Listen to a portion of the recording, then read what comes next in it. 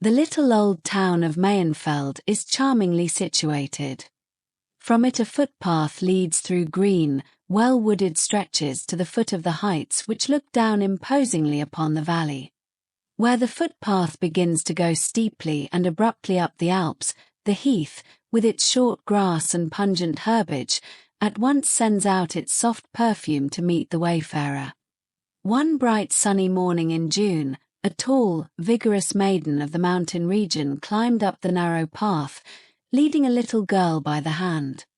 The youngster's cheeks were in such a glow that it showed even through her sun-browned skin.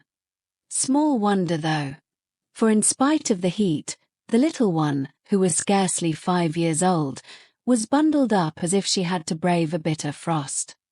Her shape was difficult to distinguish, for she wore 2 dresses, if not 3, and around her shoulders a large red cotton shawl.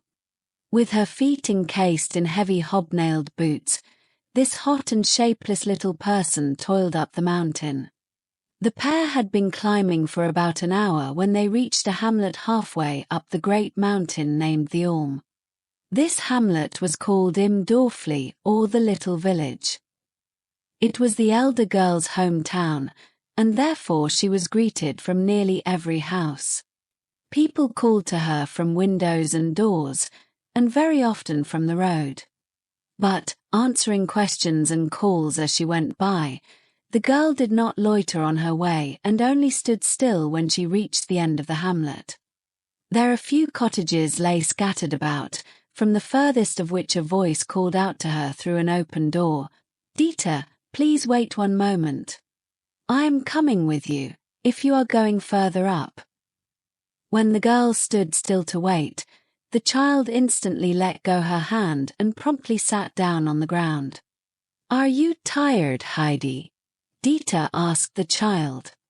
"No, but hot," she replied. "We shall be up in an hour, if you take big steps and climb with all your little might."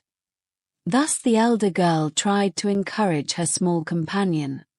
A stout, pleasant-looking woman stepped out of the house and joined the two. The child had risen and wandered behind the old acquaintances, who immediately started gossiping about their friends in the neighborhood and the people of the hamlet generally. "Where are you taking the child, Dieter?" asked the newcomer. "Is she the child your sister left?" "Yes," Dieter assured her. "I'm taking her up to the Orme, uncle, and there I want her to remain." "You can't really mean to take her there, Dieter. You must have lost your senses, to go to him.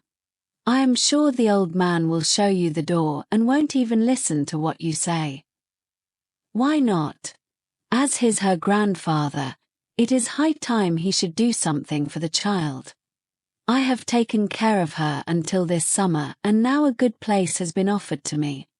The child shall not hinder me from accepting it, I tell you that.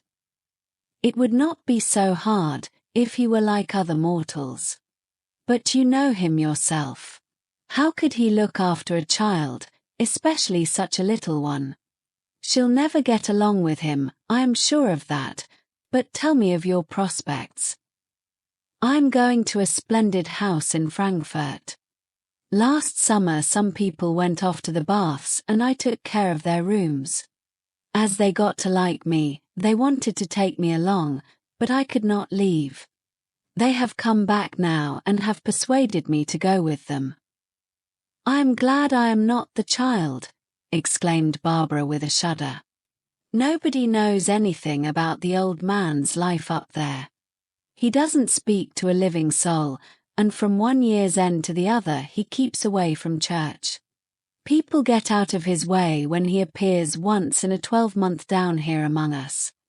We all fear him, and he is really just like a heathen or an old Indian, with those thick grey eyebrows and that huge uncanny beard. When he wanders along the road with his twisted stick, we are all afraid to meet him alone." "That is not my fault," said Dieter stubbornly. "He won't do her any harm, and if he should, he is responsible, not I. I wish I knew what weighs on the old man's conscience. Why are his eyes so fierce, and why does he live up there all alone? Nobody ever sees him, and we hear many strange things about him. Didn't your sister tell you anything, Dieter? Of course she did, but I shall hold my tongue. He would make me pay for it if I didn't. Barbara had long been anxious to know something about the old uncle and why he lived apart from everybody. Nobody had a good word for him, and when people talked about him, they did not speak openly but as if they were afraid. She could not even explain to herself why he was called the Almuncle. He could not possibly be the uncle of all the people in the village, but since everybody spoke of him so, she did the same. Barbara, who had only lived in the village since her marriage, was glad to get some information from her friend. Dieter had been bred there, but since her mother's death had gone away to earn her livelihood. She confidentially seized Dieter's arm and said, "I wish you would tell me the truth about him, Dieter. You know it all, people only gossip. Tell me, what has happened to the old man to turn everybody against him so? Did he always hate his fellow creatures?" "I cannot tell you whether he always did, and that for a very good reason. He being 60 years old, and I only 26, you can't expect me to give you an account of his early youth. But if you'll promise to keep it to yourself and not set all the people in Prattingen talking, I can tell you a good deal. My mother and he both came from Domleschg." "How can you talk like that, Dieter?" replied Barbara in an offended tone. "People do not gossip much in Prattingen, and I always can keep things to myself if I have to. You won't repent of having told me, I assure you." "All right, but keep your word," said Dieter warningly. Then she looked around to see that the child was not so close to them as to overhear what might be said, but the little girl was nowhere to be seen. While the two young women had talked at such a rate, they had not noticed her absence. Quite a while must have elapsed since the little girl had given up following her companions. Dieter, standing still, looked about her everywhere, but no one was on the path, which, except for a few curves, was visible as far down as the village. "There she is. Can't you see her there?" exclaimed Barbara, pointing to a spot a good distance from the path. "She is climbing up with the goatherd Peter and his goats. I wonder why he is so late today. I must say, it suits us well enough. He can look after the child while you tell me everything without being interrupted." "It will be very easy for Peter to watch her," remarked Dieter. "She is bright for her 5 years and keeps her eyes wide open. I have often noticed that, and I am glad for her, for it will be useful with the uncle. He has nothing left in the whole wide world but his cottage and 2 goats." "Did he once have more?" asked Barbara. "I should say so. He was heir to a large farm in Domleschg. But setting up to play the fine gentleman, he soon lost everything with drink and play. His parents died with grief and he himself disappeared from these parts. After many years he came back with a half-grown boy, his son, Tobias, that was his name, became a carpenter and turned out to be a quiet, steady fellow. Many strange rumors went round about the uncle, and I think that was why he left Domleschg for Dorfli. We acknowledged relationship, my mother's grandmother being a cousin of his. We called him uncle, and because we are related on my father's side to nearly all the people in the hamlet, they too all called him uncle. He was named Almuncle when he moved up to the Alm." "But what happened to Tobias?" asked Barbara eagerly. "Just wait. How can I tell you everything at once?" exclaimed Dieter. "Tobias was an apprentice in Mel's, and when he was made master, he came home to the village and married my sister Adelheid. They always had been fond of each other and they lived very happily as man and wife. But their joy was short. 2 years afterwards, When Tobias was helping to build a house, a beam fell on him and killed him. Adelheid was thrown into a violent fever with grief and fright, and never recovered from it. She had never been strong and had often suffered from queer spells, when we did not know whether she was awake or asleep. Only a few weeks after Tobias's death, they buried poor Adelheid. People said that heaven had punished the uncle for his misdeeds. After the death of his son, he never spoke to a living soul. Suddenly he moved up to the Alp, to live there at enmity with God and man. My mother and I took Adelheid's little-year-old baby, Heidi, to live with us. When I went to regattes I took her with me, but in the spring the family whose work I had done last year came from Frankfurt and resolved to take me to their townhouse. I am very glad to get such a good position. And now you want to hand over the child to this terrible old man. I really wonder how you can do it, Dieter, said Barbara with reproach in her voice. It seems to me I have really done enough for the child. I do not know where else to take her, as she is too young to come with me to Frankfurt. By the way, Barbara, where are you going? We are halfway up the Ulm already. Dieter shook hands with her companion and stood still while Barbara approached the tiny, dark brown mountain hut, which lay in a hollow a few steps away from the path. Situated halfway up the Ulm, the cottage was luckily protected from the mighty winds. Had it been exposed to the tempests, it would have been a doubtful habitation in the state of decay it was in. Even as it was, the doors and windows rattled and the old rafters shook when the south wind swept the mountainside. If the hut had stood on the Ulm top, the wind would have blown it down the valley without much ado when the storm season came. Here lived Peter the goatherd, a boy 11 years old, who daily fetched the goats from the village and drove them up the mountain to the short and luscious grasses of the pastures.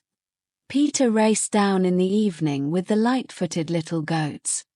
When he whistled sharply through his fingers, every owner would come and get his or her goat. These owners were mostly small boys and girls and, as the goats were friendly, they did not fear them. That was the only time Peter spent with other children. The rest of the day the animals were his sole companions. At home lived his mother and an old blind grandmother, but he only spent enough time in the hut to swallow his bread and milk for breakfast and the same repast for supper. After that he sought his bed to sleep. He always left early in the morning and at night he came home late, so that he could be with his friends as long as possible. His father had met with an accident some years ago. He also had been called Peter the goatherd. His mother, whose name was Brigida, was called Goatherd Peter's wife, and his blind grandmother was called by young and old from many miles about just grandmother. Dieter waited about 10 minutes to see if the children were coming up behind with the goats. As she could not find them anywhere, she climbed up a little higher to get a better view down the valley from there, and peered from side to side with marks of great impatience on her countenance. The children in the meantime were ascending slowly in a zigzag way, Peter always knowing where to find all sorts of good grazing places for his goats where they could nibble. Thus they strayed from side to side. The poor little girl had followed the boy only with the greatest effort, and she was panting in her heavy clothes. She was so hot and uncomfortable that she only climbed by exerting all her strength. She did not say anything but looked enviously at Peter, who jumped about so easily in his light trousers and bare feet. She envied even more the goats that climbed over bushes, stones, and steep inclines with their slender legs. Suddenly sitting down on the ground, the child swiftly took off her shoes and stockings. Getting up, she undid the heavy shawl and the 2 little dresses. Out she slipped without more ado and stood up in only a light petticoat. In sheer delight at the relief, she threw up her dimpled arms that were bare up to her short sleeves. To save the trouble of carrying them, Her aunt had dressed her in her Sunday clothes over her workday garments. Heidi arranged her dresses neatly in a heap and joined Peter and the goats. She was now as light-footed as any of them. When Peter, who had not paid much attention, saw her suddenly in her light attire, he grinned. Looking back, he saw the little heap of dresses on the ground, and then he grinned yet more, till his mouth seemed to reach from ear to ear, but he said never a word. The child, feeling free and comfortable, started to converse with Peter, and he had to answer many questions. She asked him how many goats he had, and where he led them, what he did with them when he got there, and so forth.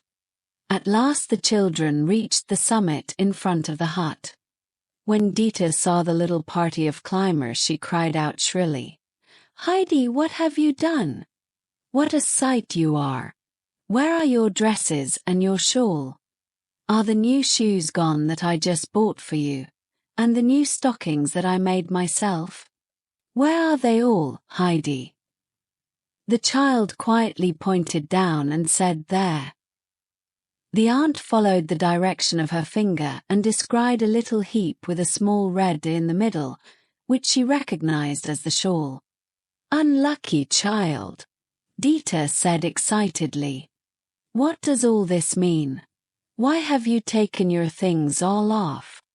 "Because I do not need them," said the child, not seeming in the least repentant of her deed. "How can you be so stupid, Heidi? Have you lost your senses?" The aunt went on, in a tone of mingled vexation and reproach. "Who do you think will go way down there to fetch those things up again? It is half an hour's walk. Please, Peter, run down and get them. Do not stand and stare at me as if you were glued to the spot." "I am late already," replied Peter, and stood without moving from the place where, with his hands in his trousers pockets, he had witnessed the violent outbreak of Heidi's aunt. "There you are, standing and staring, but that won't get you further," said Dita. "I'll give you this if you go down." With that she held a 5-penny piece under his eyes. That made Peter start, and in a great hurry he ran down the straightest path. He arrived again in so short a time that Dita had to praise him and gave him her little coin without delay. He did not often get such a treasure, and therefore his face was beaming, and he laughingly dropped the money deep into his pocket. "If you are going up to the uncle, as we are, you can carry the pack till we get there," said Dita. They still had to climb a steep ascent that lay behind Peter's hut. The boy readily took the things and followed Dita, his left arm holding the bundle and his right swinging the stick. Heidi jumped along gaily by his side with the goats. After 3/4 of an hour they reached the height where the hut of the old man stood on a prominent rock, exposed to every wind, but bathed in the full sunlight. From there you could gaze far down into the valley. Behind the hut stood 3 old fir trees with great shaggy branches. Further back the old grey rocks rose high and sheer.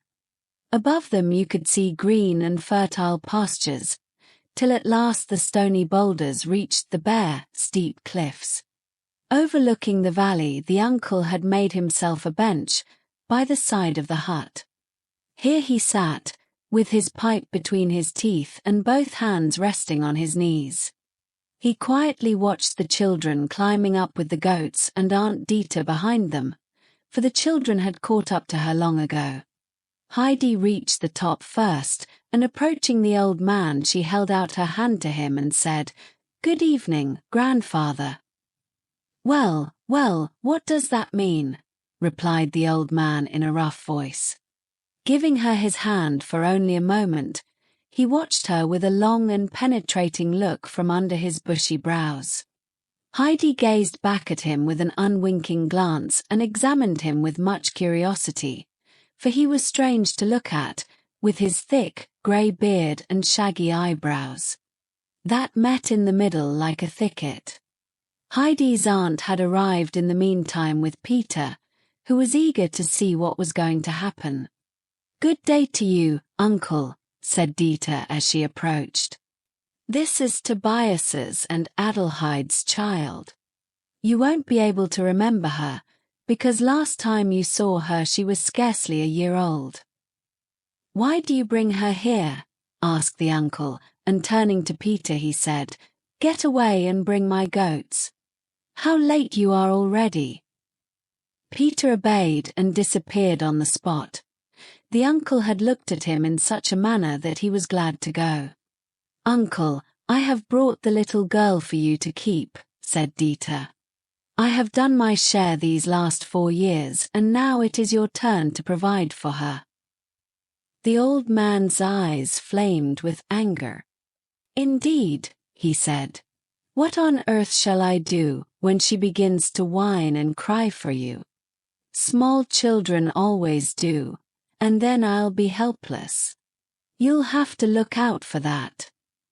Dieter retorted, "When the little baby was left in my hands a few years ago, I had to find out how to care for the little innocent myself, and nobody told me anything. I already had mother on my hands, and there was plenty for me to do. You can't blame me if I want to earn some money now. If you can't keep the child, you can do with her whatever you please.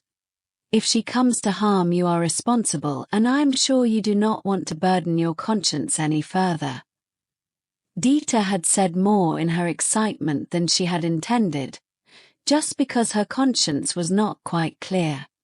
The uncle had risen during her last words, and now he gave her such a look that she retreated a few steps. Stretching out his arm in a commanding gesture, he said to her, "Away with you. Begone. Stay wherever you came from, and don't venture soon again into my sight." Dieter did not have to be told twice. She said goodbye to Heidi and farewell to the uncle, and started down the mountain. Like steam, her excitement seemed to drive her forward, and she ran down at a tremendous rate. The people in the village called to her now more than they had on her way up, because they all were wondering where she had left the child. They were well acquainted with both and knew their history. When she heard from door and windows, "Where is the child? Where have you left her, Dieter?" and so forth, she answered more and more reluctantly, "Up with the Almunkel, with the Almunkel." She became much provoked because the women called to her from every side. "How could you do it? The poor little creature. The idea of leaving such a helpless child up there." And over again, "The poor little dear." Dieter ran as quickly as she could and was glad when she heard no more calls, because, to tell the truth, she herself was uneasy. Her mother had asked her on her deathbed to care for Heidi. But she consoled herself with the thought that she would be able to do more for the child if she could earn some money. She was very glad to go away from people who interfered in her affairs, and looked forward with great delight to her new place. After Dieter had disappeared, the uncle sat down again on the bench, blowing big clouds of smoke out of his pipe. He did not speak, but kept his eyes fastened on the ground. In the meantime Heidi looked about her, and discovering the goat shed, peeped in. Nothing could be seen inside. Searching for some more interesting thing, she saw the 3 old fir trees behind the hut. Here the wind was roaring through the branches and the treetops were swaying to and fro. Heidi stood still to listen. After the wind had ceased somewhat, she walked round the hut back to her grandfather. She found him in exactly the same position, and planting herself in front of the old man, with arms folded behind her back, she gazed at him. The grandfather, looking up, saw the child standing motionless before him. "What do you want to do now?" he asked her. "I want to see what's in the hut," replied Heidi. "Come then." And with that the grandfather got up and entered the cottage. "Take your things along," he commanded. "I do not want them any more," answered Heidi. The old man, turning about, threw a penetrating glance at her. The child's black eyes were sparkling in expectation of all the things to come. "She is not lacking in intelligence," he muttered to himself. Aloud he added, "Why don't you need them any more? I want to go about like the light-footed goats." "All right, you can, but fetch the things and we'll put them in the cupboard." The child obeyed the command. The old man now opened the door, and Heidi followed him into a fairly spacious room, which took in the entire expanse of the hut. In one corner stood a table and a chair, and in another the grandfather's bed. Across the room a large kettle was suspended over the hearth, and opposite to it a large door was sunk into the wall. This the grandfather opened. It was the cupboard, in which all his clothes were kept. In one shelf were a few shirts, socks, and towels, on another a few plates, cups, and glasses, and on the top shelf Heidi could see a round loaf of bread, some bacon, and cheese. In this cupboard the grandfather kept everything that he needed for his subsistence. When he opened it, Heidi pushed her things as far behind the grandfather's clothes as she could reach. She did not want them found again in a hurry. After looking around attentively in the room, she asked, "Where am I going to sleep, grandfather?" "Wherever you want to," he replied. That suited Heidi exactly. She peeped into all the corners of the room and looked at every little nook to find a cozy place to sleep. Beside the old man's bed she saw a ladder. Climbing up, she arrived at a hayloft, which was filled with fresh and fragrant hay. Through a tiny round window she could look far down into the valley. "I want to sleep up here," Heidi called down. "Oh, it is lovely here. Please come up, grandfather, and see it for yourself." "I know it," sounded from below. "I'm making the bed now," the little girl called out again, while she ran busily to and fro. "Oh, do come up and bring a sheet, grandfather, for every bed must have a sheet." "Is that so?" said the old man. After a while he opened the cupboard and rummaged around in it. At last he pulled out a long coarse cloth from under the shirts. It somewhat resembled a sheet, and with this he climbed up to the loft. Here a neat little bed was already prepared. On top the hay was heaped up high so that the head of the occupant would lie exactly opposite the window. The grandfather was well pleased with the arrangement. To prevent the hard floor from being felt, he made the couch twice as thick.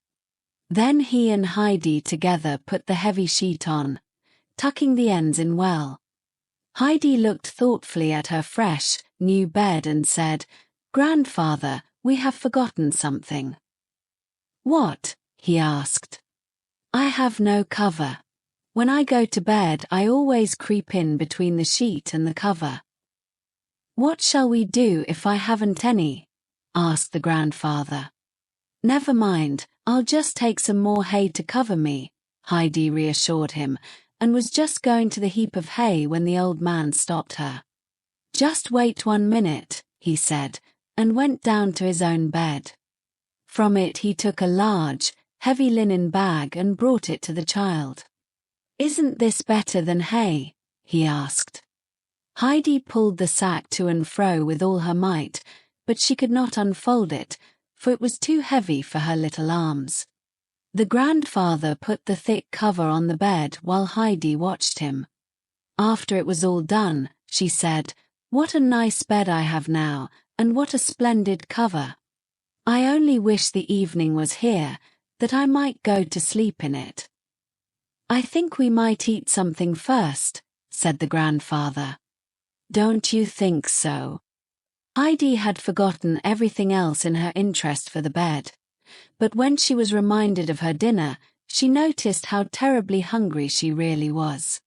She had had only a piece of bread and a cup of thin coffee very early in the morning, before her long journey. Heidi said approvingly, I think we might, grandfather. Let's go down then, if we agree, said the old man, and followed close behind her. Going up to the fireplace, he pushed the big kettle aside and reached for a smaller one that was suspended on a chain. Then sitting down on a three-legged stool, he kindled a bright fire. When the kettle was boiling, the old man put a large piece of cheese on a long iron fork and held it over the fire, turning it to and fro, till it was golden brown on all sides. Heidi had watched him eagerly. Suddenly she ran to the cupboard. When her grandfather brought a pot and the toasted cheese to the table, he found it already nicely set with 2 plates and 2 knives and the bread in the middle. Heidi had seen the things in the cupboard and knew that they would be needed for the meal. "I am glad to see that you can think for yourself," said the grandfather, while he put the cheese on top of the bread, "but something is missing yet." Heidi saw the steaming pot and ran back to the cupboard in all haste. A single little bowl was on the shelf. That did not perplex Heidi though, for she saw 2 glasses standing behind. With those 3 things she returned to the table. "You certainly can help yourself. Where shall you sit, though?" asked the grandfather, who occupied the only chair himself. Heidi flew to the hearth, and bringing back the little stool, sat down on it. "Now you have a seat, but it is much too low. In fact, you are too little to reach the table from my chair. Now you shall have something to eat at last." And with that the grandfather filled the little bowl with milk. Putting it on his chair, he pushed it as near to the stool as was possible, and in that way Heidi had a table before her. He commanded her to eat the large piece of bread and the slice of golden cheese. He sat down himself on a corner of the table and started his own dinner. Heidi drank without stopping, for she felt exceedingly thirsty after her long journey. Taking a long breath, she put down her little bowl. "How do you like the milk?" the grandfather asked her. "I never tasted better," answered Heidi. "Then you shall have more," and with that the grandfather filled the little bowl again. The little girl ate and drank with the greatest enjoyment. After she was through, both went out into the goat shed. Here the old man busied himself, and Heidi watched him attentively while he was sweeping and putting down fresh straw for the goats to sleep on. Then he went to the little shop alongside and fashioned a high chair for Heidi, to the little girl's greatest amazement. "What is this?" asked the grandfather. "This is a chair for me. I am sure of it because it is so high." "How quickly it was made," said the child, full of admiration and wonder. "She knows what is what and has her eyes on the right place," the grandfather said to himself, while he walked around the hut, fastening a nail or a loose board here and there. He wandered about with his hammer and nails, repairing whatever was in need of fixing. Heidi followed him at every step and watched the performance with great enjoyment and attention. At last the evening came. The old fir trees were rustling and a mighty wind was roaring and howling through the treetops. Those sounds thrilled Heidi's heart and filled it with happiness and joy. She danced and jumped about under the trees, for those sounds made her feel as if a wonderful thing had happened to her. The grandfather stood under the door, watching her, when suddenly a shrill whistle was heard. Heidi stood still and the grandfather joined her outside. Down from the heights came one goat after another, with Peter in their midst. Uttering a cry of joy, Heidi ran into the middle of the flock, greeting her old friends. When they had all reached the hut, they stopped on their way and 2 beautiful slender goats came out of the herd, one of them white and the other brown. They came up to the grandfather, who held out some salt in his hands to them, as he did every night. Heidi tenderly caressed first one and then the other, seeming beside herself with joy. "Are they ours, grandfather?" Do they both belong to us? Are they going to the stable? Are they going to stay with us? Heidi kept on asking in her excitement. The grandfather hardly could put in a yes, yes, surely between her numerous questions.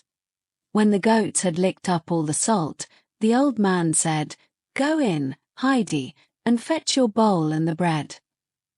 Heidi obeyed and returned instantly. The grandfather milked a full bowl from the white goat, cut a piece of bread for the child, and told her to eat. "Afterwards you can go to bed. If you need some shirts and other linen, you will find them in the bottom of the cupboard. Aunt Dieter has left a bundle for you. Now good night, I have to look after the goats and lock them up for the night." "Good night, grandfather. Oh, please tell me what their names are," called Heidi after him. "The white one's name is Schwanli and the brown one I call Barley," was his answer. "Good night, Schwanli. Good night, Barley," the little girl called loudly, for they were just disappearing in the shed. Heidi now sat down on the bench and took her supper. The strong wind nearly blew her from her seat, so she hurried with her meal to be able to go inside and up to her bed. She slept in it as well as a prince on his royal couch. Very soon after Heidi had gone up, before it was quite dark, the old man also sought his bed. He was always up in the morning with the sun, which rose early over the mountainside in those summer days. It was a wild, stormy night. The hut was shaking in the gusts and all the boards were creaking. The wind howled through the chimney and the old fir tree shook so strongly that many a dry branch came crashing down. In the middle of the night the grandfather got up, saying to himself, "I am sure she is afraid." Climbing up the ladder, he went up to Heidi's bed. The first moment everything lay in darkness, when all of a sudden the moon came out behind the clouds and sent his brilliant light across Heidi's bed. Her cheeks were burning red and she lay peacefully on her round and chubby arms. She must have had a happy dream, for she was smiling in her sleep. The grandfather stood and watched her till a cloud flew over the moon and left everything in total darkness. Then he went down to seek his bed again. Heidi was awakened early next morning by a loud whistle. Opening her eyes, she saw her little bed and the hay beside her bathed in golden sunlight. For a short while she did not know where she was, but when she heard her grandfather's deep voice outside, she recollected everything. She remembered how she had come up the mountain the day before and left old Ursula, who was always shivering with cold and sat near the stove all day. While Heidi lived with Ursula, she had always been obliged to keep in the house, where the old woman could see her. Being deaf, Ursula was afraid to let Heidi go outdoors, and the child had often fretted in the narrow room and had longed to run outside. She was therefore delighted to find herself in her new home and hardly could wait to see the goats again. Jumping out of bed, she put on her few things and in a short time went down the ladder and ran outside.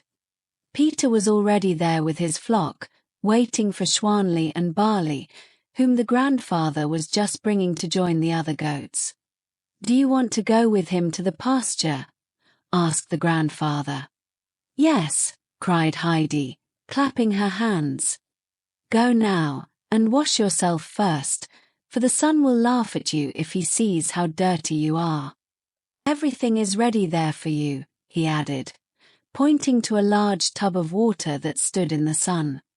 Heidi did as she was told, and washed and rubbed herself till her cheeks were glowing.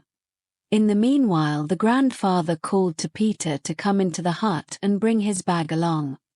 The boy followed the old man, who commanded him to open the bag in which he carried his scanty dinner.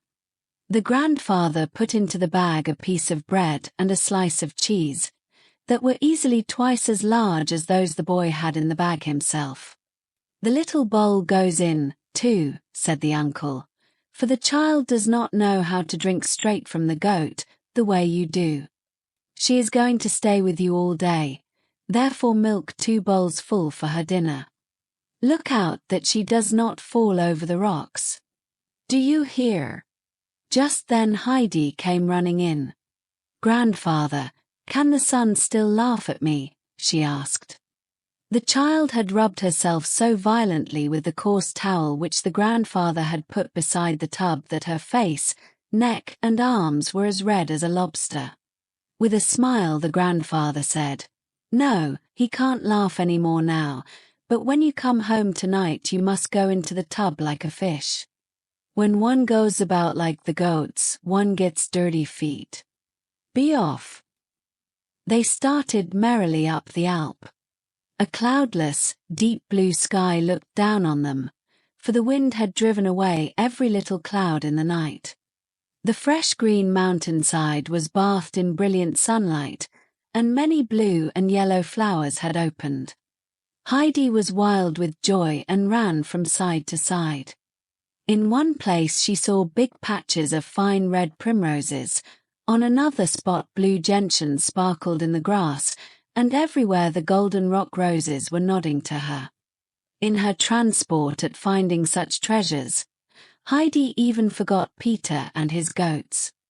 She ran far ahead of him and then strayed away off to one side, for the sparkling flowers tempted her here and there. Picking whole bunches of them to take home with her, she put them all into her little apron.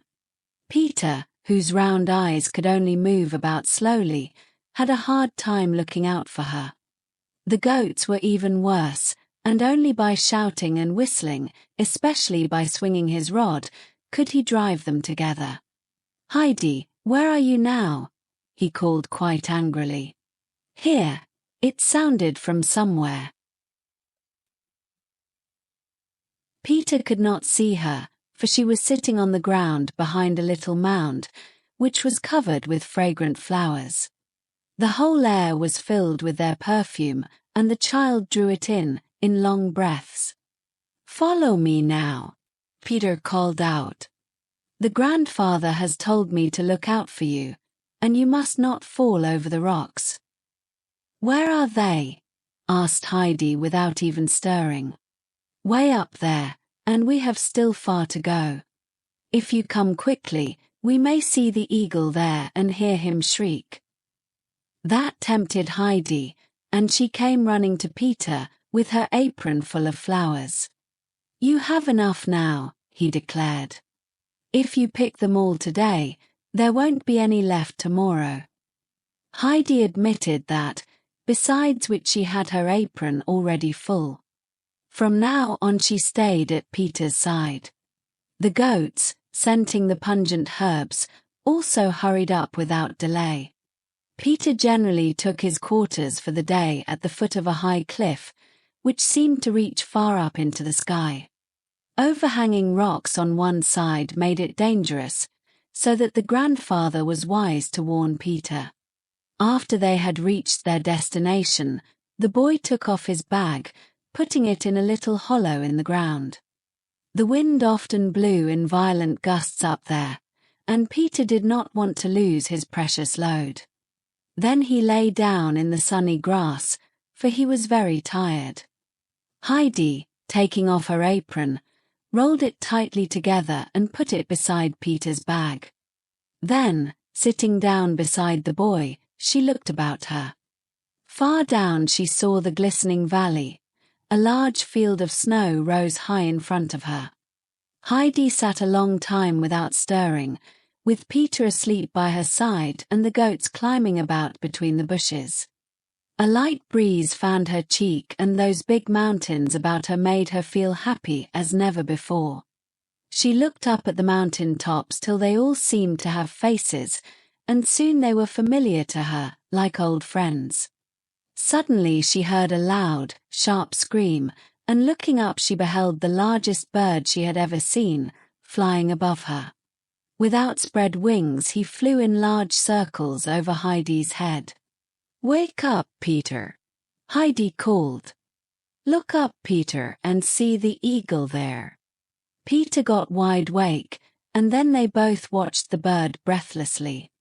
It rose higher and higher into the azure, till it disappeared at last behind the mountain peak. "Where has it gone?" Heidi asked. "Home to its nest," was Peter's answer. "Oh, does it really live way up there? How wonderful that must be. But tell me why it screams so loud." Heidi inquired. "Because it has to," Peter replied. "Oh, let's climb up there and see its nest," implored Heidi, but Peter, expressing decided disapproval in his voice, answered, oh dear, not even goats could climb up there. Grandfather has told me not to let you fall down the rocks, so we can't go." Peter now began to call loudly and to whistle, and soon all the goats were assembled on the green field. Heidi ran into their midst, for she loved to see them leaping and playing about. Peter in the meantime was preparing dinner for Heidi and himself, by putting her large pieces on one side and his own small ones on the other. Then he milked barley and put the full bowl in the middle. When he was ready, he called to the little girl. But it took some time before she obeyed his call. "Stop jumping, now," said Peter, "and sit down, your dinner is ready." "Is this milk for me?" she inquired. "Yes, it is. Those large pieces also belong to you. When you are through with the milk, I'll get you some more. After that I'll get mine." "What milk do you get?" Heidi inquired. "I get it from my own goat, that speckled one over there. But go ahead and eat," Peter commanded again. Heidi obeyed, and when the bowl was empty, he filled it again. Breaking off a piece of bread for herself, she gave Peter the rest, which was still bigger than his own portion had been. She handed him also the whole slice of cheese, saying, "You can eat that, I have had enough." Peter was speechless with surprise, for it would have been impossible for him ever to give up any of his share. Not taking Heidi in earnest, he hesitated till she put the things on his knees. Then he saw she really meant it, and he seized his prize. Nodding his thanks to her, he ate the most luxurious meal he had ever had in all his life. Heidi was watching the goats in the meantime, and asked Peter for their names. The boy could tell them all to her, for their names were about the only thing he had to carry in his head. She soon knew them, too, for she had listened attentively. One of them was the big Turk, who tried to stick his big horns into all the others. Most of the goats ran away from their rough comrade. The bold thistlefinch alone was not afraid, and running his horns 3 or 4 times into the other, so astonished the Turk with his great daring that he stood still and gave up fighting. For the thistlefinch had sharp horns and met him in the most warlike attitude.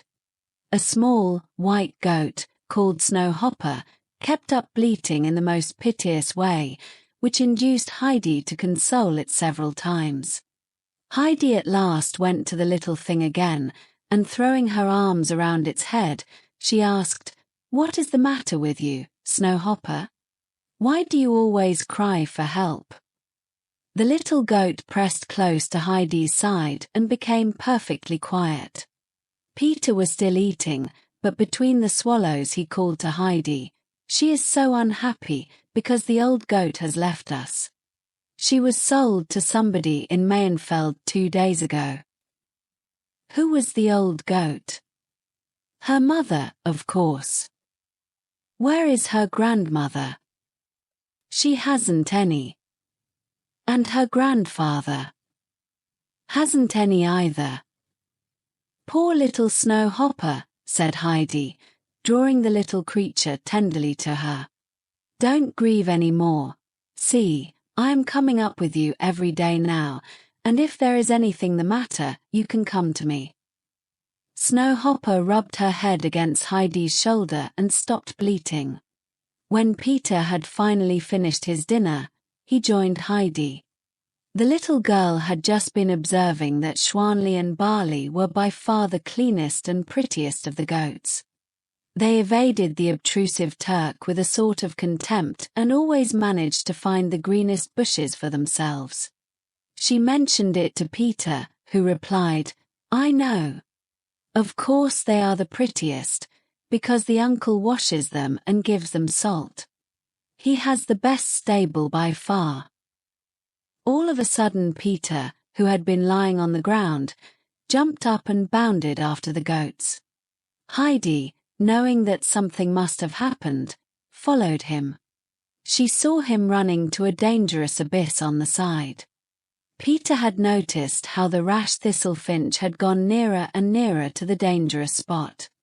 Peter only just came in time to prevent the goat from falling down over the very edge. Unfortunately, Peter had stumbled over a stone in his hurry and was only able to catch the goat by one leg. The thistle-finch, being enraged to find himself stopped in his charming ramble, bleated furiously. Not being able to get up, Peter loudly called for help. Heidi immediately saw that Peter was nearly pulling off the animal's leg. She quickly picked some fragrant herbs and holding them under the animal's nose, she said soothingly, "Come, come, thistle-finch, and be sensible. You might fall down there and break your leg. That would hurt you horribly." The goat turned about and devoured the herbs Heidi held in her hand. When Peter got to his feet, he led back the runaway with Heidi's help. When he had the goat in safety, he raised his rod to beat it for punishment. The goat retreated shyly, for it knew what was coming. Heidi screamed loudly, "Peter, no, do not beat him. Look how scared he is." "He well deserves it," snarled Peter, ready to strike. But Heidi, seizing his arm, shouted, full of indignation, "You mustn't hurt him. Let him go." Heidi's eyes were sparkling, and when he saw her with her commanding mien, he desisted and dropped his rope. "I'll let him go, if you give me a piece of your cheese again tomorrow," he said, for he wanted a compensation for his fright. "You may have it all tomorrow and every day, because I don't need it," Heidi assured him. "I shall also give you a big piece of bread, if you promise never to beat any of the goats." "I don't care," growled Peter, and in that way he gave his promise. Thus the day had passed, and the sun was already sinking down behind the mountains. Sitting on the grass, Heidi looked at the bluebells and the wild roses that were shining in the last rays of the sun. The peaks also started to glow, and Heidi suddenly called to the boy, "Oh, Peter, look. Everything is on fire. The mountains are burning and the sky, too. Oh, look. The moon over there is on fire, too. Do you see the mountains all in a glow? Oh, how beautiful the snow looks. Peter, the eagle's nest is surely on fire, too. Oh, look at the fir trees over there." Peter was quietly peeling his rod, and looking up, said to Heidi, "This is no fire, it always looks like that." "But what is it then?" asked Heidi eagerly, gazing about her everywhere. "It gets that way of itself," explained Peter. "Oh look, everything is all rosy now. Oh, look at this mountain over there with the snow and the sharp peaks. What is its name?" "Mountains have no names," he answered. "Oh, see how beautiful. It looks as if many, many roses were growing on those cliffs. Oh, now they are getting grey. Oh dear, the fire has gone out and it is all over. What a terrible shame," said Heidi quite despondently. "It will be the same again tomorrow," Peter reassured her. "Come now, we have to go home." When Peter had called the goats together, they started downwards. "Will it be like that every day when we are up?" asked Heidi, eagerly. "It usually is," was the reply. "What about tomorrow?" she inquired. "Tomorrow it will be like that, I am sure," Peter affirmed. That made Heidi feel happy again. She walked quietly by Peter's side, thinking over all the new things she had seen. At last, reaching the hut, they found the grandfather waiting for them on a bench under the fir trees. Heidi ran up to him and the two goats followed, for they knew their master. Peter called to her, "Come again tomorrow. Good night." Heidi gave him her hand, assuring him that she would come, and finding herself surrounded by the goats, she hugged Snow Hopper a last time. When Peter had disappeared, Heidi returned to her grandfather. "Oh, grandfather, it was so beautiful. I saw the fire and the roses on the rocks. And see the many, many flowers I am bringing you." With that Heidi shook them out of her apron. But oh, how miserable they looked. Heidi did not even know them anymore. "What is the matter with them, grandfather? They looked so different." Heidi exclaimed in her fright. "They are made to bloom in the sun and not to be shut up in an apron," said the grandfather. "Then I shall never pick them any more. Please, grandfather, tell me why the eagle screeches so loudly," asked Heidi. "First go and take a bath, while I go into the shed to get your milk. Afterwards we'll go inside together and I'll tell you all about it during supper time." They did as was proposed, and when Heidi sat on her high chair before her milk, she asked the same question as before. "Because he is sneering at the people down below, who sit in the villages and make each other angry. He calls down to them, 'If you would go apart to live up on the heights like me, you would feel much better.'" The grandfather said these last words with such a wild voice that it reminded Heidi of the eagle's screech. "Why do the mountains have no names, grandfather?" asked Heidi. "They all have names, and if you tell me their shape I can name them for you." Heidi described several and the old man could name them all. The child told him now about all the happenings of the day, and especially about the wonderful fire. She asked how it came about. "The sun does it," he exclaimed. Saying good night to the mountains, he throws his most beautiful rays to them, that they may not forget him till the morning. Heidi was so much pleased with this explanation that she could hardly wait to see the sun's good night greetings repeated. It was time now to go to bed, and Heidi slept soundly all night. She dreamt that the little snow hopper was bounding happily about on the glowing mountains with many glistening roses blooming round her. Next morning Peter came again with his goats, and Heidi went up to the pasture with them. This happened day after day, and in this healthy life Heidi grew stronger and more sunburnt every day. Soon the autumn came, and when the wind was blowing across the mountainside, the grandfather would say, "You must stay home today, Heidi. For the wind can blow such a little thing as you down into the valley with a single gust." It always made Peter unhappy when Heidi did not come along, for he saw nothing but misfortunes ahead of him. He hardly knew how to pass his time, and besides, he was deprived of his abundant dinner. The goats were so accustomed to Heidi by this time that they did not follow Peter when she was not with him. Heidi herself did not mind staying at home, for she loved nothing better than to watch her grandfather with his saw and hammer. Sometimes the grandfather would make small round cheeses on those days, and there was no greater pleasure for Heidi than to see him stir the butter with his bare arms. When the wind would howl through the fir trees on those stormy days, Heidi would run out to the grove, thrilled and happy by the wondrous roaring in the branches. The sun had lost its vigor, and the child had to put on her shoes and stockings and her little dress.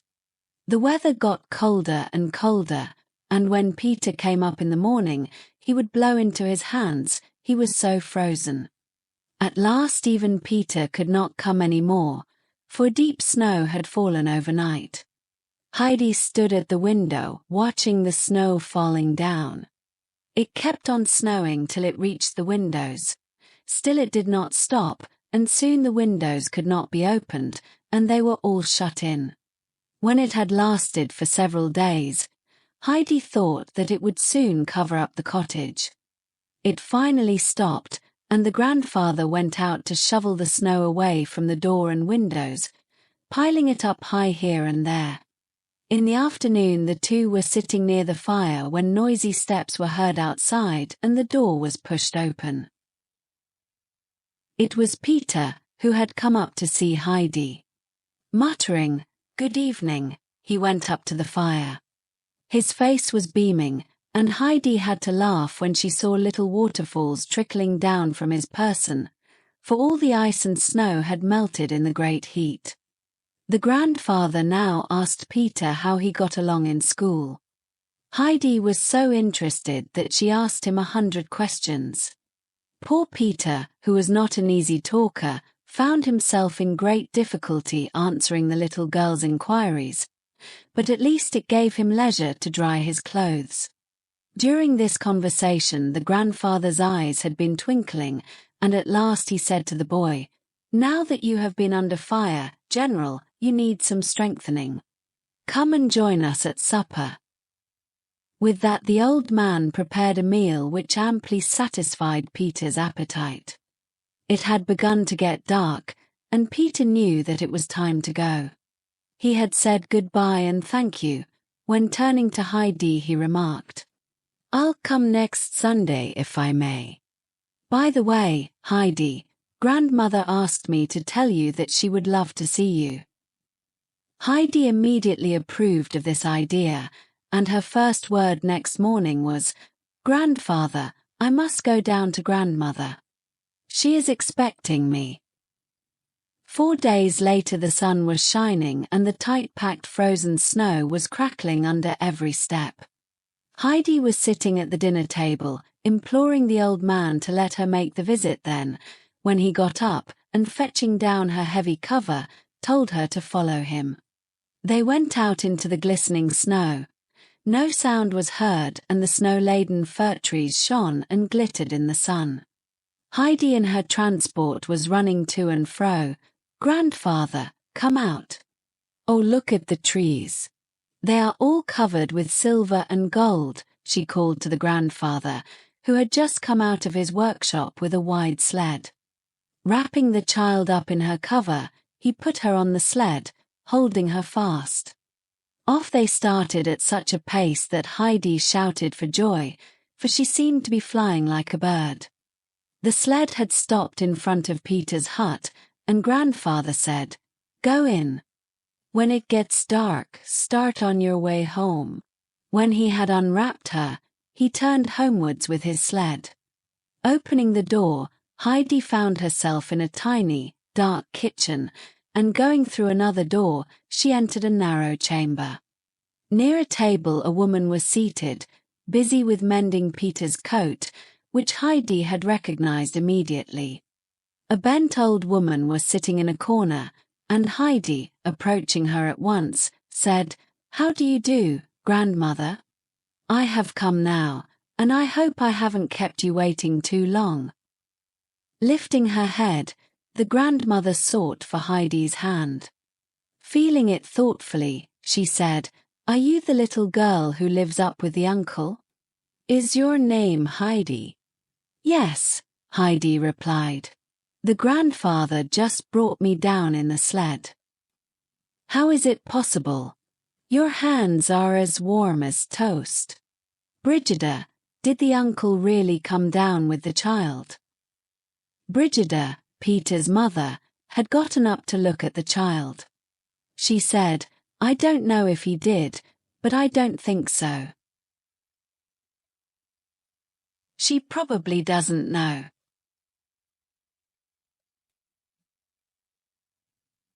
Heidi, looking up, said quite decidedly, I know that grandfather wrapped me up in a cover when we coasted down together.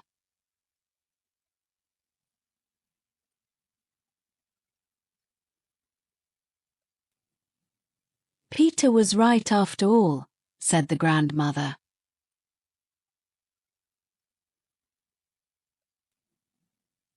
We never thought the child would live more than 3 weeks with him.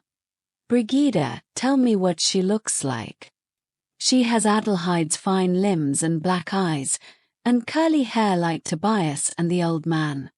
I think she looks like both of them. While the women were talking, Heidi had been taking in everything. Then she said, "Grandmother, look at the shutter over there. It is hanging loose. If grandfather were here, he would fasten it. It will break the window pane. Just look at it." "What a sweet child you are," said the grandmother tenderly. "I can hear it, but I cannot see it, child. This cottage rattles and creaks, and when the wind blows, it comes in through every chink. Some day the whole house will break to pieces and fall on top of us. If only Peter knew how to mend it. We have no one else." "Why, grandmother, can't you see the shutter?" asked Heidi. "Child, I cannot see anything," lamented the old woman. "Can you see it when I open the shutter to let in the light?" No, not even then. Nobody can ever show me the light again. But you can see when you go out into the snow, where everything is bright. Come with me, grandmother, I'll show you." And Heidi, taking the old woman by the hand, tried to lead her out. Heidi was frightened and got more anxious all the time. "Just let me stay here, child. Everything is dark for me, and my poor eyes can neither see the snow nor the light." "But grandmother, does it not get light in the summer, when the sun shines down on the mountains to say good night, setting them all aflame?" "No, child, I can never see the fiery mountains any more.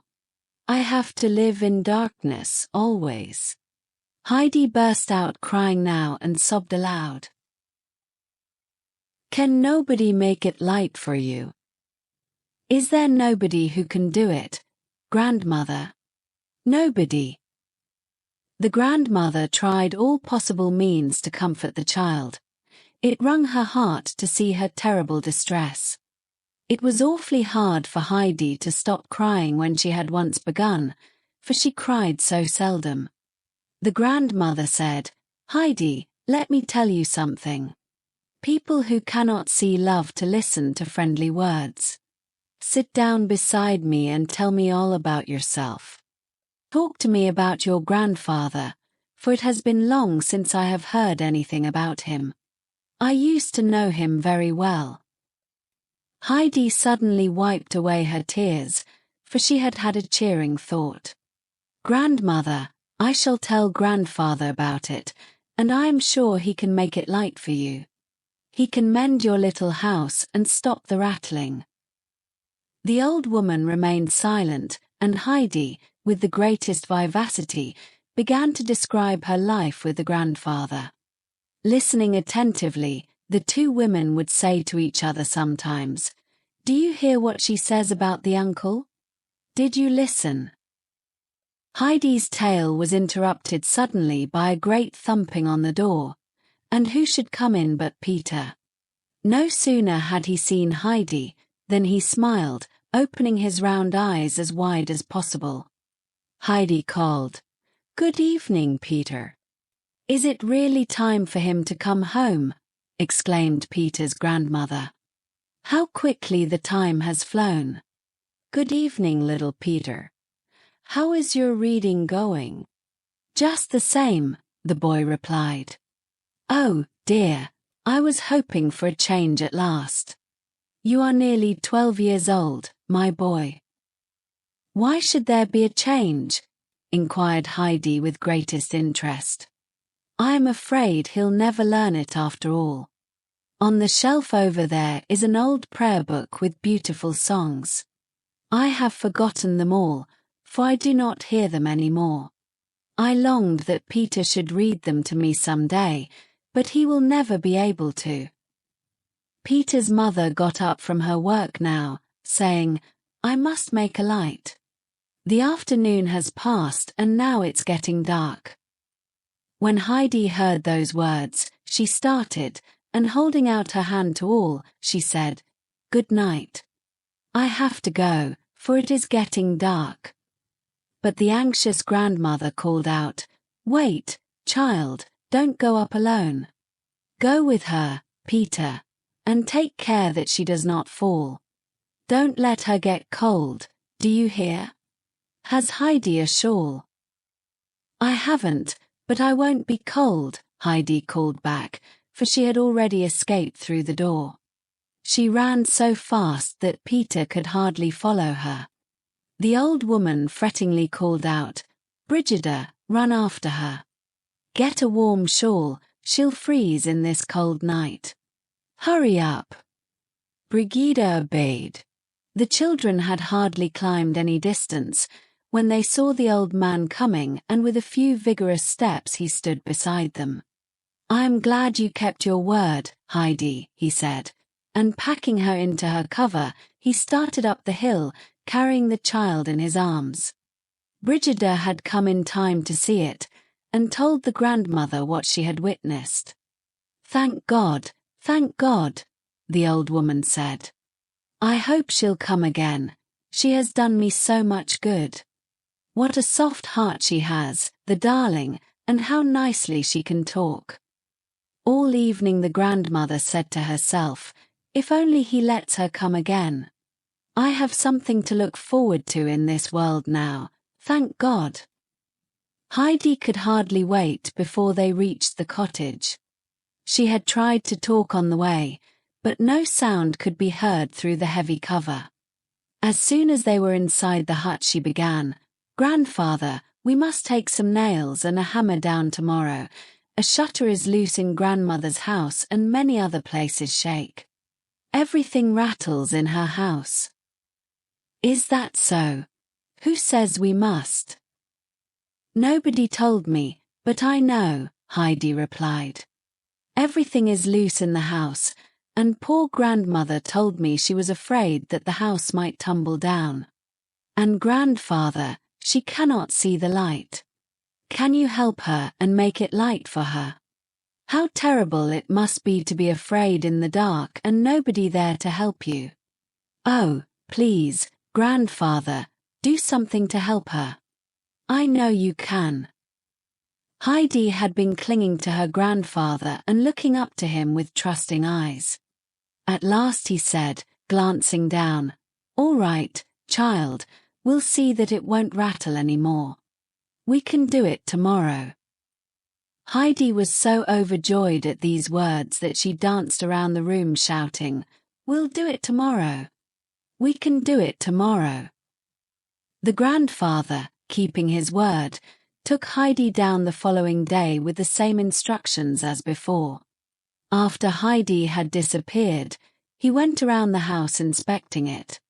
The grandmother, in her joy at seeing the child again, had stopped the wheel and called, Here is the child again. She has come again. Heidi, grasping her outstretched hands, sat herself on a low stool at the old woman's feet and began to chat. Suddenly violent blows were heard outside. The grandmother in her fright nearly upset the spinning wheel and screamed, Oh, God, it has come at last. The hut is tumbling down. Grandmother, don't be frightened, said the child, while she put her arms around her. Grandfather is just fastening the shutter and fixing everything for you. Is it possible? Has God not forgotten us after all? Brigida, have you heard it? Surely that is a hammer. Ask him to come in a moment, if it is he, for I must thank him. When Brigida went out, she found the old man busy with putting a new beam along the wall. Approaching him, she said, Mother and I wish you a good afternoon. We are very much obliged to you for doing us such a service, and Mother would like to see you. There are few that would have done it, Uncle, and how can we thank you? That will do, he interrupted. I know what your opinion about me is. Go in, for I can find what needs mending myself. Brigida obeyed, for the uncle had a way that nobody could oppose.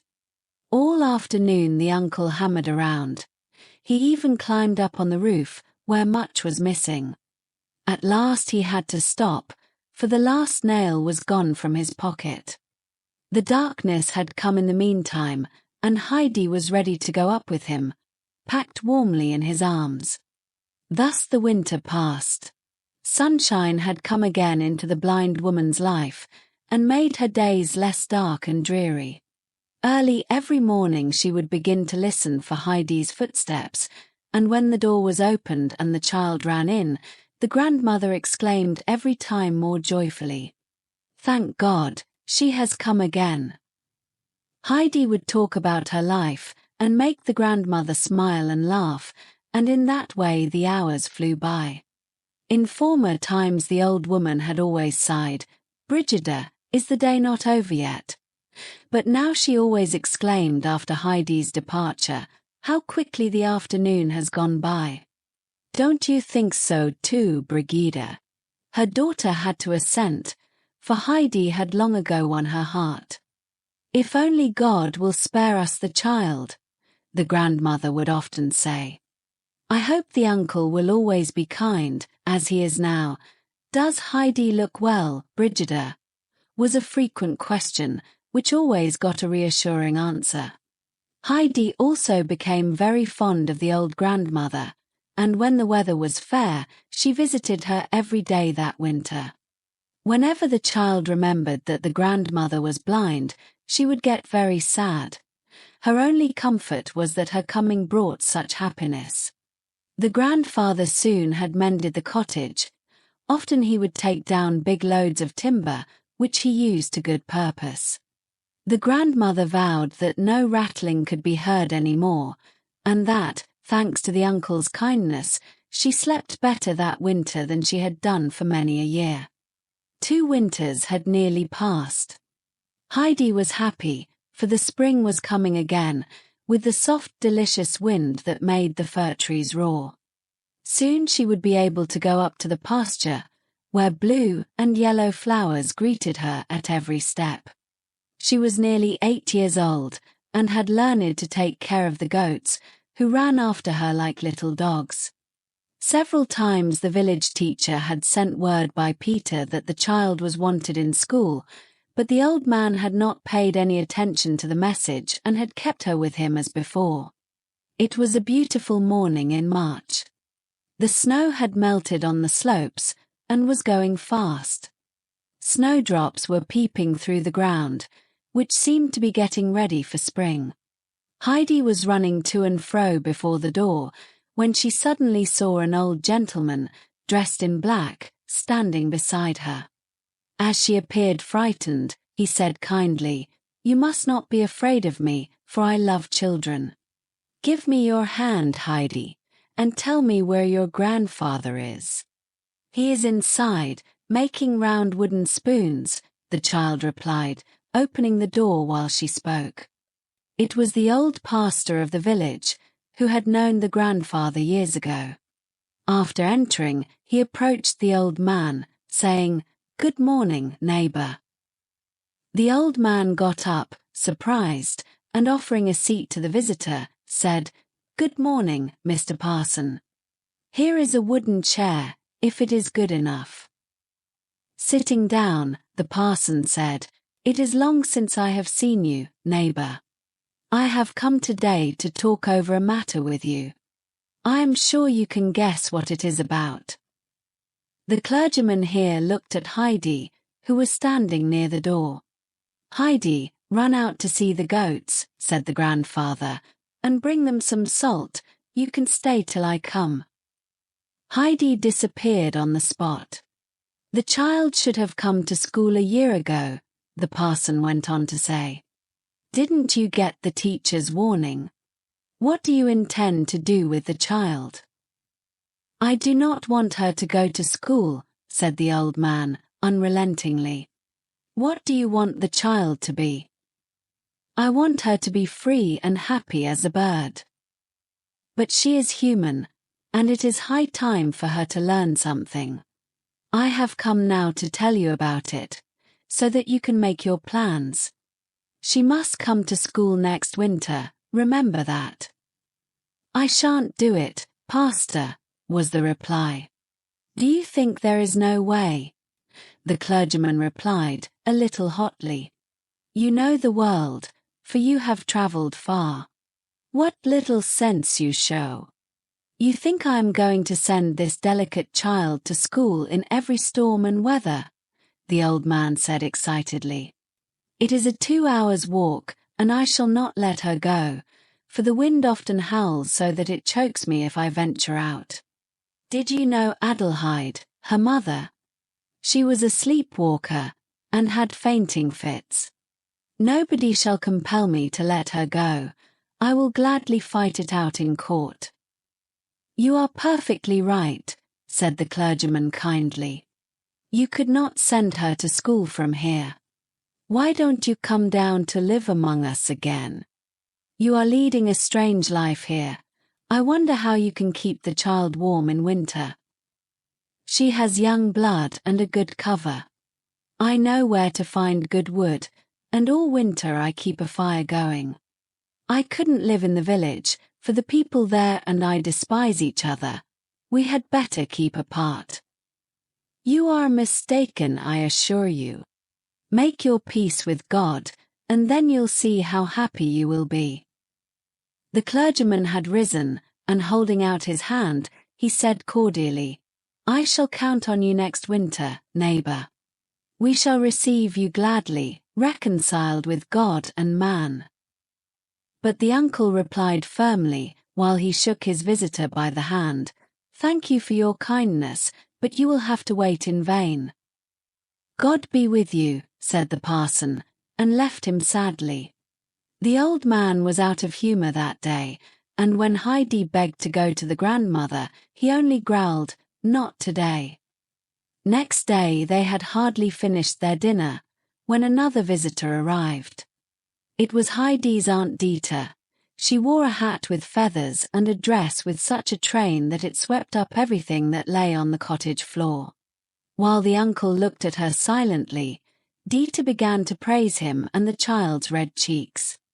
She told him that it had not been her intention to leave Heidi with him long, for she knew she must be in his way. She had tried to provide for the child elsewhere, and at last she had found a splendid chance for her. Very rich relations of her lady, who owned the largest house in Frankfurt, had a lame daughter. This poor little girl was confined to her rolling chair and needed a companion at her lessons. Dieter had heard from her lady that a sweet, quaint child was wanted as playmate and schoolmate for the invalid. She had gone to the housekeeper and told her all about Heidi. The lady, delighted with the idea, had told her to fetch the child at once. She had come now, and it was a lucky chance for Heidi, for one never knew what might happen in such a case, and who could tell? Have you finished? The old man interrupted her at last. Why, one might think I was telling you the silliest things. There is not a man in Prattingen who would not thank God for such news. Bring them to somebody else, but not to me, said the uncle, coldly. Dieter, flaming up, replied, Do you want to hear what I think? Don't I know how old she is? 8 years old and ignorant of everything.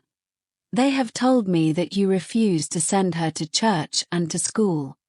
She is my only sister's child, and I shall not bear it, for I am responsible. You do not care for her. How else could you be indifferent to such luck? You had better give way, or I shall get the people to back me. If I were you, I would not have it brought to court. Some things might be warmed up that you would not care to hear about. Be quiet. the uncle thundered with flaming eyes. Take her and ruin her, but do not bring her before my sight again. I do not want to see her with feathers in her hat and wicked words like yours. With long strides he went out. You have made him angry, said Heidi with a furious look. He won't be cross long. But come now, where are your things? Asked Dieter. I won't come, Heidi replied. What? Dieter said passionately. But changing her tone, she continued in a more friendly manner. Come now, you don't understand me. I am taking you to the most beautiful place you have ever seen. After packing up Heidi's clothes, she said again, Come, child, and take your hat. It is not very nice, but we can't help it. I shall not come, was the reply. Don't be stupid and obstinate, like a goat. Listen to me. Grandfather is sending us away and we must do what he commands, or he will get more angry still. You'll see how fine it is in Frankfurt. If you do not like it, you can come home again and by that time grandfather will have forgiven us. Can I come home again tonight? Asked Heidi. Come now, I told you could come back. If we get to Mayenfeld today, we can take the train tomorrow. That will make you fly home again in the shortest time. Holding the bundle, Dieter led the child down the mountain. On their way they met Peter, who had not gone to school that day.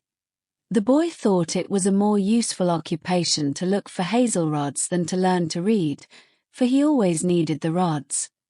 He had had a most successful day, for he carried an enormous bundle on his shoulder.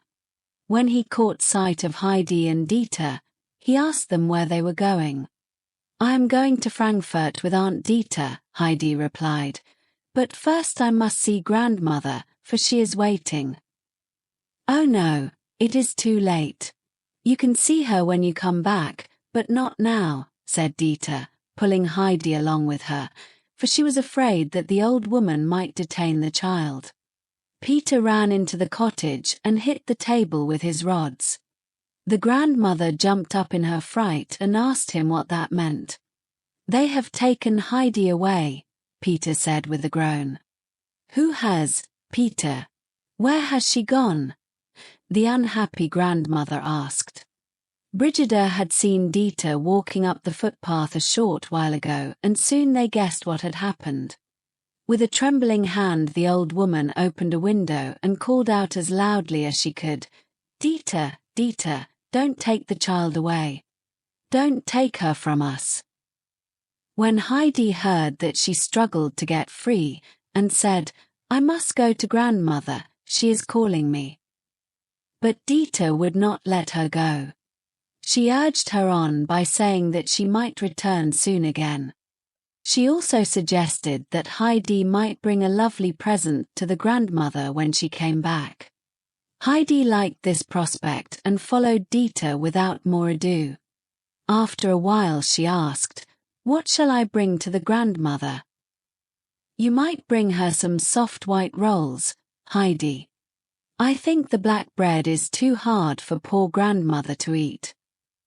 Yes, I know, Aunt, she always gives it to Peter, Heidi confirmed her. We must go quickly now.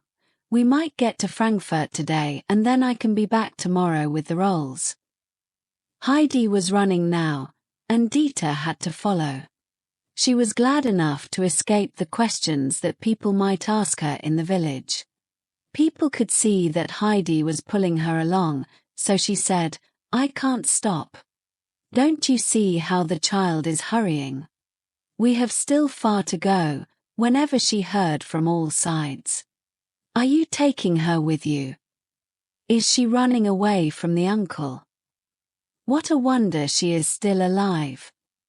What red cheeks she has, and so on. Soon they had escaped and had left the village far behind them. From that time on the uncle looked more angry than ever when he came to the village. Everybody was afraid of him, and the women would warn their children to keep out of his sight. He came down but seldom, and then only to sell his cheese and buy his provisions. Often people remarked how lucky it was that Heidi had left him. They had seen her hurrying away, so they thought that she had been glad to go. The old grandmother alone stuck to him faithfully. Whenever anybody came up to her, she would tell them what good care the old man had taken of Heidi. She also told them that he had mended her little house. These reports reached the village, of course, but people only half believed them, for the grandmother was infirm and old.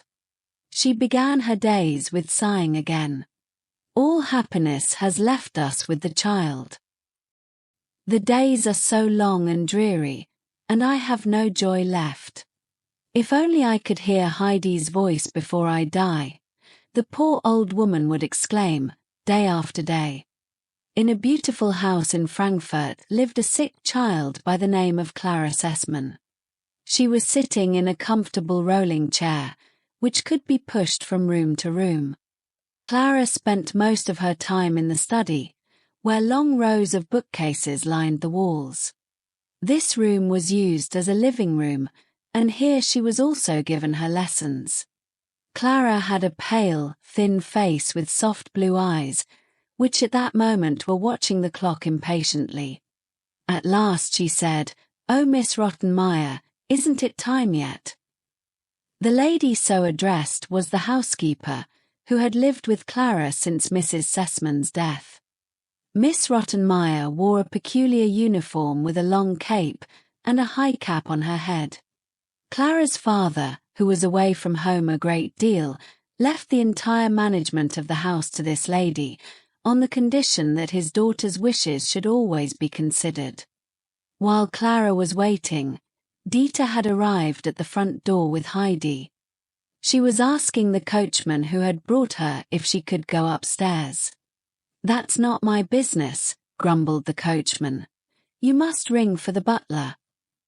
Sebastian, the butler, a man with large brass buttons on his coat, soon stood before her. "May I see Miss Rottenmeier?" Dieter asked. "That's not my business," the butler announced. "Ring for Tinette, the maid."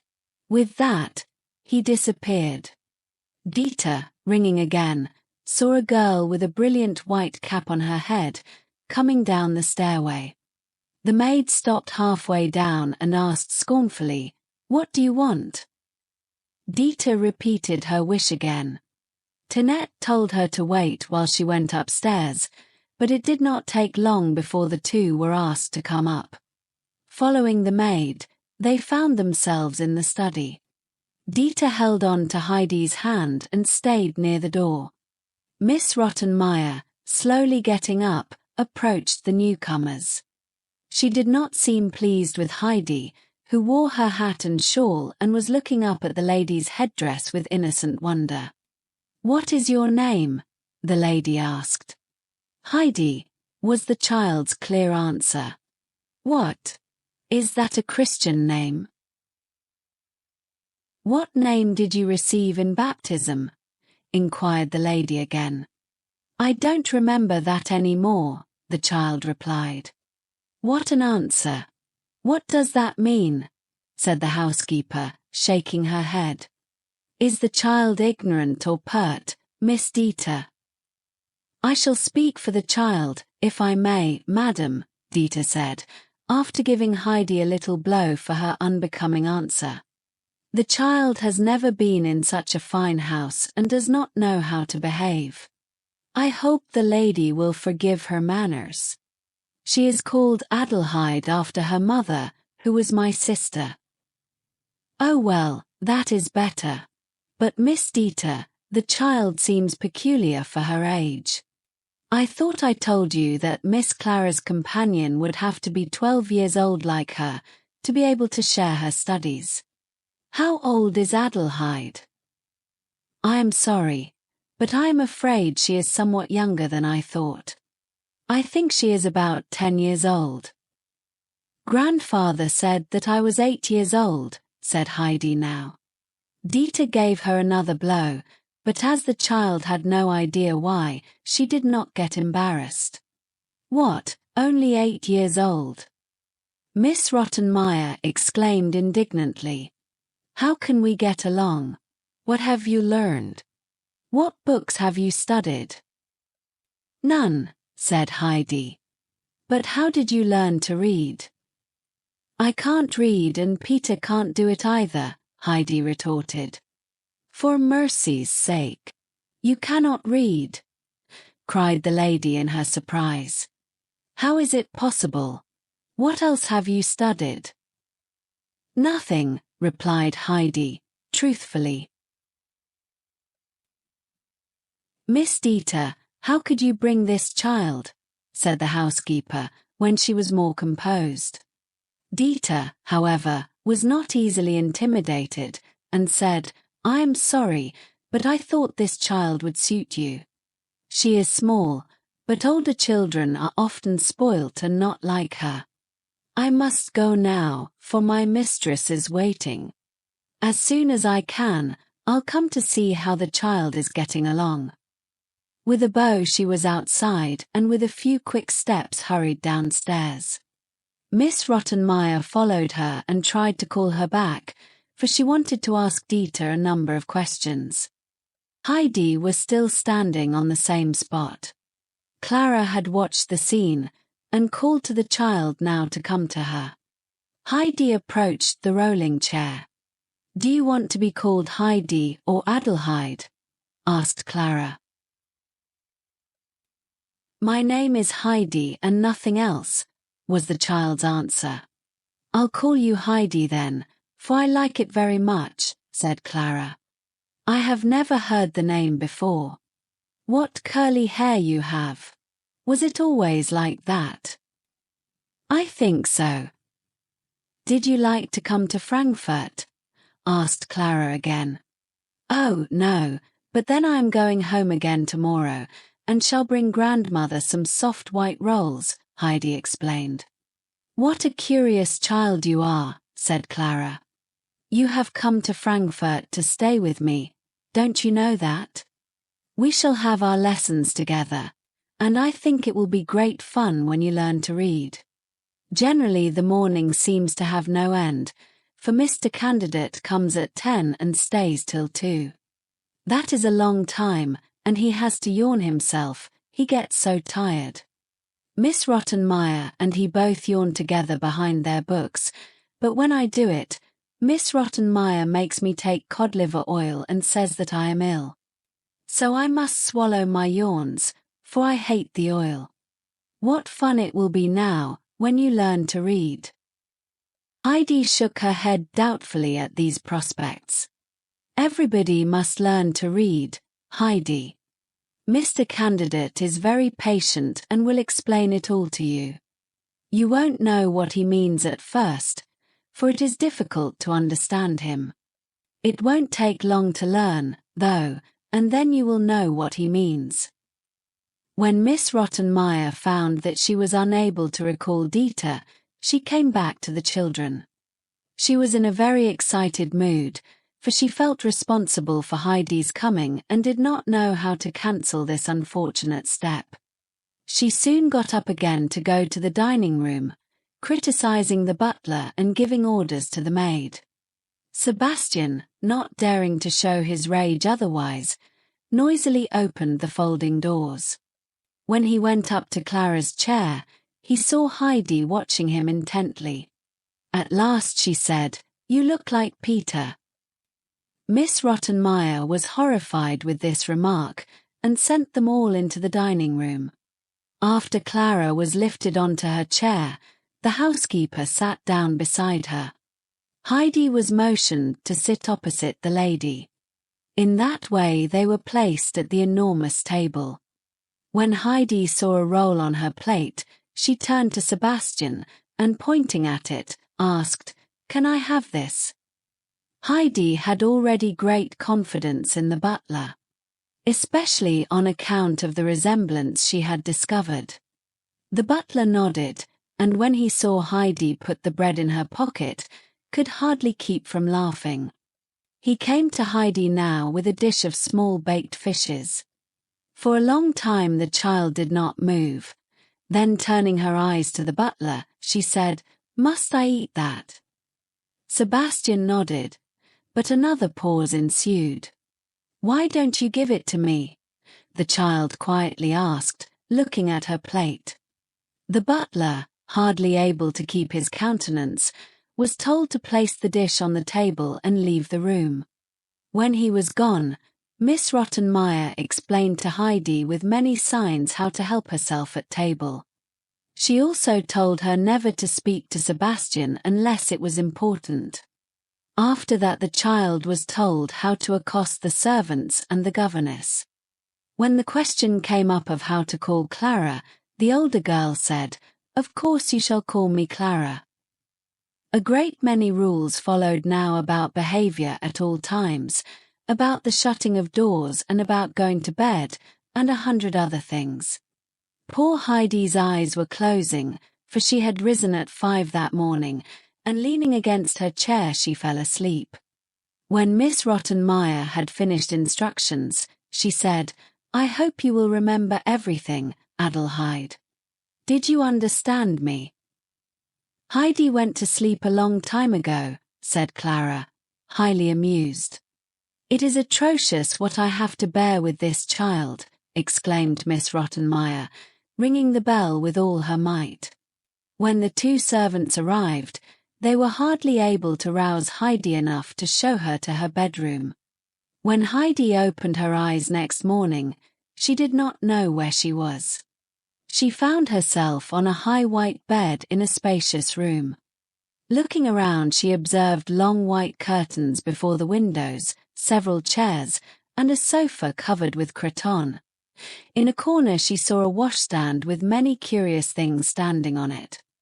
Suddenly Heidi remembered all the happenings of the previous day. Jumping out of bed, she dressed in a great hurry. She was eager to look at the sky and the ground below, as she had always done at home.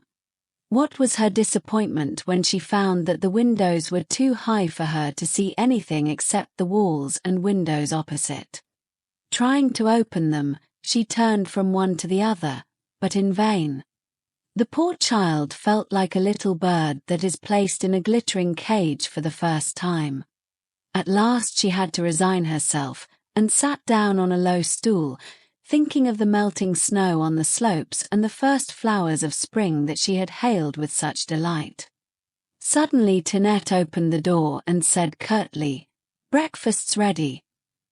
Heidi did not take this for a summons, for the maid's face was scornful and forbidding. She was waiting patiently for what would happen next, when Miss Rottenmeier burst into the room, saying, "What is the matter, Adelheid? Didn't you understand? Come to breakfast." Heidi immediately followed the lady into the dining room, where Clara greeted her with a smile. She looked much happier than usual, for she expected new things to happen that day. When breakfast had passed without disturbance, the 2 children were allowed to go into the library together and were soon left alone. "How can I see down to the ground?" Heidi asked. "Open a window and peep out," replied Clara, amused at the question. "But it is impossible to open them," Heidi said, sadly. "Oh no. You can't do it and I can't help you, either, but if you ask Sebastian he'll do it for you." Heidi was relieved. The poor child had felt like a prisoner in her room. Clara now asked Heidi what her home had been like, and Heidi told her gladly about her life in the hut. The tutor had arrived in the meantime, but he was not asked to go to the study as usual. Miss Rottenmeier was very much excited about Heidi's coming and all the complications that arose therefrom. She was really responsible for it, having arranged everything herself. She presented the unfortunate case before the teacher, for she wanted him to help her to get rid of the child. Mr. Candidate, however, was always careful of his judgments and not afraid of teaching beginners. When the lady saw that he would not side with her, she let him enter the study alone, for the ABC held great horrors for her. While she considered many problems, a frightful noise as of something falling was heard in the adjoining room, followed by a cry to Sebastian for help. Running in, she beheld a pile of books and papers on the floor, with the table cover on top. A black stream of ink flowed across the length of the room. Heidi had disappeared. "There!" Miss Rottenmeier exclaimed, wringing her hands. "Everything drenched with ink. Did such a thing ever happen before? This child brings nothing but misfortunes on us." The teacher was standing up, looking at the devastation, but Clara was highly entertained by these events, and said, "Heidi has not done it on purpose and must not be punished." In her hurry to get away, she caught on the table cover and pulled it down. I think she must never have seen a coach in all her life, for when she heard a carriage rumbling by, she rushed out like mad. "Didn't I tell you, Mr. Candidate, that she has no idea whatever about behavior? She does not even know that she has to sit quiet at her lessons. But where has she gone? What would Mr. Sessman say if she should run away?" When Miss Rottenmeier went downstairs to look for the child, she saw her standing at the open door, looking down the street. "What are you doing here? How can you run away like that?" scolded Miss Rottenmeier. "I heard the fir trees rustle, but I can't see them and do not hear them any more," replied Heidi, looking in great perplexity down the street. The noise of the passing carriage had reminded her of the roaring of the south wind on the Alp. "Fir trees! What nonsense! We are not in a wood. Come with me now to see what you have done." When Heidi saw the devastation that she had caused, she was greatly surprised, for she had not noticed it in her hurry. "This must never happen again," said the lady sternly. "You must sit quiet at your lessons. If you get up again, I shall tie you to your chair. Do you hear me?" Heidi understood, and gave a promise to sit quietly during her lessons from that time on. After the servants had straightened the room, it was late, and there was no more time for studies. Nobody had time to yawn that morning. In the afternoon, while Clara was resting, Heidi was left to herself. She planted herself in the hall and waited for the butler to come upstairs with the silver things. When he reached the head of the stairs, she said to him, "I want to ask you something." She saw that the butler seemed angry, so she reassured him by saying that she did not mean any harm. "All right, miss, what is it?" "My name is not Miss. Why don't you call me Heidi?" "Miss Rottenmeier told me to call you Miss." "Did she? Well then, it must be so. I have 3 names already," sighed the child. "What can I do for you?" asked Sebastian now. "Can you open a window for me?" "Certainly," he replied. Sebastian got a stool for Heidi, for the windowsill was too high for her to see over. In great disappointment, Heidi turned her head away. "I don't see anything but a street of stone. Is it the same way on the other side of the house?" "Yes."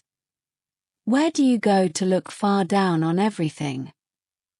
"On a church tower. Do you see that one over there with the golden dome? From there you can overlook everything."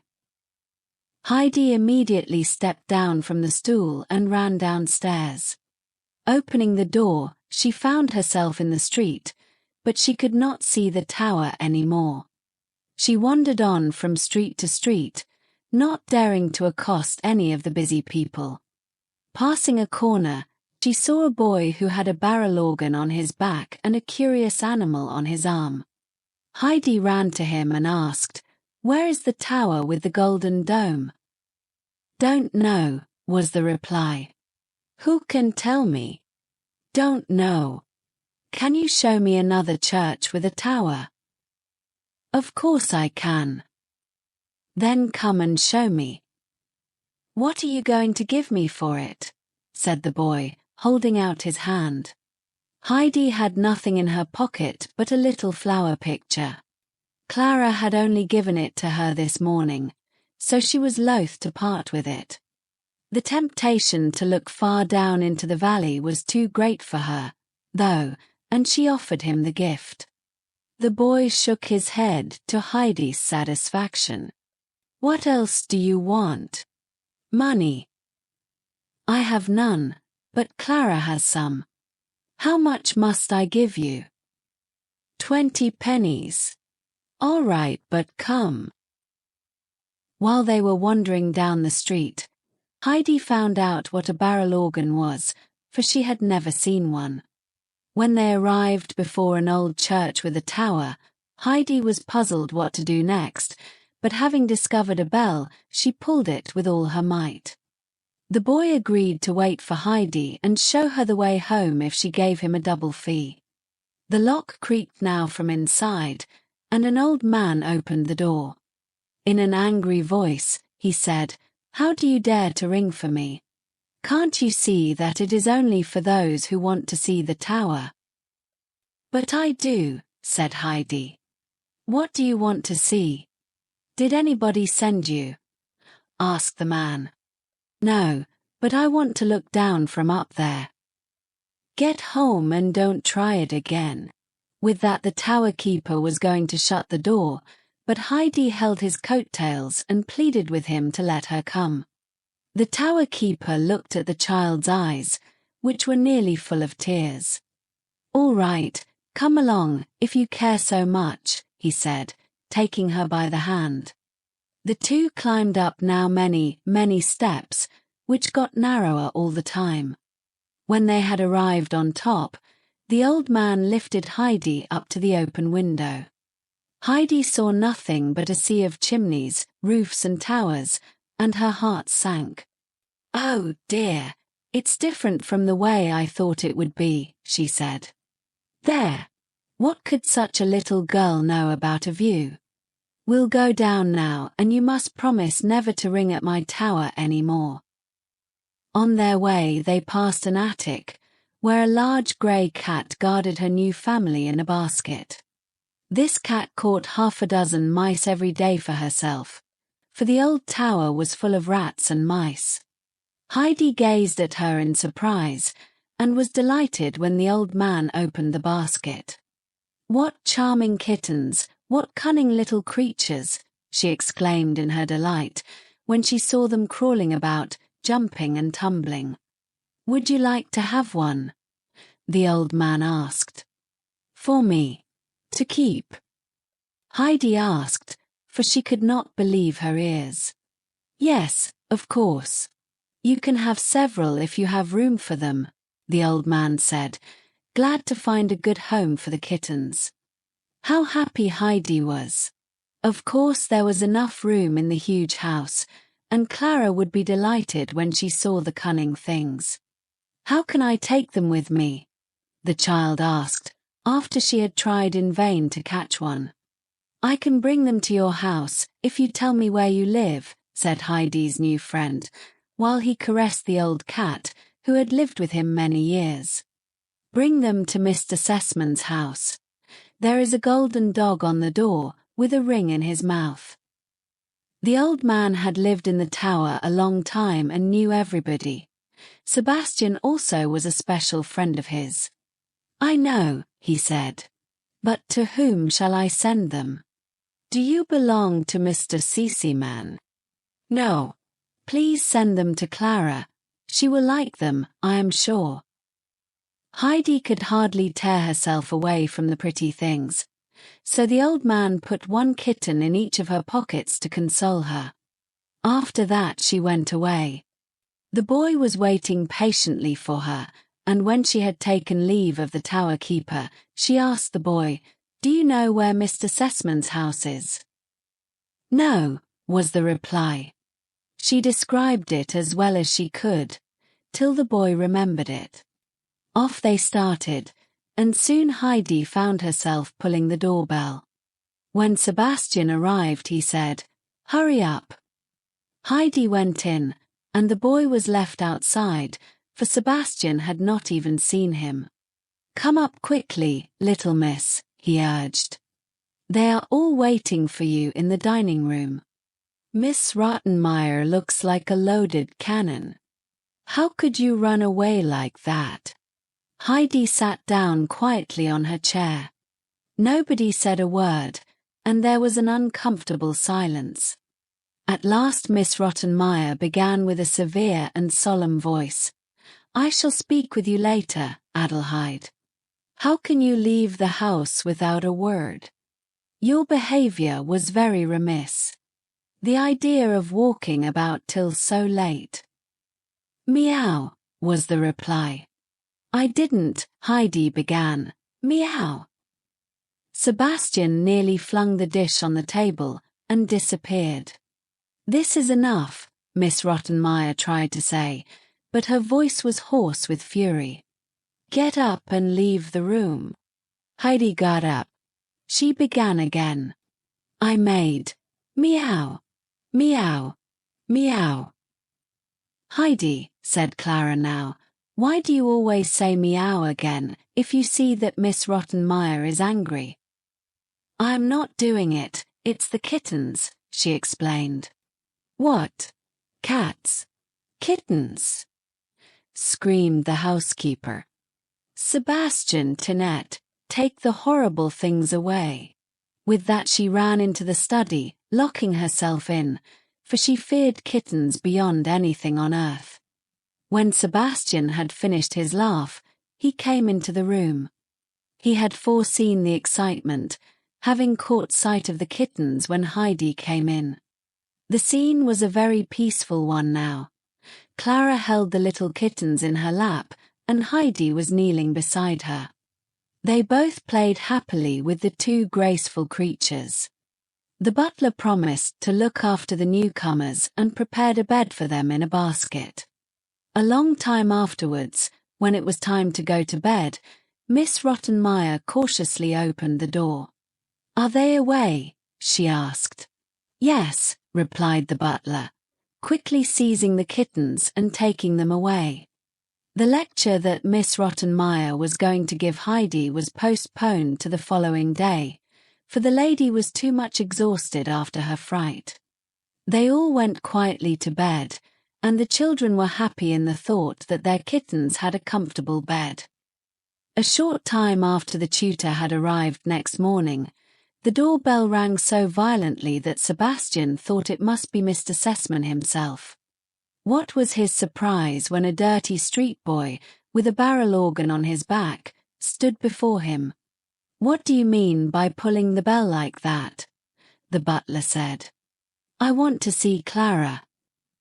"Can't you at least say Miss Clara, you ragged urchin?" said Sebastian harshly.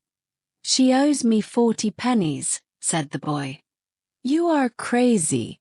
How do you know Miss Clara lives here?" "I showed her the way yesterday and she promised to give me 40 pennies. "What nonsense.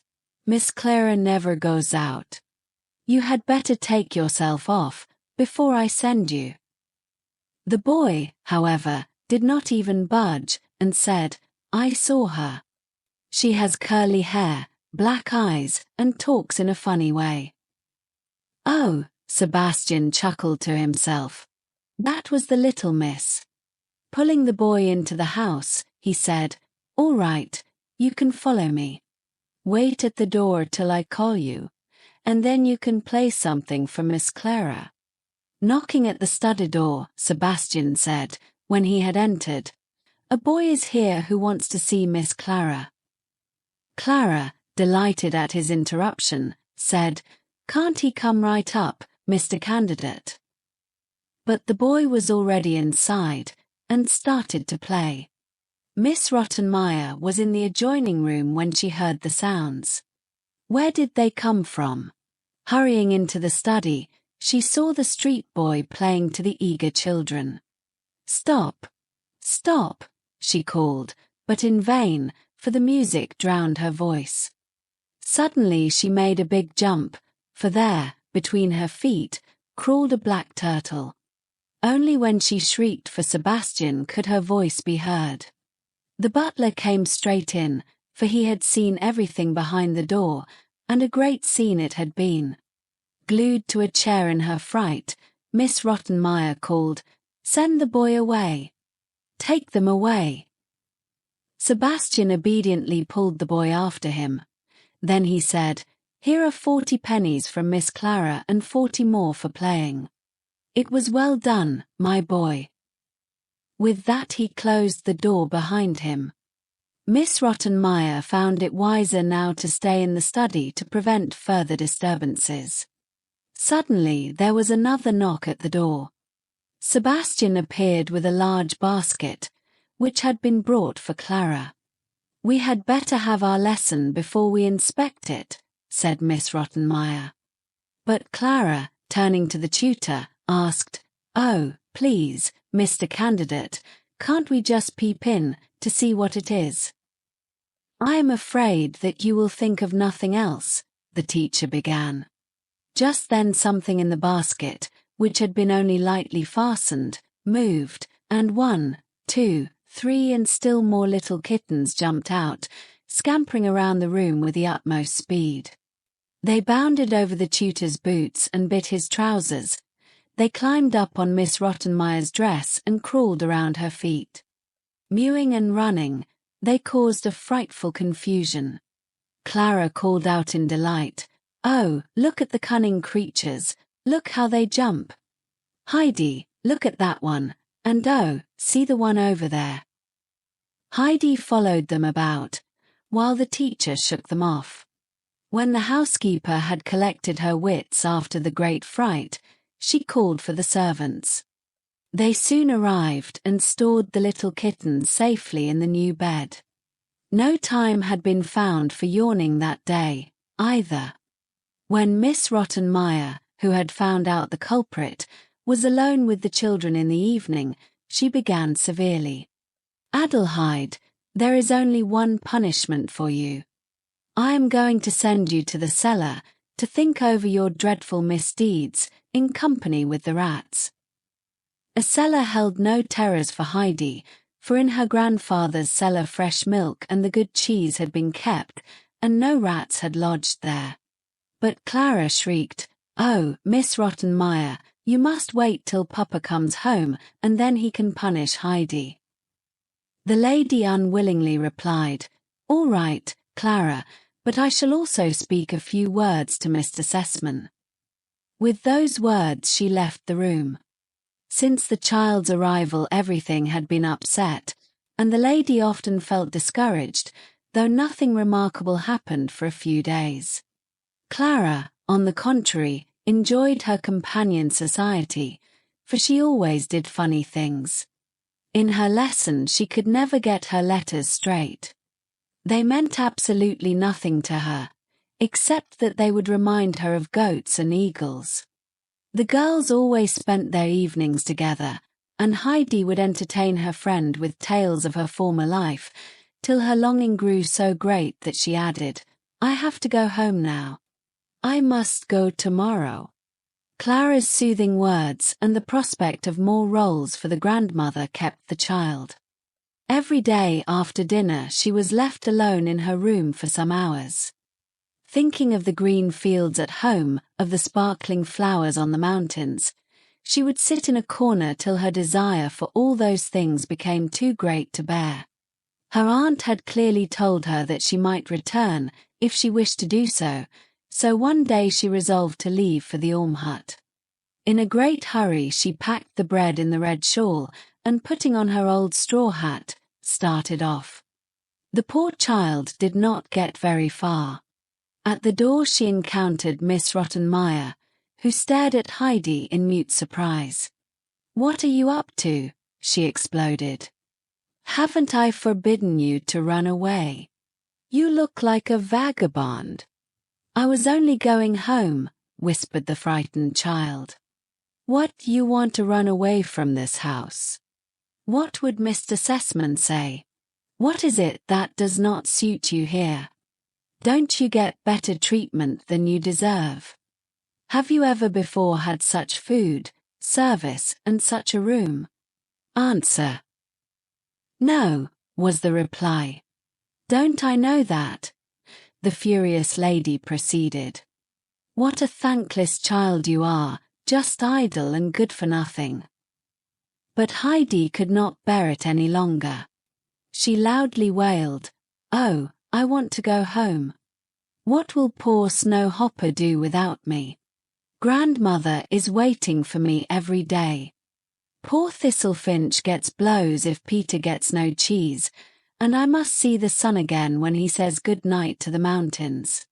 How the eagle would screech if he saw all the people here in Frankfurt.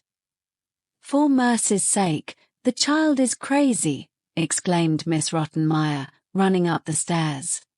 In her hurry she had bumped into Sebastian, who was just then coming down.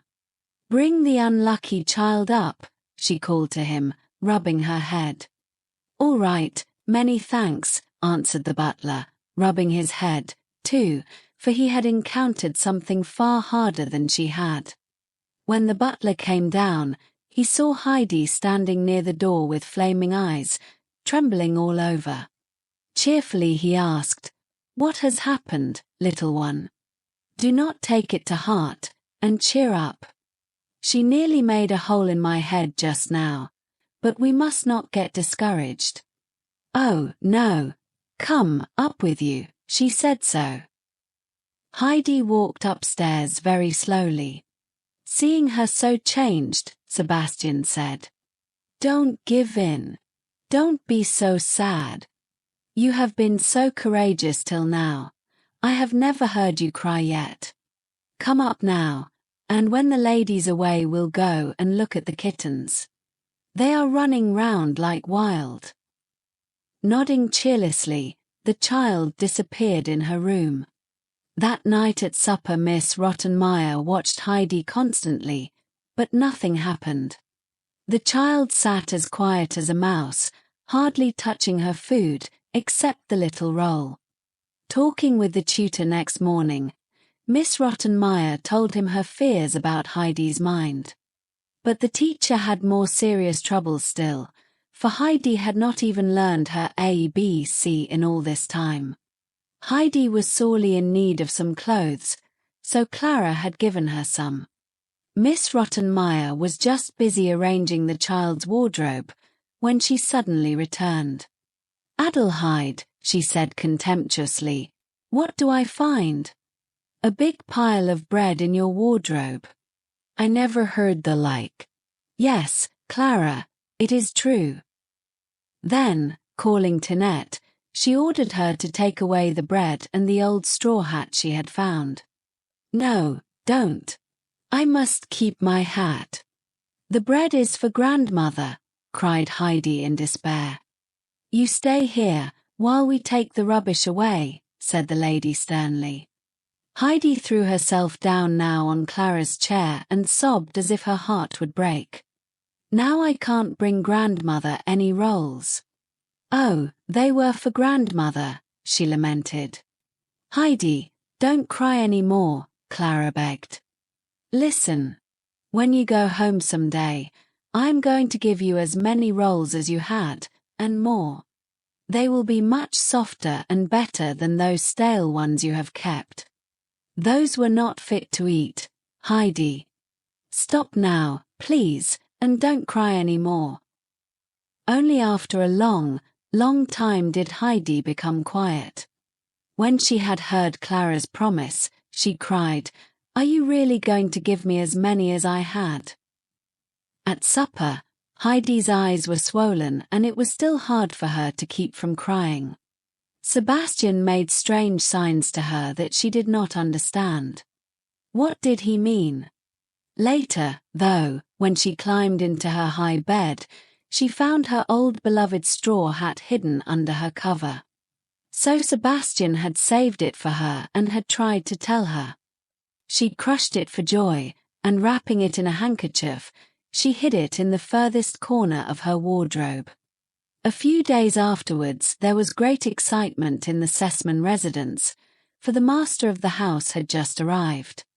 The servants were taking upstairs one load after another, for Mr. Sessman always brought many lovely things home with him.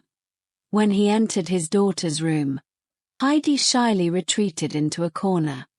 He greeted Clara affectionately, and she was equally delighted to see him, for she loved her father dearly. Then he called to Heidi, "Oh, there is our little Swiss girl. Come and give me your hand. That's right. Are you good friends, my girls? Tell me now. You don't fight together, what?" "Oh, no, Clara is always kind to me," Heidi replied.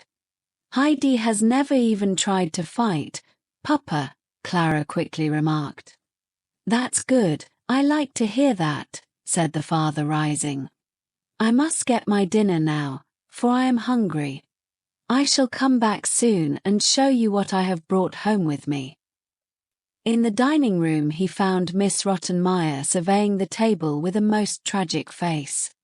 "You do not look very happy at my arrival, Miss Rottenmeier. What is the matter? Clara seems well enough," he said to her. "Oh, Mr. Sessman, we have been terribly disappointed," said the lady. "How do you mean?" asked Mr. Sessman, calmly sipping his wine. "We had decided, as you know, to have a companion for Clara.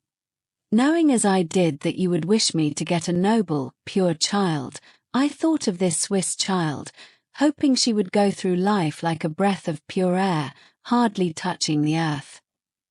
I think that even Swiss children are made to touch the earth, otherwise they would have to have wings. I think you understand what I mean. I have been terribly disappointed, for this child has brought the most frightful animals into the house.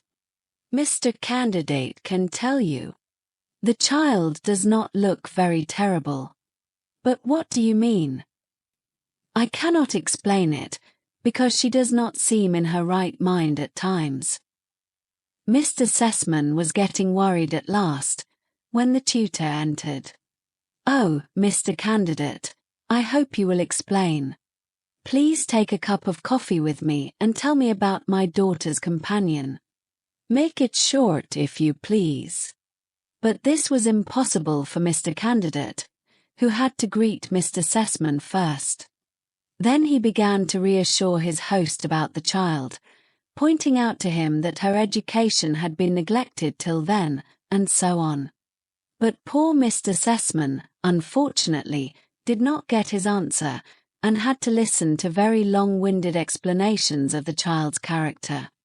At last Mr. Sessman got up, saying, "Excuse me, Mr. Candidate, but I must go over to Clara now."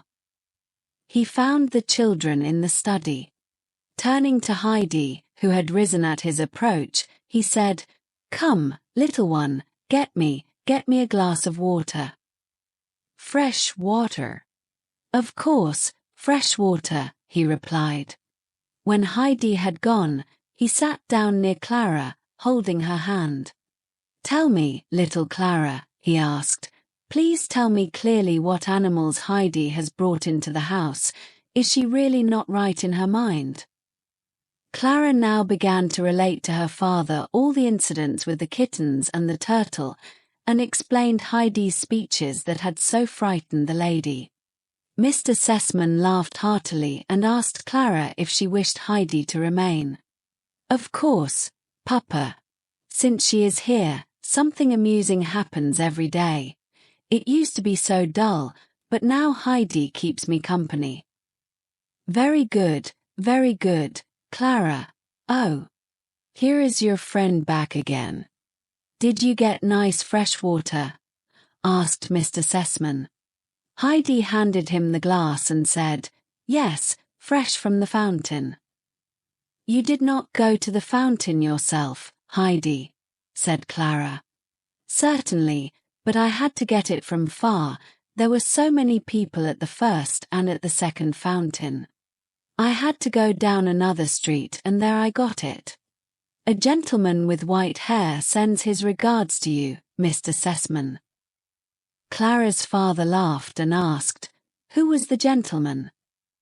When he passed by the fountain and saw me there with a glass, he stood still and said, "Please give me to drink, for you have a glass.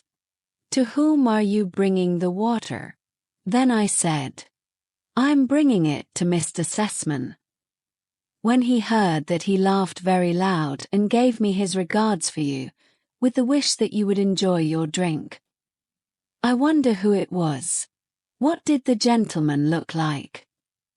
He has a friendly laugh and wears a gold pendant with a red stone on his thick gold chain. There is a horse head on his cane. "Oh, that was the doctor. That was my old doctor," exclaimed father and daughter at the same time. In the evening, Mr. Sessman told Miss Rottenmeier that Heidi was going to remain, for the children were very fond of each other and he found Heidi normal and very sweet. "I want the child to be treated kindly," Mr. Sessman added decidedly. "Her peculiarities must not be punished.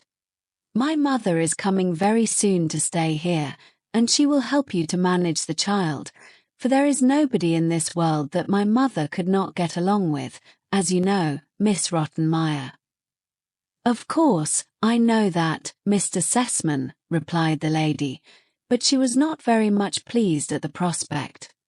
Mr. Sessman only stayed 2 weeks, for his business called him back to Paris.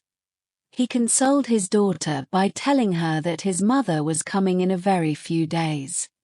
Mr. Sessman had hardly left when the grandmother's visit was announced for the following day. Clara was looking forward to this visit, and told Heidi so much about her dear grandmama that Heidi also began to call her by that name, to Miss Rottenmeier's disapproval, who thought that the child was not entitled to this intimacy. The following evening great expectation reigned in the house. Tinette had put on a new cap, Sebastian was placing footstools in front of nearly every armchair, and Miss Rottenmeier walked with great dignity about the house, inspecting everything.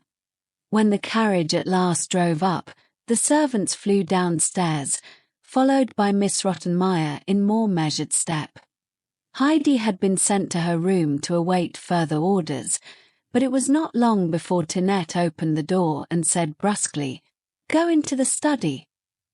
The grandmama, with her kind and loving way, immediately befriended the child and made her feel as if she had known her always. To the housekeeper's great mortification, she called the child Heidi, remarking to Miss Rottenmeier, "If somebody's name is Heidi, I call her so." The housekeeper soon found that she had to respect the grandmother's ways and opinions. Mrs. Sessman always knew what was going on in the house the minute she entered it. On the following afternoon Clara was resting and the old lady had shut her eyes for 5 minutes, when she got up again and went into the dining room. With a suspicion that the housekeeper was probably asleep, she went to this lady's room, knocking loudly on the door. After a while somebody stirred inside, and with a bewildered face Miss Rottenmeier appeared, staring at the unexpected visitor. "Rottenmeier, where is the child? How does she pass her time? I want to know," said Mrs. Sessman. "She just sits in her room, not moving a finger.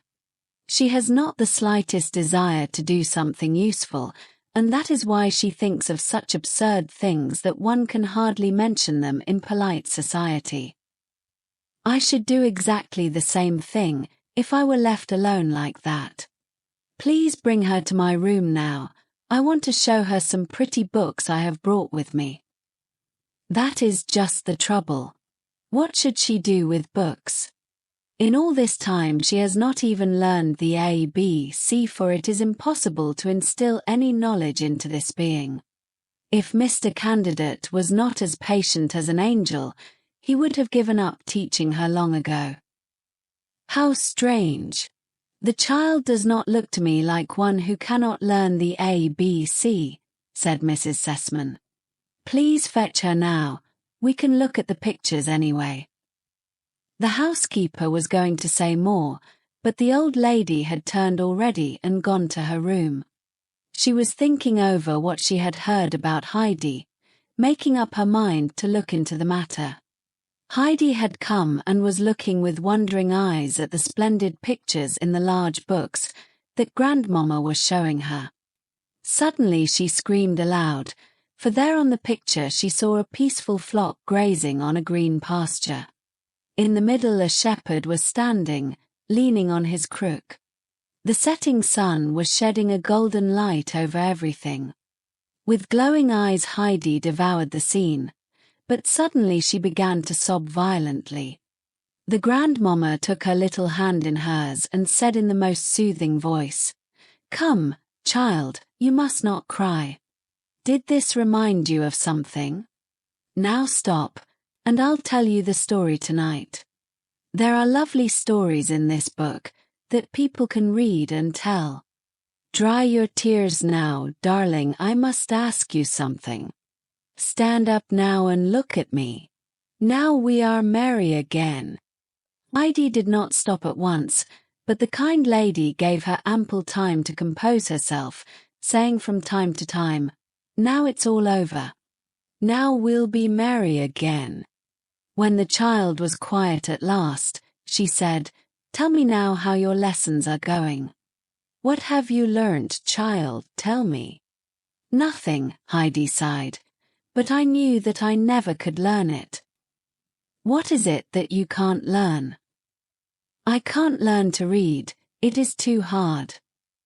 "What next? Who gave you this information?" "Peter told me, and he tried over and over again, but he could not do it, for it is too hard." "Well, what kind of boy is he?" "Heidi, you must not believe what Peter tells you, but try for yourself. I am sure you had your thoughts elsewhere when Mr. Candidate showed you the letters." "It's no use," Heidi said with such a tone as if she was resigned to her fate. "I'm going to tell you something, Heidi," said the kind lady now. "You have not learnt to read because you have believed what Peter said. You shall believe me now, and I prophesy that you will learn it in a very short time, as a great many other children do that are like you and not like Peter. When you can read, I'm going to give you this book.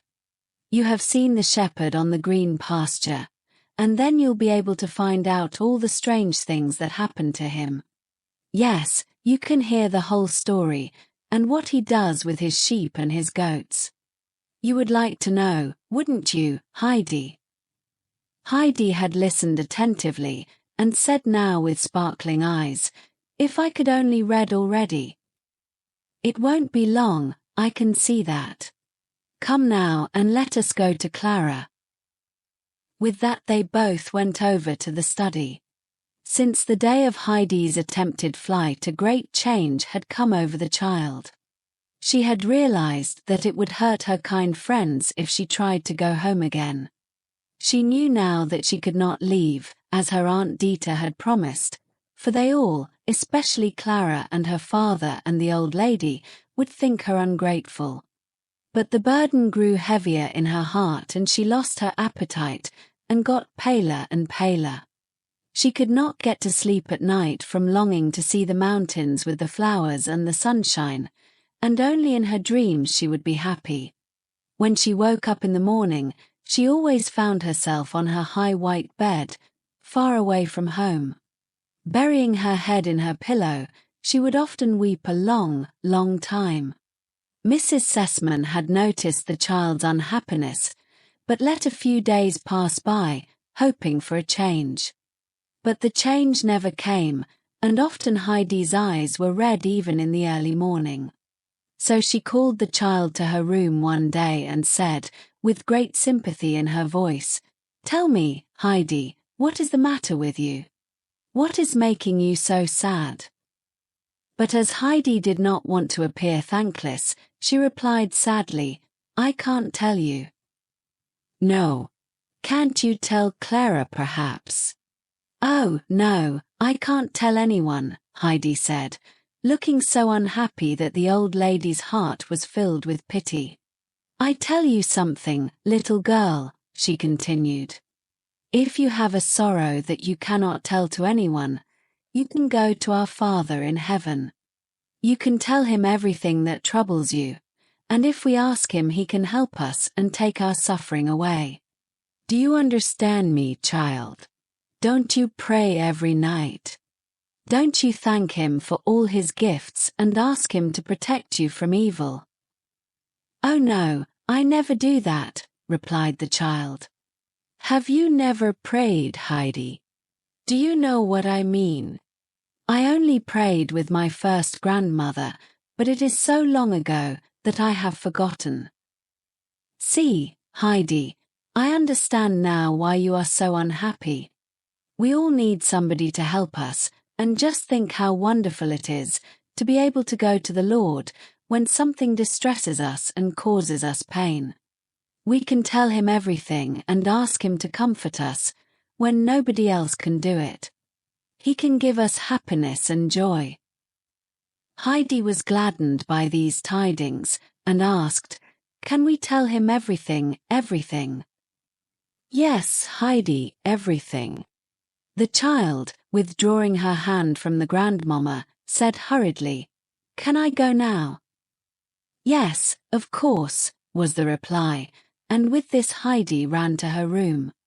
Sitting down on a stool, she folded her hands and poured out her heart to God, imploring him to help her and let her go home to her grandfather. About a week later, Mr. Candidate asked to see Mrs. Sessman to tell her of something unusual that had occurred. Being called to the lady's room, he began, Mrs. Sessman, something has happened that I never expected. And with many more words the happy grandmama was told that Heidi had suddenly learned to read with the utmost correctness. Most rare with beginners. Many strange things happen in this world, Mrs. Sessman remarked, while they went over to the study to witness Heidi's new accomplishment.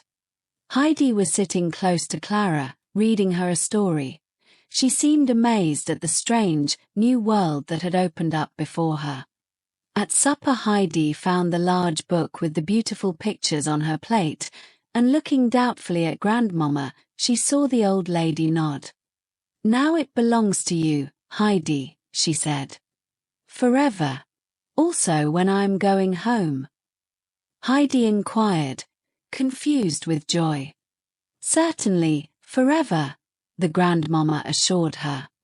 Tomorrow we shall begin to read it. But Heidi, you must not go home. No, not for many years, Clara exclaimed, especially when grandmama goes away. You must stay with me.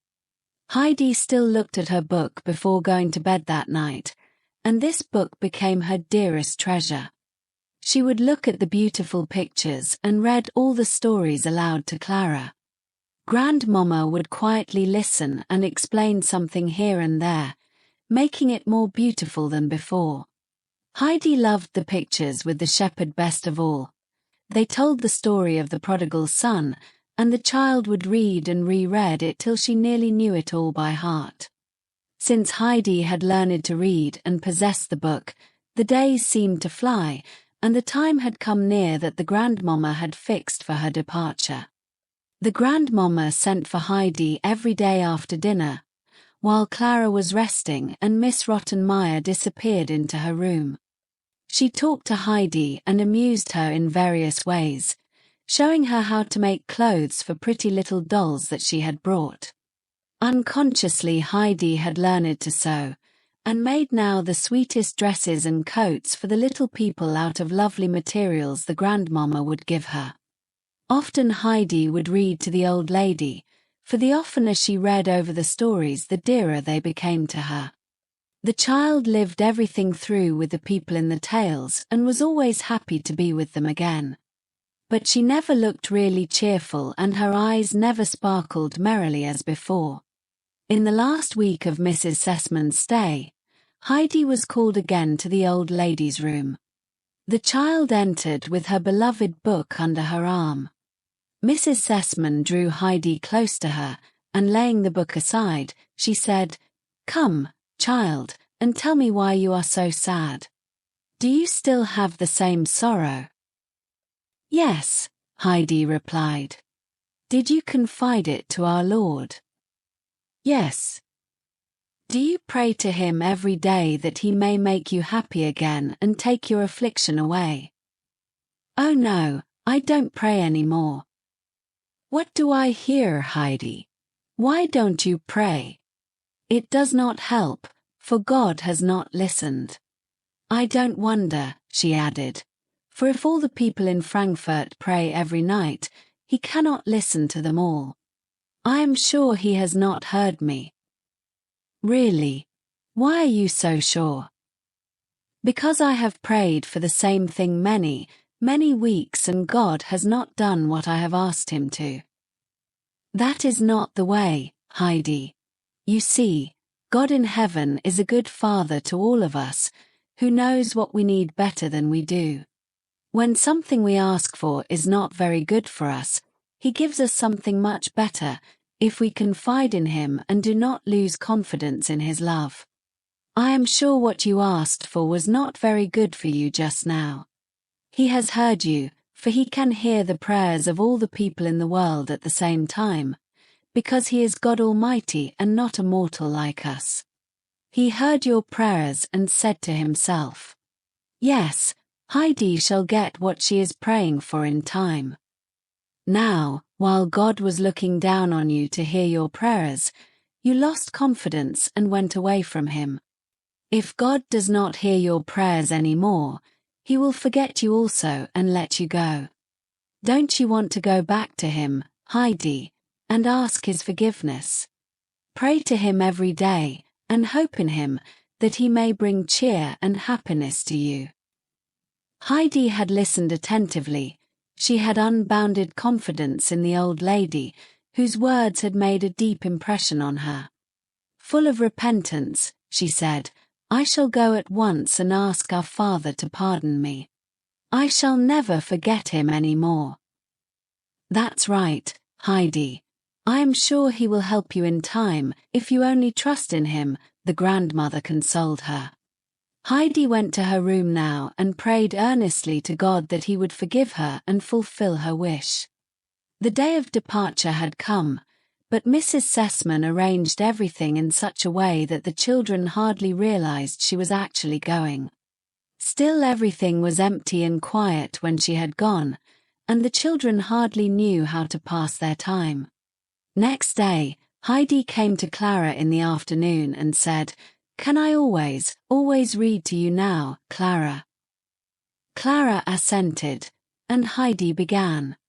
But she did not get very far, for the story she was reading told of a grandmother's death. Suddenly she cried aloud, "Oh, now grandmother is dead," and wept in the most pitiful fashion. Whatever Heidi read always seemed real to her, and now she thought it was her own grandmother at home. Louder and louder she sobbed, "Now poor grandmother is dead and I can never see her any more, and she never got one single roll." Clara attempted to explain the mistake, but Heidi was too much upset. She pictured to herself how terrible it would be if her dear old grandfather would die too while she was far away. How quiet and empty it would be in the hut, and how lonely she would be.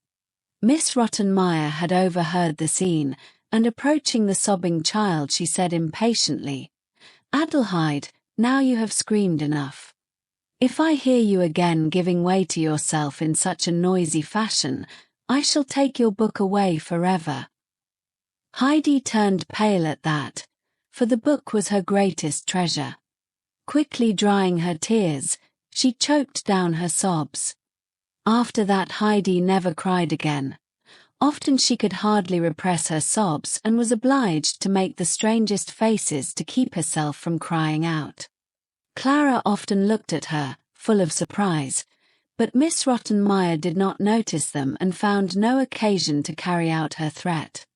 However, the poor child got more cheerless every day, and looked so thin and pale that Sebastian became worried. He tried to encourage her at table to help herself to all the good dishes, but listlessly she would let them pass and hardly touch them. In the evening she would cry quietly, her heart bursting with longing to go home. Thus the time passed by. Heidi never knew if it was summer or winter, for the walls opposite never changed. They drove out very seldom, for Clara was only able to go a short distance. They never saw anything else than streets, houses, and busy people. No grass, no fir trees, and no mountains. Heidi struggled constantly against her sorrow, but in vain. Autumn and winter had passed, and Heidi knew that the time was coming when Peter would go up the Alp with his goats, where the flowers were glistening in the sunshine and the mountains were all afire. She would sit down in a corner of her room and put both hands before her eyes, not to see the glaring sunshine on the opposite wall. There she would remain, eating her heart away with longing, till Clara would call for her to come. For several days Miss Rottenmeier had been wandering silently about the house. When she went from room to room or along the corridors, she would often glance back as if she were afraid that somebody was following her. If she had to go to the upper floor, where the gorgeous guest rooms were, or to the lower story, where the big ballroom was situated, she always told Tonette to come with her. The strange thing was that none of the servants dared to go anywhere alone and always found an excuse to ask each other's company, which requests were always granted. The cook, who had been in the house for many years, would often shake her head and mutter, "That I should live to see this." Something strange and weird was happening in the house. Every morning, when the servants came downstairs, they found the front door wide open. At first everybody had thought that the house must have been robbed, but nothing was missing. Every morning it was the same, despite the double locks that were put on the door. At last John and Sebastian, taking courage, prepared themselves to watch through a night to see who was the ghost. Armed and provided with some strengthening liquor, they repaired to a room downstairs. First they talked, but soon, getting sleepy, they leaned silently back in their chairs. When the clock from the old church tower struck 1, Sebastian awoke and roused his comrade, which was no easy matter.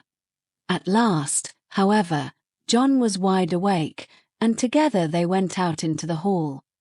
The same moment a strong wind put out the light that John held in his hand. Rushing back, he nearly upset Sebastian, who stood behind him, and pulling the butler back into the room, he locked the door in furious haste. When the light was lit again, Sebastian noticed that John was deadly pale and trembling like an aspen leaf. Sebastian, not having seen anything, asked anxiously, "What is the matter? What did you see?" The door was open and a white form was on the stairs. "It went up and was gone in a moment," gasped John. Cold shivers ran down the butler's back. They sat without moving till the morning came, and then, shutting the door, they went upstairs to report to the housekeeper what they had seen. The lady, who was waiting eagerly, heard the tale and immediately sat down to write to Mr. Sessman. She told him that fright had paralyzed her fingers and that terrible things were happening in the house. Then followed a tale of the appearance of the ghost. Mr. Sessman replied that he could not leave his business and advised Miss Rottenmeier to ask his mother to come to stay with them, for Mrs. Sessman would easily dispatch the ghost. Miss Rottenmeier was offended with the tone of the letter, which did not seem to take her account seriously. Mrs. Sessman also replied that she could not come, so the housekeeper decided to tell the children all about it. Clara, at the uncanny tale, immediately exclaimed that she would not stay alone another moment and that she wished her father to come home. The housekeeper arranged to sleep with the frightened child, while Heidi, who did not know what ghosts were, was perfectly unmoved. Another letter was dispatched to Mr. Sessman. telling him that the excitement might have serious effects on his daughter's delicate constitution, and mentioning several misfortunes that might probably happen if he did not relieve the household from this terror. This brought Mr. Sessman. Going to his daughter's room after his arrival, he was overjoyed to see her as well as ever. Clara was also delighted to see her father. "What new tricks has the ghost played on you, Miss Rottenmeier?" asked Mr. Sessman with a twinkle in his eye. "It is no joke, Mr. Sessman," replied the lady seriously. "I'm sure you will not laugh tomorrow. Those strange events indicate that something secret and horrible has happened in this house in days gone by." "Is that so? This is new to me," remarked Mr. Seaman. "But will you please not suspect my venerable ancestors? Please call Sebastian. I want to speak to him alone." Mr. Sessman knew that the two were not on good terms, so he said to the butler, "Come here, Sebastian, and tell me honestly if you have played the ghost for Miss Rottenmeier's pastime." "No, upon my word, master. You must not think that," replied Sebastian frankly. "I do not like it quite myself." "Well, I'll show you and John what ghosts look like by day. You ought to be ashamed of yourselves, strong young men like you. Now go at once to my old friend, Dr. Classen, and tell him to come to me at 9 o'clock tonight.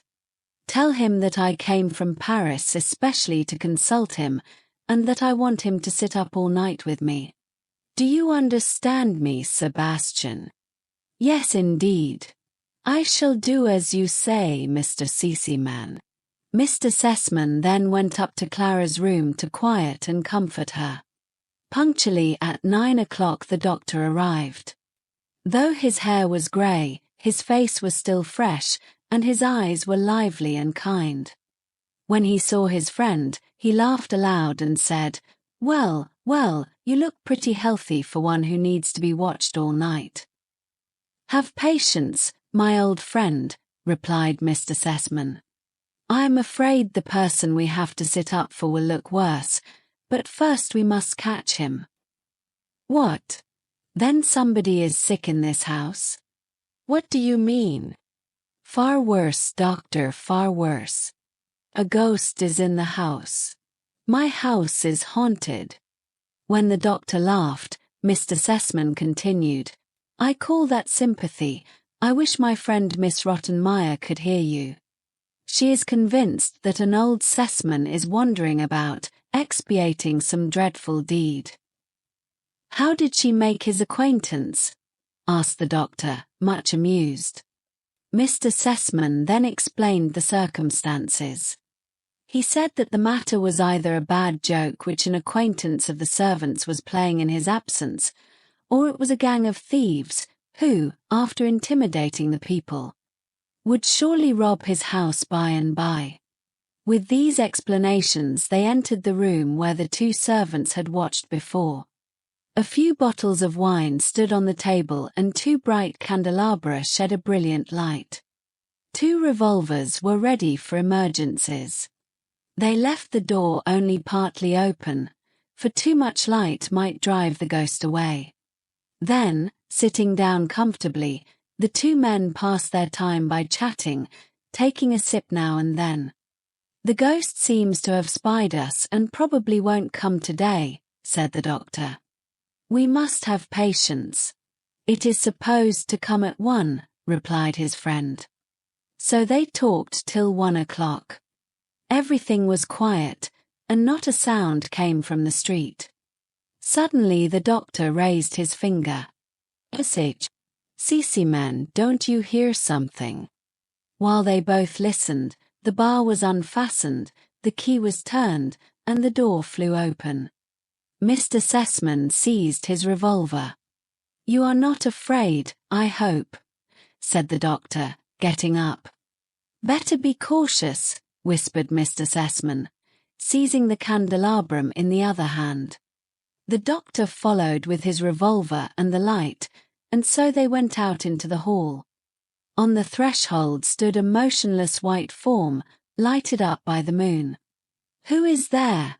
thundered the doctor, approaching the figure. It turned and uttered a low shriek.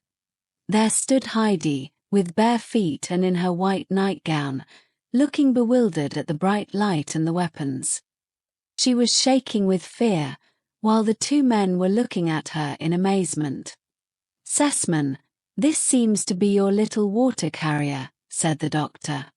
"Child, what does this mean?" asked Mr. Sessman. "What did you want to do? Why have you come down here?" Pale from fright, Heidi said, "I do not know." The doctor came forward now. "Sessman, this case belongs to my field. Please go and sit down while I take her to bed." Putting his revolver aside, he led the trembling child upstairs. "Don't be afraid, just be quiet. Everything is all right. Don't be frightened."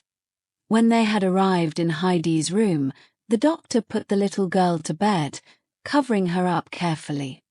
Drawing a chair near the couch, he waited till Heidi had calmed down and had stopped trembling.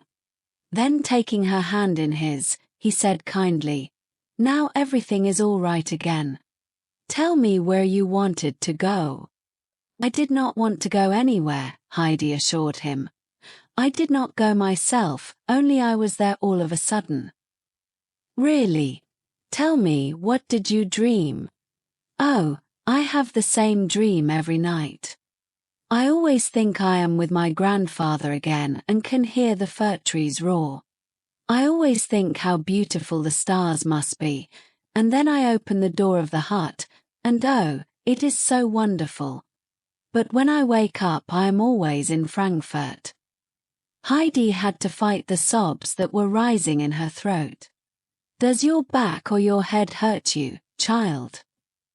"No, but I feel as if a big stone was pressing me here." "As if you had eaten something that disagreed with you?" "Oh no, but as if I wanted to cry hard." "So, and then you cry out, don't you?"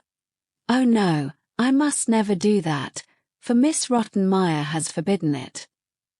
"Then you swallow it down?" "Yes." "Do you like to be here?" "Oh yes," was the faint, uncertain reply.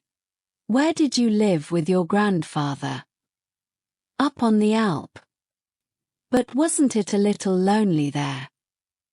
"Oh no, it was so beautiful," but Heidi could say no more. The recollection, the excitement of the night, and all the restrained sorrow overpowered the child. The tears rushed violently from her eyes and she broke out into loud sobs. The doctor rose and, soothing her, said, "It won't hurt to cry, you'll go to sleep afterward, and when you wake up everything will come right." Then he left the room. Joining his anxious friend downstairs, he said, "Sessman, the little girl is a sleepwalker and has unconsciously scared your whole household. Besides, she is so homesick that her little body has wasted away. We shall have to act quickly. The only remedy for her is to be restored to her native mountain air. This is my prescription, and she must go tomorrow." "What, sick, a sleepwalker, and wasted away in my house? Nobody even suspected it. You think I should send this child back in this condition, when she has come in good health? No, doctor, ask everything but that. Take her in hand and prescribe for her, but let her get well before I send her back." "Sessman," the doctor replied seriously, "just think what you are doing. We cannot cure her with powders and pills. The child has not a strong constitution, and if you keep her here, she might never get well again. If you restore her to the bracing mountain air to which she is accustomed, she probably will get perfectly well again." When Mr. Sessman heard this, he said, "If that is your advice, we must act at once. This is the only way then." With these words, Mr. Sessman took his friend's arm and walked about with him to talk the matter over. When everything was settled, the doctor took his leave, for the morning had already come and the sun was shining in through the door. Mr. Sessman, going upstairs in great agitation, knocked at the housekeeper's door. He asked her to hurry, for preparations for a journey had to be made. Miss Rottenmeier obeyed the summons with the greatest indignation, for it was only 4:30 in the morning. She dressed in haste, though with great difficulty, being nervous and excited. All the other servants were summoned likewise, and one and all thought that the master of the house had been seized by the ghost and that he was ringing for help. When they had all come down with terrified looks, they were most surprised to see Mr. Sessman fresh and cheerful, giving orders. John was sent to get the horses ready, and Tinette was told to prepare Heidi for her departure, while Sebastian was commissioned to fetch Heidi's aunt.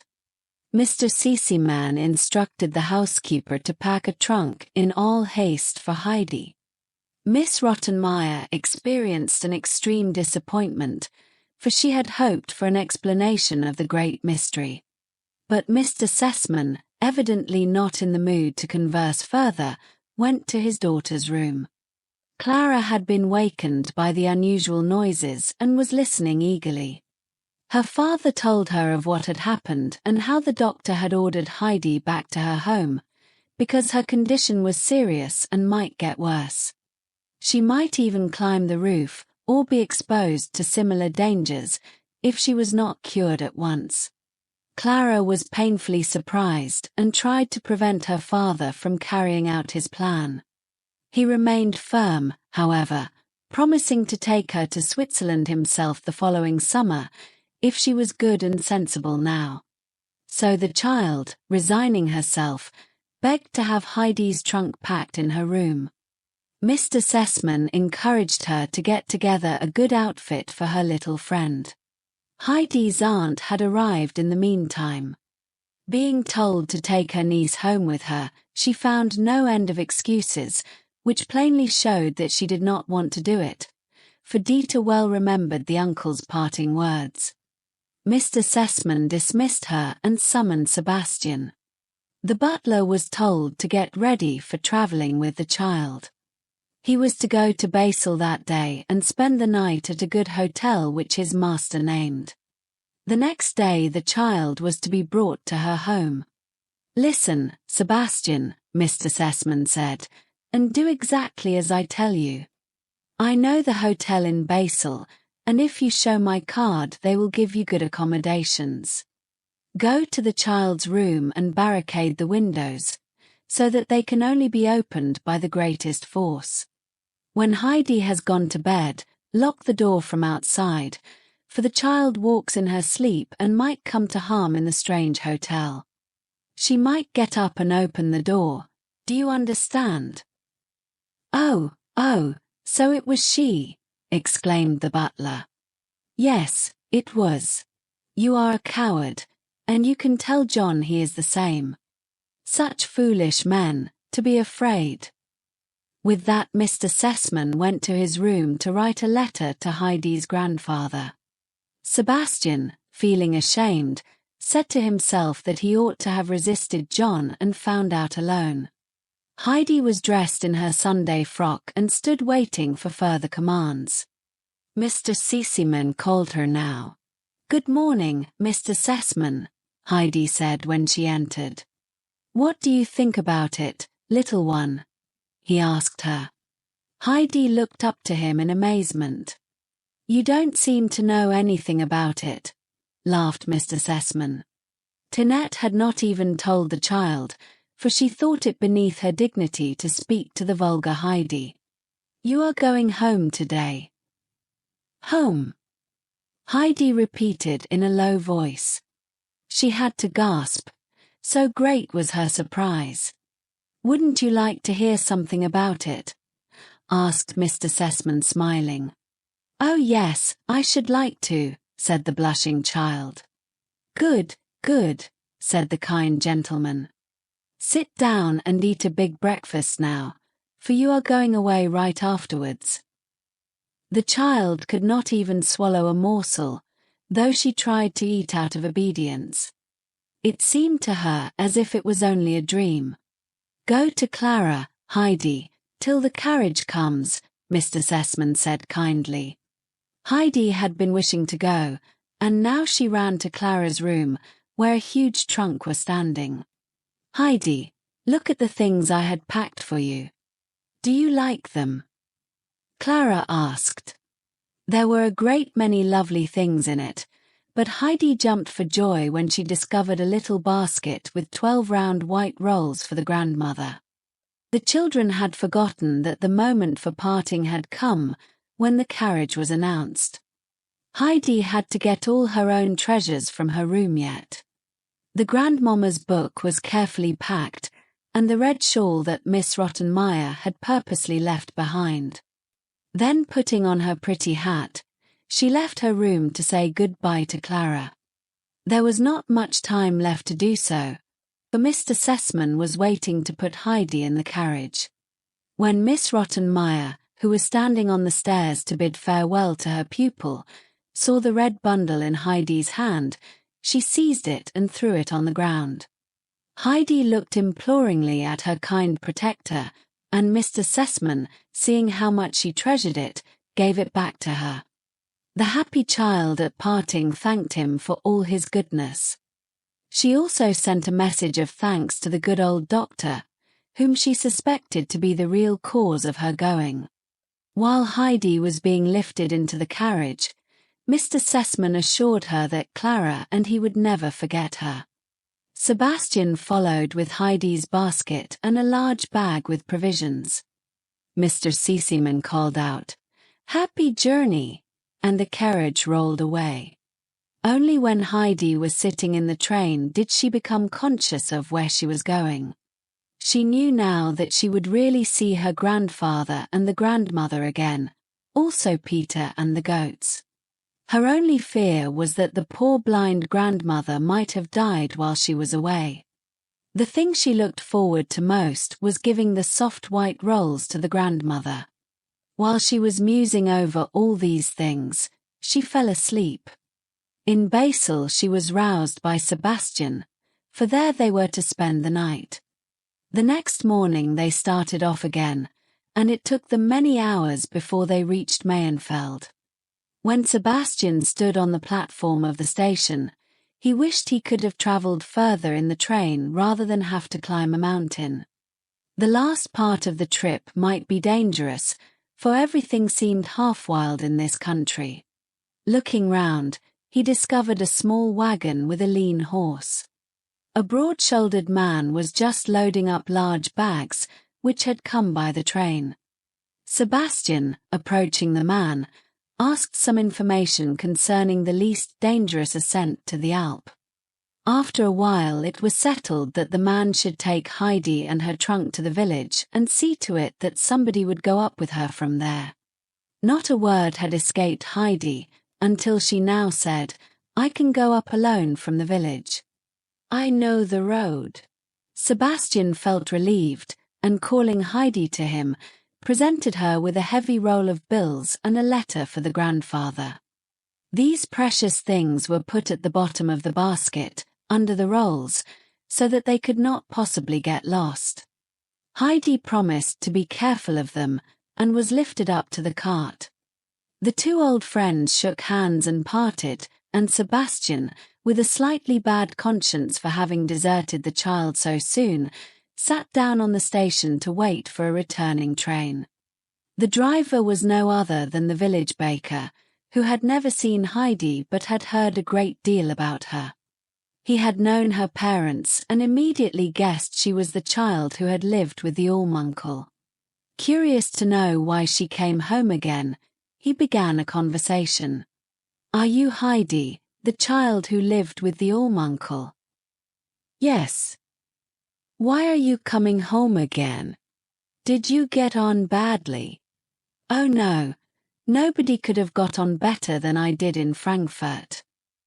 "Then why are you coming back?" "Because Mr. Sessman let me come." "Pooh! Why didn't you stay?" "Because I would rather be with my grandfather on the Alp than anywhere on earth." "You may think differently when you get there," muttered the baker. "It is strange though, for she must know," he said to himself. They conversed no more, and Heidi began to tremble with excitement when she recognized all the trees on the road and the lofty peaks of the mountains. Sometimes she felt as if she could not sit still any longer, but had to jump down and run with all her might. They arrived at the village at the stroke of 5. Immediately a large group of women and children surrounded the cart, for the trunk and the little passenger had attracted everybody's notice. When Heidi had been lifted down, she found herself held and questioned on all sides. But when they saw how frightened she was, they let her go at last. The baker had to tell of Heidi's arrival with the strange gentleman, and assured all the people that Heidi loved her grandfather with all her heart, let the people say what they would about him. Heidi, in the meantime, was running up the path. From time to time she was obliged to stop, for her basket was heavy and she lost her breath. Her one idea was, if only grandmother still sits in her corner by her spinning wheel. Oh, if she should have died. When the child caught sight of the hut at last, her heart began to beat. The quicker she ran, the more it beat, but at last she tremblingly opened the door. She ran into the middle of the room, unable to utter one tone, she was so out of breath. "Oh God," it sounded from one corner. "Our Heidi used to come in like that. Oh, if I just could have her again with me before I die. Who has come?" "Here I am.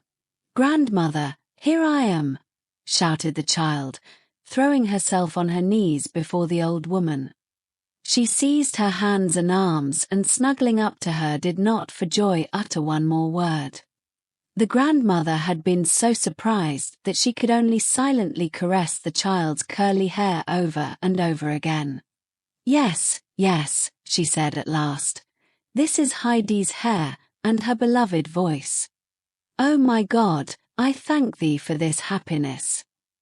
Out of her blind eyes big tears of joy fell down on Heidi's hand. "Is it really you, Heidi? Have you really come again?" "Yes, yes, grandmother," the child replied. "You must not cry, for I have come and will never leave you any more. Now you won't have to eat hard black bread any more for a little while. Look what I have brought you." Heidi put one roll after another into the grandmother's lap. "Ah, child, what a blessing you bring to me," the old woman cried. "But you are my greatest blessing yourself, Heidi." Then, caressing the child's hair and flushed cheeks, she entreated, "Just say one more word, that I may hear your voice." While Heidi was talking, Peter's mother arrived, and exclaimed in her amazement, "Surely, this is Heidi. But how can that be?" The child rose to shake hands with Brigida, who could not get over Heidi's splendid frock and hat. "You can have my hat, I don't want it any more. I have my old one still," Heidi said, pulling out her old crushed straw hat. Heidi had remembered her grandfather's words to Dieter about her feather hat. That was why she had kept her old hat so carefully. Brigida at last accepted the gift after a great many remonstrances. Suddenly Heidi took off her pretty dress and tied her old shawl about her. Taking the grandmother's hand, she said, "Goodbye, I must go home to grandfather now, but I shall come again tomorrow. Good night, grandmother." "Oh, please come again tomorrow, Heidi," implored the old woman, while she held her fast. "Why did you take your pretty dress off?" asked Brigida. "I'd rather go to grandfather that way, or else he might not know me any more, the way you did."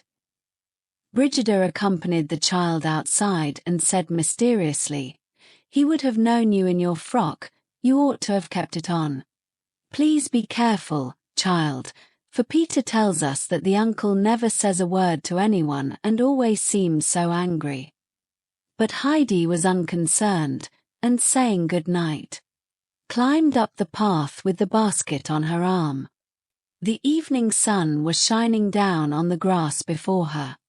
Every few minutes Heidi stood still to look at the mountains behind her. Suddenly she looked back and beheld such glory as she had not even seen in her most vivid dream. The rocky peaks were flaming in the brilliant light, the snowfields glowed and rosy clouds were floating overhead.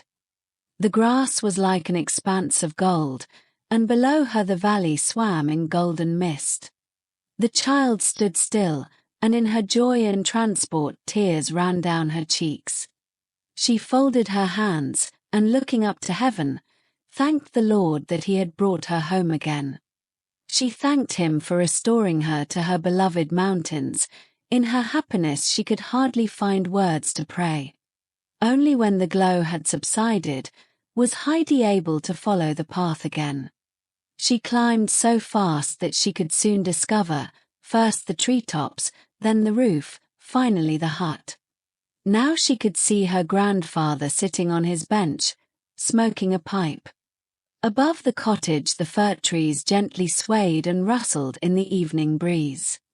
At last she had reached the hut, and throwing herself in her grandfather's arms, she hugged him and held him tight.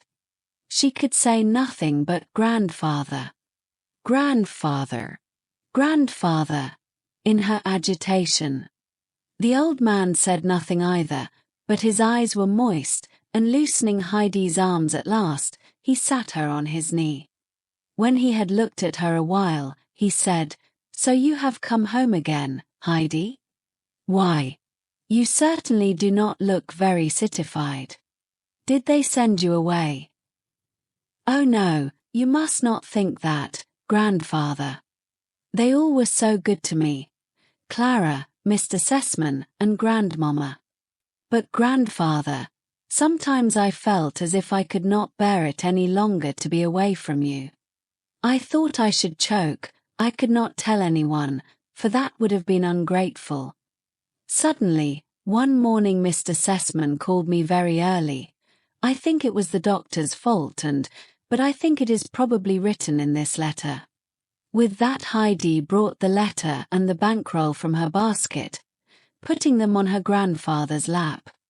"This belongs to you," he said, laying the roll beside him. Having read the letter, he put it in his pocket.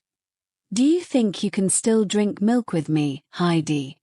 he asked, while he stepped into the cottage. "Take your money with you. You can buy a bed for it and clothes for many years." "I don't need it at all, grandfather," Heidi assured him. "I have a bed and Clara has given me so many dresses that I shan't need any more all my life. Take it and put it in the cupboard, for you will need it some day." Heidi obeyed, and danced around the hut in her delight to see all the beloved things again. Running up to the loft, she exclaimed in great disappointment, "Oh grandfather, my bed is gone." "It will come again," the grandfather called up from below. "How could I know that you were coming back? Get your milk now." Heidi, coming down, took her old seat. She seized her bowl and emptied it eagerly, as if it was the most wonderful thing she had ever tasted. "Grandfather, our milk is the best in all the world." Suddenly Heidi, hearing a shrill whistle, rushed outside, as Peter and all his goats came racing down. Heidi greeted the boy, who stopped, rooted to the spot, staring at her. Then she ran into the midst of her beloved friends, who had not forgotten her either. Schwanli and Barley bleated for joy, and all her other favorites pressed near to her. Heidi was beside herself with joy, and caressed little Snowhopper and patted Thistlefinch, till she felt herself pushed to and fro among them. "Peter, why don't you come down and say good night to me?" Heidi called to the boy. "Have you come again?" he exclaimed at last. Then he took Heidi's proffered hand and asked her, as if she had been always there. "Are you coming up with me tomorrow?" "No, tomorrow I must go to grandmother, but perhaps the day after." Peter had a hard time with his goats that day, for they would not follow him. Over and over again they came back to Heidi, till she entered the shed with barley and Schwanli and shut the door. When Heidi went up to her loft to sleep, she found a fresh, fragrant bed waiting for her. And she slept better that night than she had for many, many months, for her great and burning longing had been satisfied. About 10 times that night the grandfather rose from his couch to listen to Heidi's quiet breathing. The window was filled up with hay, for from now on the moon was not allowed to shine on Heidi any more. But Heidi slept quietly, for she had seen the flaming mountains and had heard the fir trees roar. Heidi was standing under the swaying fir trees, waiting for her grandfather to join her. He had promised to bring up her trunk from the village while she went in to visit the grandmother. The child was longing to see the blind woman again and to hear how she had liked the rolls. It was Saturday, and the grandfather had been cleaning the cottage. Soon he was ready to start. When they had descended and Heidi entered Peter's hut, the grandmother called lovingly to her, "Have you come again, child?" She took hold of Heidi's hand and held it tight. Grandmother then told the little visitor how good the rolls had tasted, and how much stronger she felt already. Brigida related further that the grandmother had only eaten a single roll, being so afraid to finish them too soon. Heidi had listened attentively, and said now, "Grandmother, I know what I shall do. I am going to write to Clara and she'll surely send me a whole lot more."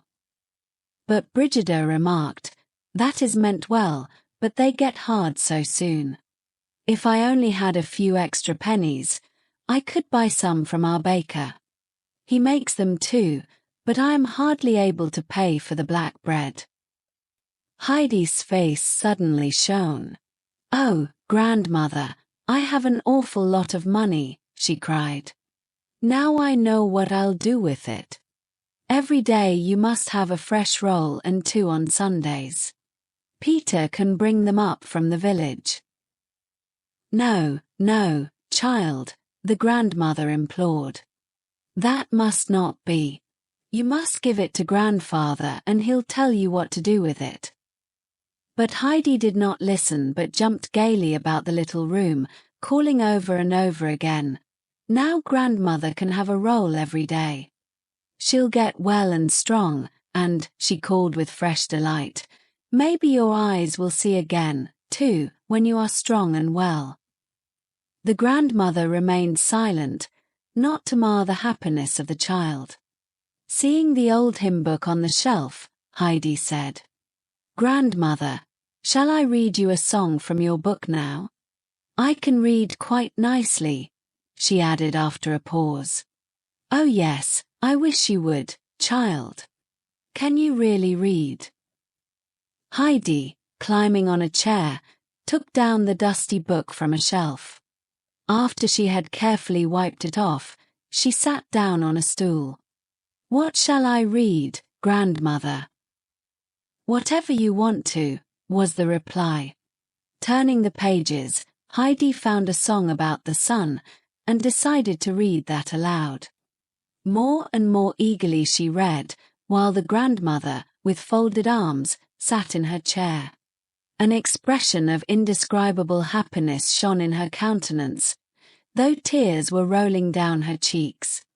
When Heidi had repeated the end of the song a number of times, the old woman exclaimed, "Oh, Heidi, everything seems bright to me again and my heart is light. Thank you, child, you have done me so much good." Heidi looked enraptured at the grandmother's face, which had changed from an old, sorrowful expression to a joyous one. She seemed to look up gratefully, as if she could already behold the lovely, celestial gardens told of in the hymn. Soon the grandfather knocked on the window, for it was time to go. Heidi followed quickly, assuring the grandmother that she would visit her every day now.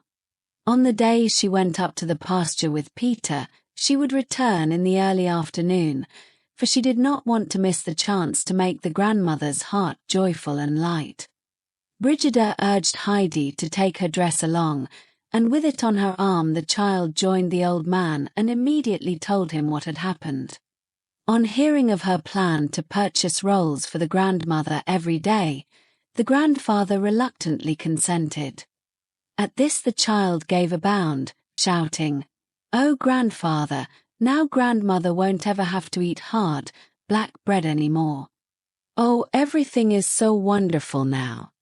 If God our Father had done immediately what I prayed for, I should have come home at once and could not have brought half as many rolls to grandmother. I should not have been able to read either. Grandmama told me that God would make everything much better than I could ever dream.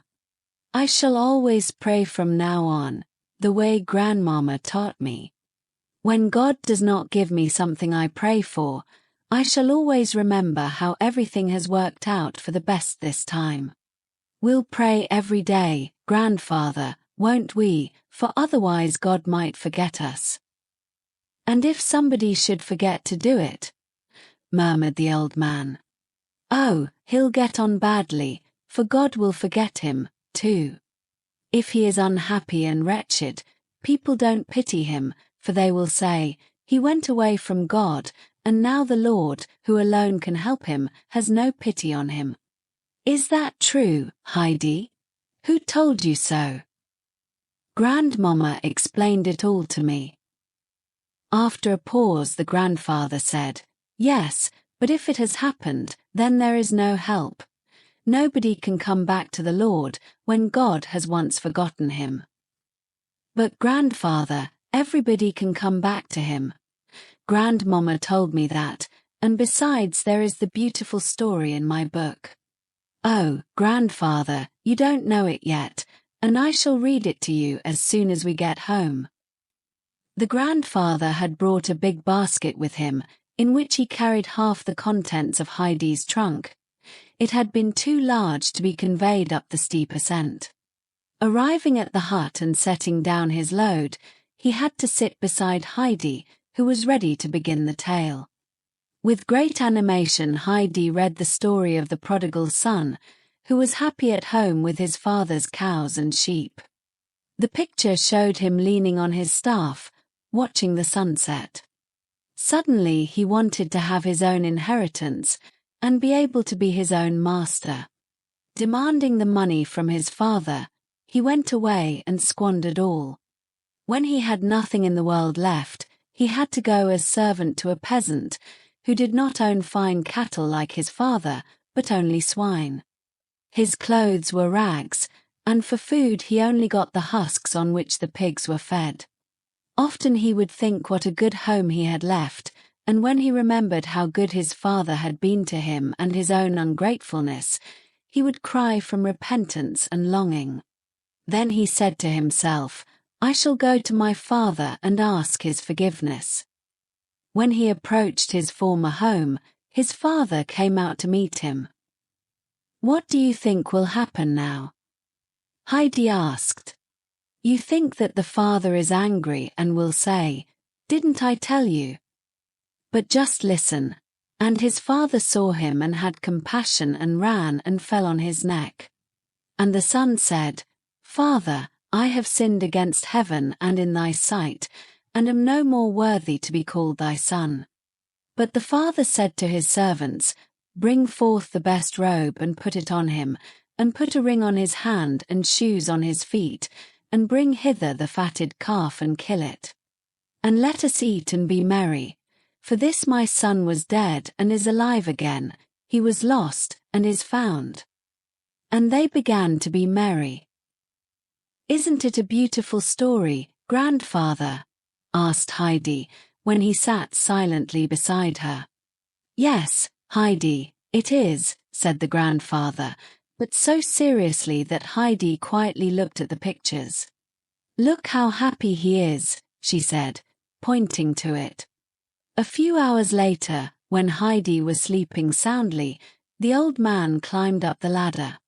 Placing a little lamp beside the sleeping child, he watched her a long, long time. Her little hands were folded and her rosy face looked confident and peaceful. The old man now folded his hands and said in a low voice, while big tears rolled down his cheeks, "Father, I have sinned against heaven and thee, and am no more worthy to be thy son." The next morning found the uncle standing before the door, looking about him over valley and mountain. A few early bells sounded from below and the birds sang their morning anthems.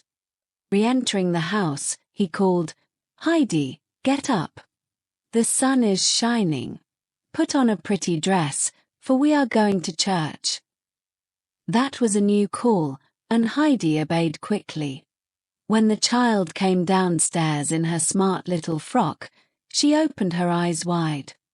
"Oh, grandfather," she exclaimed, "I have never seen you in your Sunday coat with the silver buttons. Oh, how fine you look." The old man, turning to the child, said with a smile, "You look nice, too, come now." With Heidi's hand in his they wandered down together. The nearer they came to the village, the louder and richer the bells resounded. "Oh, grandfather, do you hear it? It seems like a big, high feast," said Heidi. When they entered the church, all the people were singing. Though they sat down on the last bench behind, the people had noticed their presence and whispered it from ear to ear. When the pastor began to preach, his words were a loud thanksgiving that moved all his hearers. After the service, the old man and the child walked to the parsonage. The clergyman had opened the door and received them with friendly words.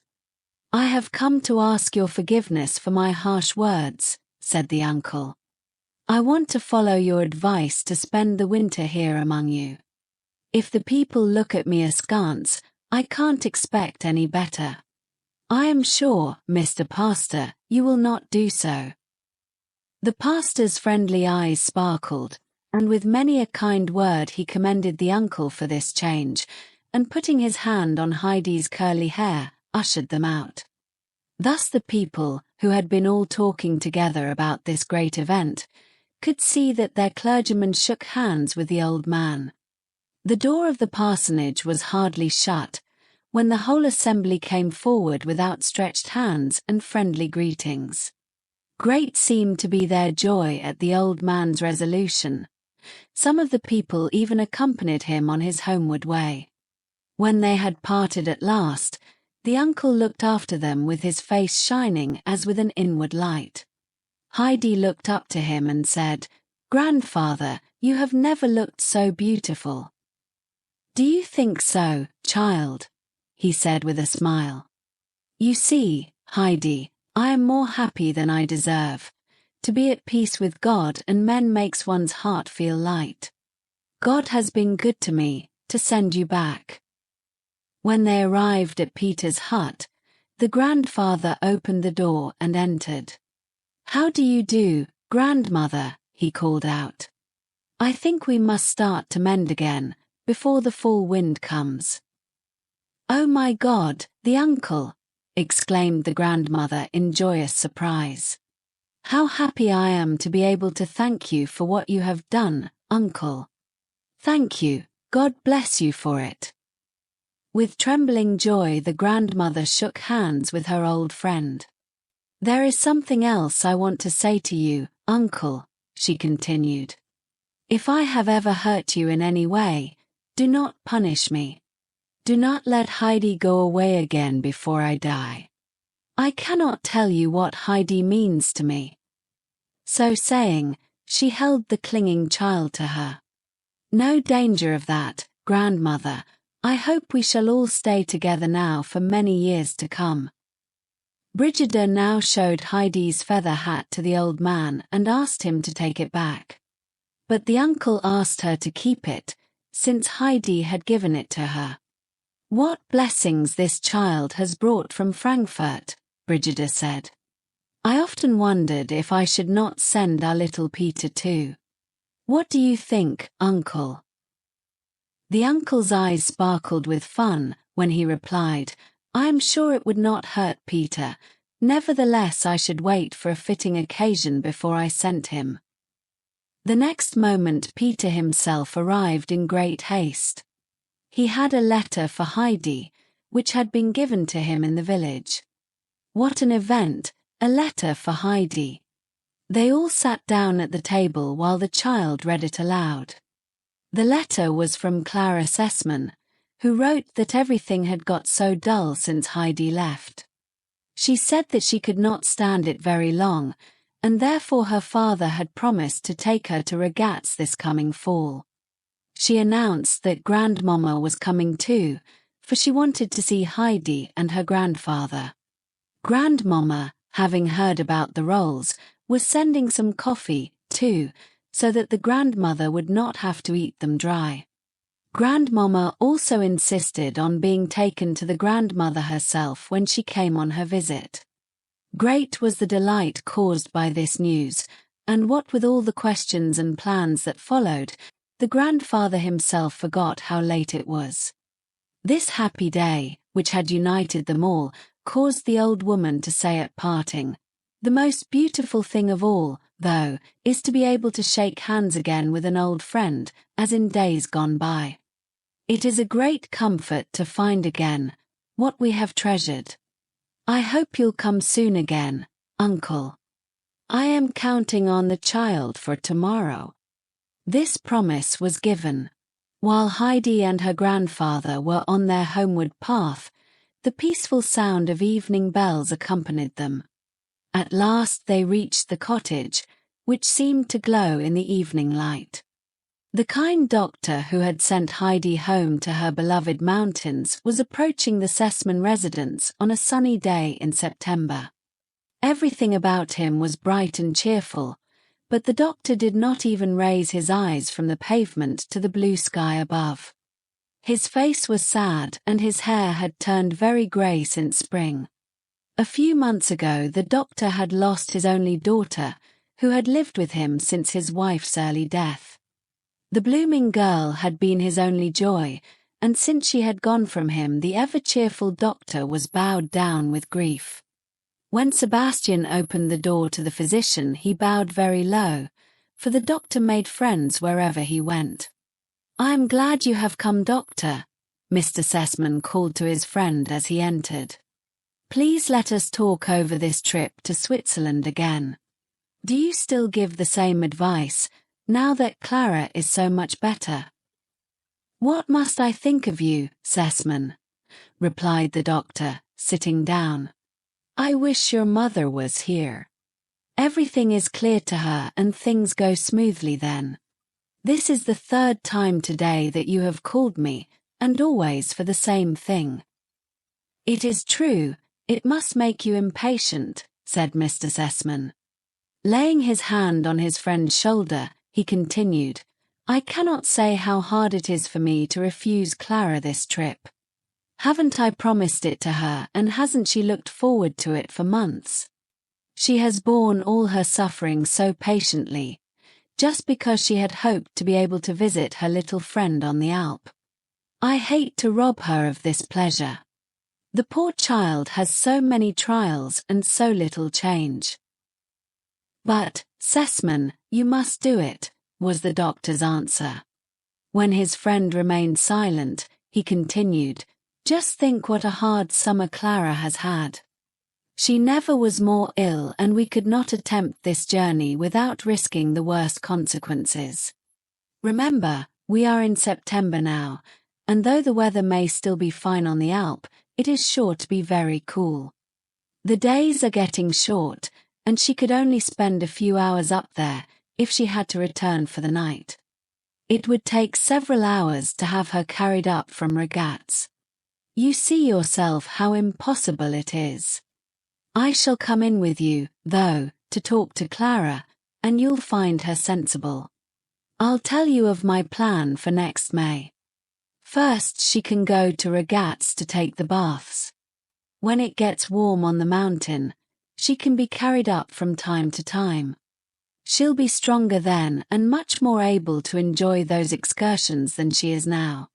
If we hope for an improvement in her condition, we must be extremely cautious and careful, remember that."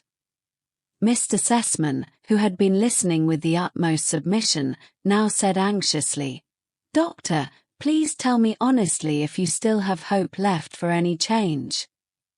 With shrugging shoulders the doctor replied, "Not very much. But think of me, Sessman. Have you not a child who loves you and always welcomes you? You don't have to come back to a lonely house and sit down alone at your table. Your child is well taken care of, and if she has many privations, she also has many advantages. Sessman, you do not need to be pitied. Just think of my lonely home." Mr. Sessman had gotten up and was walking round the room, as he always did when something occupied his thoughts. Suddenly he stood before his friend and said, "Doctor, I have an idea. I cannot see you sad any longer. You must get away. You shall undertake this trip and visit Heidi in our stead." The doctor had been surprised by this proposal and tried to object. But Mr. Sessman was so full of his new project that he pulled his friend with him into his daughter's room, not leaving him time for any remonstrances. Clara loved the doctor, who had always tried to cheer her up on his visits by bright and funny tales. She was sorry for the change that had come over him and would have given much to see him happy again.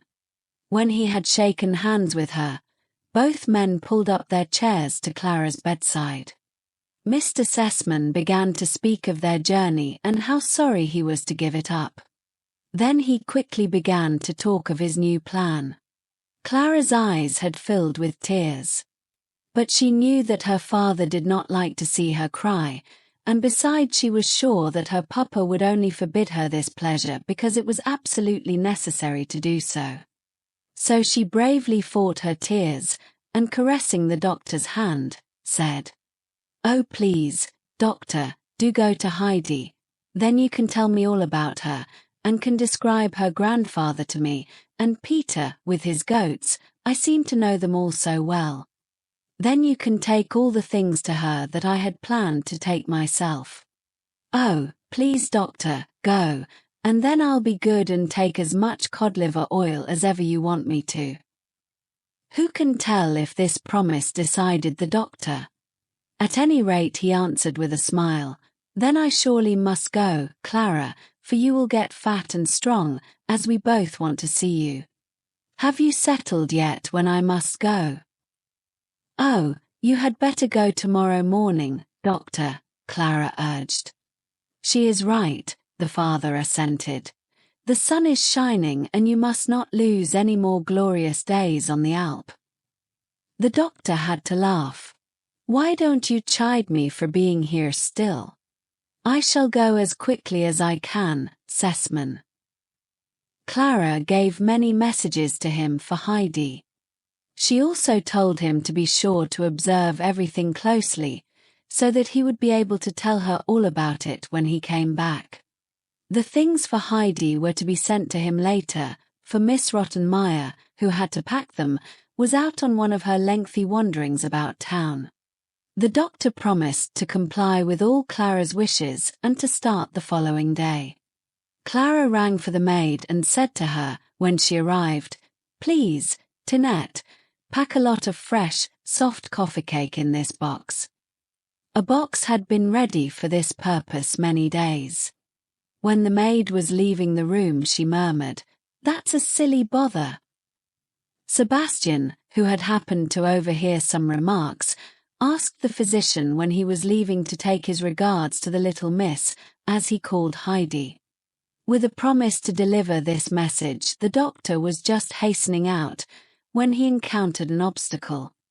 Miss Rottenmeier, who had been obliged to return from her walk on account of the strong wind, was just coming in. She wore a large cape, which the wind was blowing about her like two full sails. Both had retreated politely to give way to each other. Suddenly the wind seemed to carry the housekeeper straight towards the doctor, who had barely time to avoid her.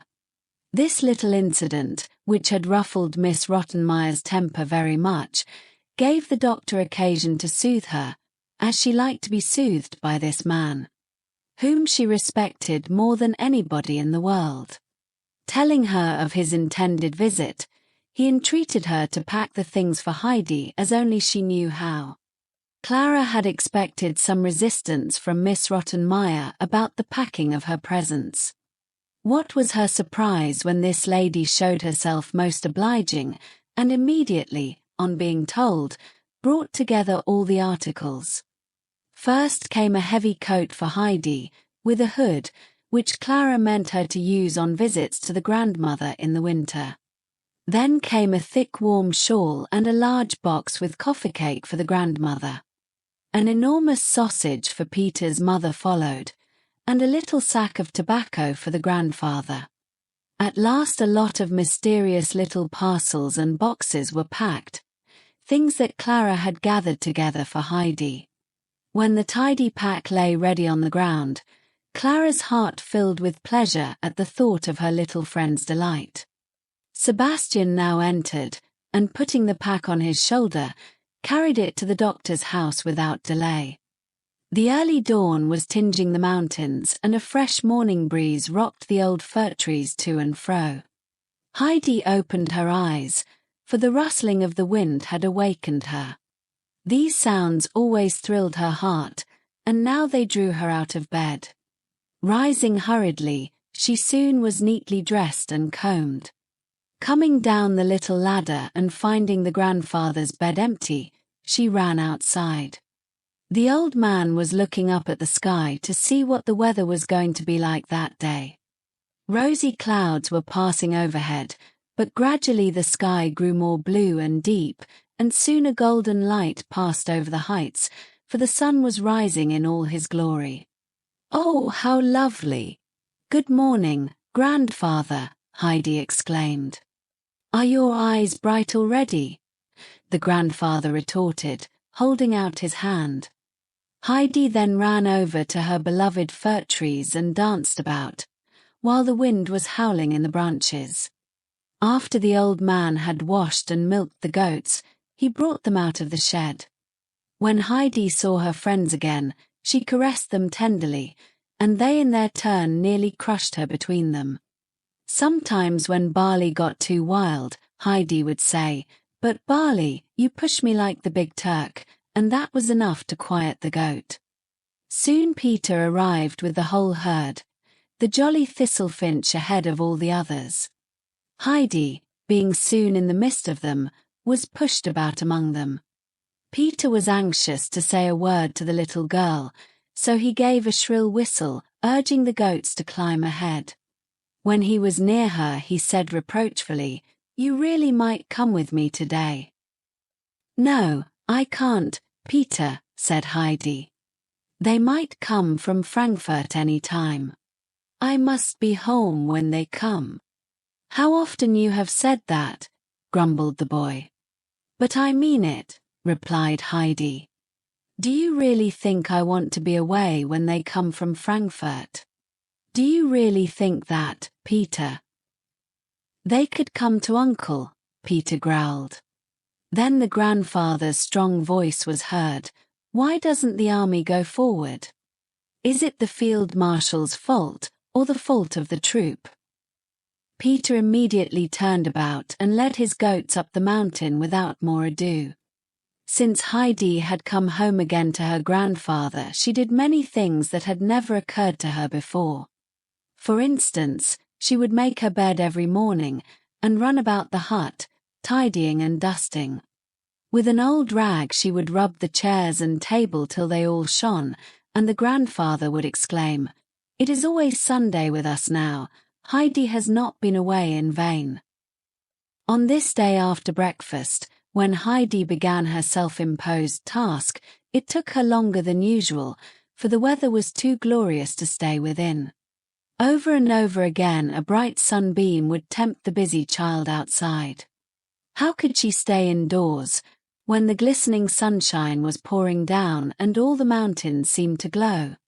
She had to sit down on the dry, hard ground and look down into the valley and all about her. Then, suddenly remembering her little duties, she would hasten back. It was not long, though, till the roaring fir trees tempted her again. The grandfather had been busy in his little shop, merely glancing over at the child from time to time. Suddenly he heard her call, "Oh, grandfather, come." He was frightened and came out quickly. He saw her running down the hill crying, "They are coming, they are coming. Oh, the doctor is coming first." When Heidi at last reached her old friend, he held out his hand, which Heidi immediately seized. In the full joy of her heart, she exclaimed, "How do you do, doctor? And I thank you 1,000 times." "How are you, Heidi? But what are you thanking me for already?" the doctor asked, with a smile. "Because you let me come home again," the child explained. The gentleman's face lit up like sunshine. He had certainly not counted on such a reception on the Alp. On the contrary, not even noticing all the beauty around him, he had climbed up sadly, for he was sure that Heidi probably would not know him any more. He thought that he would be far from welcome, being obliged to cause her a great disappointment. Instead, he beheld Heidi's bright eyes looking up at him in gratefulness and love. She was still holding his arm when he said, "Come now, Heidi, and take me to your grandfather, for I want to see where you live." Like a kind father, he had taken her hand, but Heidi stood still and looked down the mountainside. "But where are Clara and grandmama?" she asked. "Child, I must tell you something now which will grieve you as much as it grieves me," replied the doctor. "I had to come alone, for Clara has been very ill and could not travel. Of course grandmama has not come either, but the spring will soon be here, and when the days get long and warm, they will surely visit you." Heidi was perfectly amazed. She could not understand how all those things that she had pictured to herself so clearly would not happen after all. She was standing perfectly motionless, confused by the blow. It was some time before Heidi remembered that, after all, she had come down to meet the doctor. Looking up at her friend, she was struck by his sad and cheerless face. How changed he was since she had seen him. She did not like to see people unhappy, least of all the good, kind doctor. He must be sad because Clara and grandmama had not come, and to console him she said, "Oh, it won't last long till spring comes again, then they will come for sure. They'll be able to stay much longer then, and that will please Clara. Now we'll go to grandfather." Hand in hand she climbed up with her old friend. All the way she tried to cheer him up by telling him again and again of the coming summer days. After they had reached the cottage, she called out to her grandfather quite happily, "They are not here yet, but it won't be very long before they are coming." The grandfather warmly welcomed his guest, who did not seem at all a stranger, for had not Heidi told him many things about the doctor? They all three sat down on the bench before the door, and the doctor told of the object of his visit. He whispered to the child that something was coming up the mountain very soon which would bring her more pleasure than his visit. What could it be? The uncle advised the doctor to spend the splendid days of autumn on the Alp, if possible, and to take a little room in the village instead of in Ragaz. Then he could easily walk up every day to the hut, and from there the uncle could take him all around the mountains. This plan was accepted. The sun was in its zenith and the wind had ceased. Only a soft, delicious breeze fanned the cheeks of all. The uncle now got up and went into the hut, returning soon with a table and their dinner. "Go in, Heidi, and set the table here. I hope you will excuse our simple meal," he said, turning to his guest. "I shall gladly accept this delightful invitation. I am sure that dinner will taste good up here," said the guest, looking down over the sun-bathed valley. Heidi was running to and fro, for it gave her great joy to be able to wait on her kind protector. Soon the uncle appeared with the steaming milk, the toasted cheese, and the finely sliced, rosy meat that had been dried in the pure air. The doctor enjoyed his dinner better than any he had ever tasted. "Yes, we must send Clara up here. How she could gather strength," he said. "If she would have an appetite like mine today, she couldn't help getting nice and fat." At this moment a man could be seen walking up with a large sack on his shoulders. Arriving on top, he threw down his load, breathing in the pure, fresh air. Opening the cover, the doctor said, "This has come for you from Frankfurt, Heidi. Come and look what is in it." Heidi timidly watched the heap, and only when the gentleman opened the box with the cakes for the grandmother she said joyfully, "Oh, now grandmother can eat this lovely cake." She was taking the box and the beautiful shawl on her arm and was going to race down to deliver the gifts, when the men persuaded her to stay and unpack the rest. What was her delight at finding the tobacco and all the other things. The men had been talking together, when the child suddenly planted herself in front of them and said, "These things have not given me as much pleasure as the dear doctor's coming." Both men smiled. When it was near sunset, the doctor rose to start on his way down. The grandfather, carrying the box, the shawl, and the sausage, and the guest holding the little girl by the hand, they wandered down the mountainside. When they reached Peter's hut, Heidi was told to go inside and wait for her grandfather there. At parting she asked, "Would you like to come with me up to the pasture tomorrow, doctor?" "With pleasure. Goodbye, Heidi," was the reply. The grandfather had deposited all the presents before the door, and it took Heidi long to carry in the huge box and the sausage. The shawl she put on the grandmother's knee. Brigida had silently watched the proceedings, and could not open her eyes wide enough when she saw the enormous sausage. Never in her life had she seen the like, and now she really possessed it and could cut it herself. "Oh, grandmother, don't the cakes please you awfully? Just look how soft they are," the child exclaimed. What was her amazement when she saw the grandmother more pleased with the shawl, which would keep her warm in winter.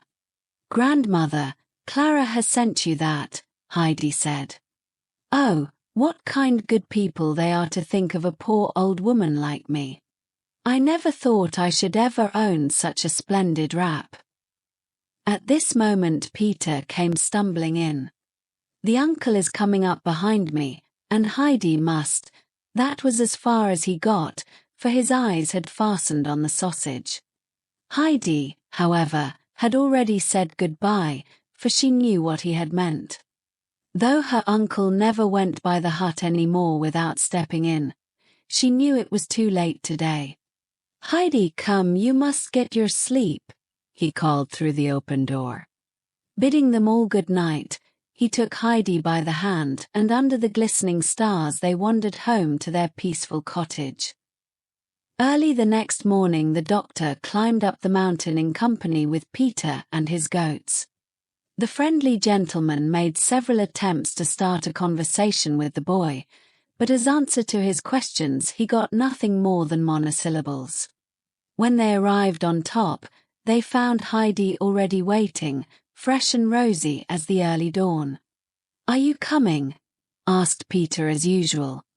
"Of course I shall, if the doctor comes with us," replied the child. The grandfather, coming out of the hut, greeted the newcomer with great respect. Then he went up to Peter, and hung on his shoulder the sack, which seemed to contain more than usual that day. When they had started on their way, Heidi kept urging forward the goats, which were crowding about her. When at last she was walking peacefully by the doctor's side, she began to relate to him many things about the goats and all their strange pranks, and about the flowers, rocks, and birds they saw. When they arrived at their destination, time seemed to have flown. Peter all the time was sending many an angry glance at the unconscious doctor, who never even noticed it. Heidi now took the doctor to her favorite spot. From there they could hear the peaceful-sounding bells of the grazing cattle below. The sky was deep blue, and above their heads the eagle was circling with outstretched wings. Everything was luminous and bright about them, but the doctor had been silent. Suddenly looking up, he beheld Heidi's radiant eyes. "Heidi, it is beautiful up here," he said. "But how can anybody with a heavy heart enjoy the beauty? Tell me." "Oh," exclaimed Heidi, "one never has a sad heart here. One only gets unhappy in Frankfurt." A faint smile passed over the doctor's face. Then he began, "But if somebody has brought his sorrow away with him, how would you comfort him? God in heaven alone can help him." "That is true, child," remarked the doctor. "But what can we do when God himself has sent us the affliction?" After meditating a moment, Heidi replied, "One must wait patiently, for God knows how to turn the saddest things to something happy in the end. God will show us what he has meant to do for us. But he will only do so if we pray to him patiently. I hope you will always keep this beautiful belief, Heidi," said the doctor. Then looking up at the mighty cliffs above, he continued, "Think how sad it would make us not to be able to see all these beautiful things. Wouldn't that make us doubly sad? Can you understand me, child?" A great pain shot through Heidi's breast. She had to think of the poor grandmother. Her blindness was always a great sorrow to the child, and she had been struck with it anew. Seriously, she replied, "Oh yes, I can understand it. But then we can read grandmother's songs. They make us happy and bright again." "Which songs, Heidi?" "Oh, those of the sun, and of the beautiful garden, and then the last verses of the long one. Grandmother loves them so that I always have to read them over 3 times, said Heidi. "I wish you would say them to me, child, for I should like to hear them," said the doctor. Heidi, folding her hands, began the consoling verses. She stopped suddenly, however, for the doctor did not seem to listen. He was sitting motionless, holding his hand before his eyes. Thinking that he had fallen asleep, she remained silent. But the verses had recalled his childhood days. He seemed to hear his mother and see her loving eyes, for when he was a little boy she had sung this song to him. A long time he sat there, till he discovered that Heidi was watching him. "Heidi, your song was lovely," he said with a more joyful voice. "We must come here another day, and then you can recite it to me again." During all this time Peter had been boiling with anger. Now that Heidi had come again to the pasture with him, she did nothing but talk to the old gentleman.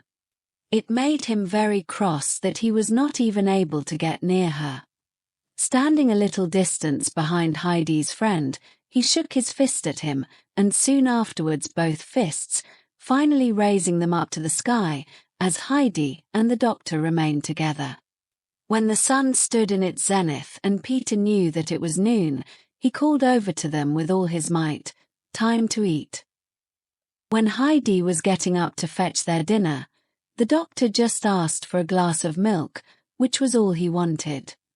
The child also decided to make the milk her sole repast, running over to Peter and informing him of their resolution. When the boy found that the whole contents of the bag was his, he hurried with his task as never in his life before. But he felt guilty on account of his former anger at the kind gentleman. To show his repentance, he held his hands up flat to the sky, indicating by his action that his fists did not mean anything anymore. Only after that did he start with his feast. Heidi and the doctor had wandered about the pasture till the gentleman had found it time to go. He wanted Heidi to remain where she was, but she insisted on accompanying him. All the way down she showed him many places where the pretty mountain flowers grew, all of whose names she could tell him. When they parted at last, Heidi waved to him. From time to time he turned about, and seeing the child still standing there, he had to think of his own little daughter who used to wave to him like that when he went away from home. The weather was warm and sunny that month.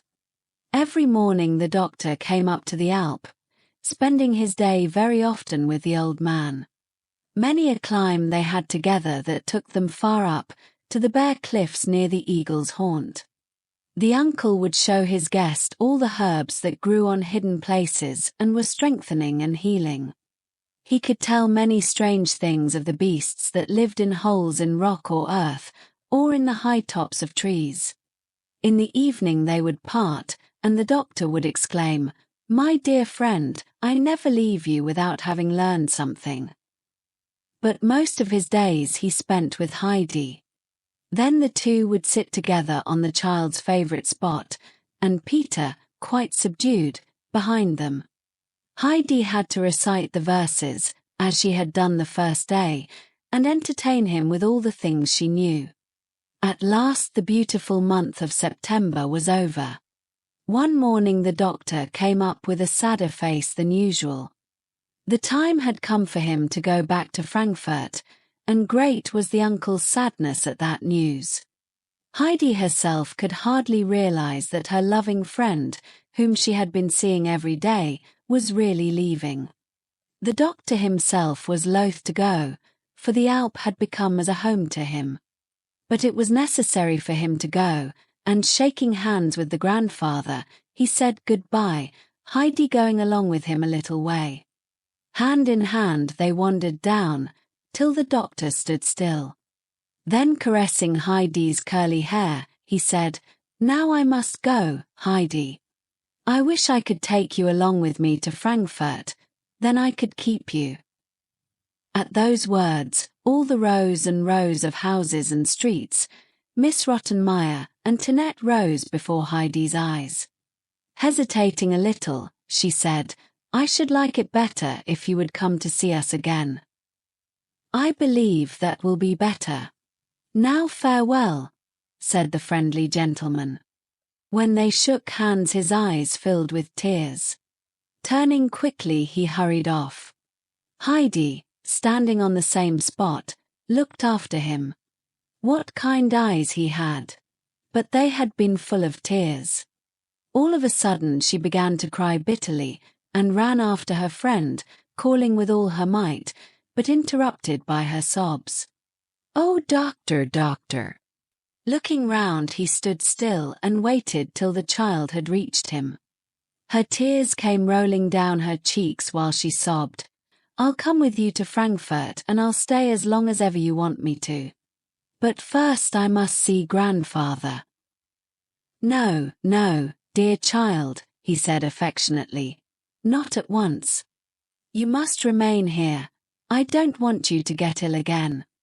But if I should get sick and lonely and ask you to come to me, would you come and stay with me?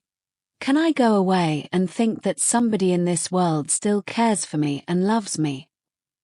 "Yes, I shall come to you the same day, for I really love you as much as grandfather," Heidi assured him, crying all the time.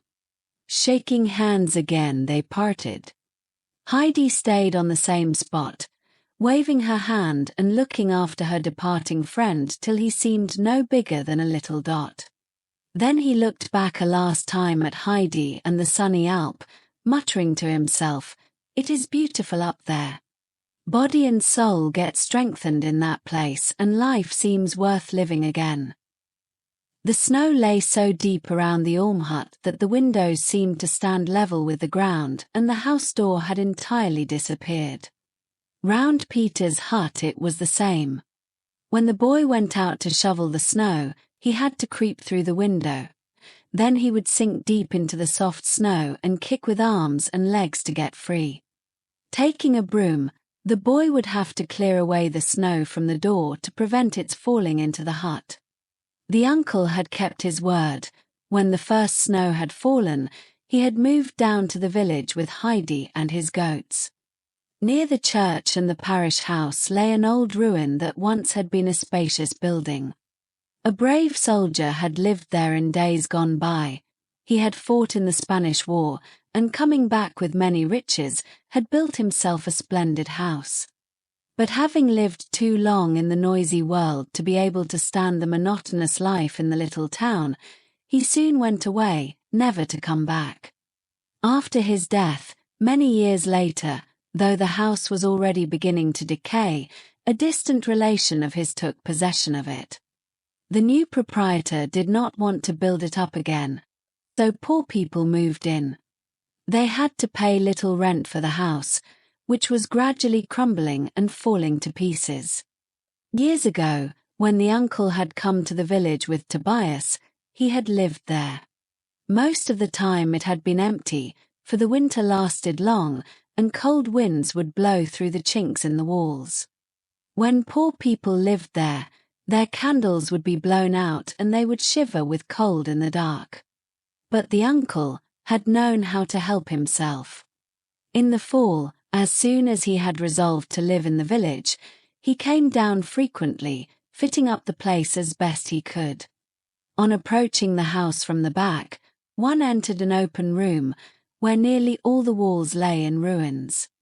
On one side the remains of a chapel could be seen, now covered with the thickest ivy.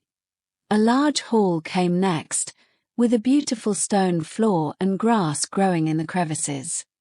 Most of the walls were gone and part of the ceiling also. If a few thick pillars had not been left supporting the rest, it would undoubtedly have tumbled down. The uncle had made a wooden partition here for the goats, and covered the floor with straw. Several corridors, most of them half decayed, led finally to a chamber with a heavy iron door. This room was still in good condition and had dark wood paneling on the four firm walls. In one corner was an enormous stove, which nearly reached up to the ceiling. On the white tiles were painted blue pictures of old towers surrounded by high trees, and of hunters with their hounds. There also was a scene with a quiet lake, where, under shady oak trees, a fisherman was sitting. Around the stove a bench was placed.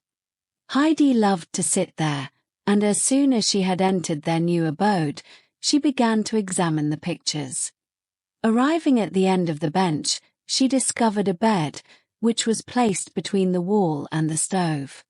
"Oh, grandfather, I have found my bedroom," exclaimed the little girl. "Oh, how fine it is! Where are you going to sleep?" "Your bed must be near the stove, to keep you warm," said the old man. "Now come and look at mine." With that the grandfather led her into his bedroom. From there a door led into the hugest kitchen Heidi had ever seen. With a great deal of trouble the grandfather had fitted up this place. Many boards were nailed across the walls and the door had been fastened with heavy wires, for beyond, the building lay in ruins. Thick underbrush was growing there, sheltering thousands of insects and lizards. Heidi was delighted with her new home, and when Peter arrived next day, she did not rest till he had seen every nook and corner of the curious dwelling place. Heidi slept very well in her chimney corner, but it took her many days to get accustomed to it. When she woke up in the morning and could not hear the fir trees roar, she would wonder where she was. Was the snow too heavy on the branches? Was she away from home? But as soon as she heard her grandfather's voice outside, she remembered everything and would jump merrily out of bed. After 4 days had gone by, Heidi said to her grandfather, "I must go to grandmother now, she has been alone so many days." But the grandfather shook his head and said, "You can't go yet, child. The snow is fathoms deep up there and is still falling. Peter can hardly get through. A little girl like you would be snowed up and lost in no time. Wait a while till it freezes and then you can walk on top of the crust." Heidi was very sorry, but she was so busy now that the days flew by. Every morning and afternoon she went to school, eagerly learning whatever was taught her. She hardly ever saw Peter there, for he did not come very often. The mild teacher would only say from time to time, "It seems to me, Peter is not here again.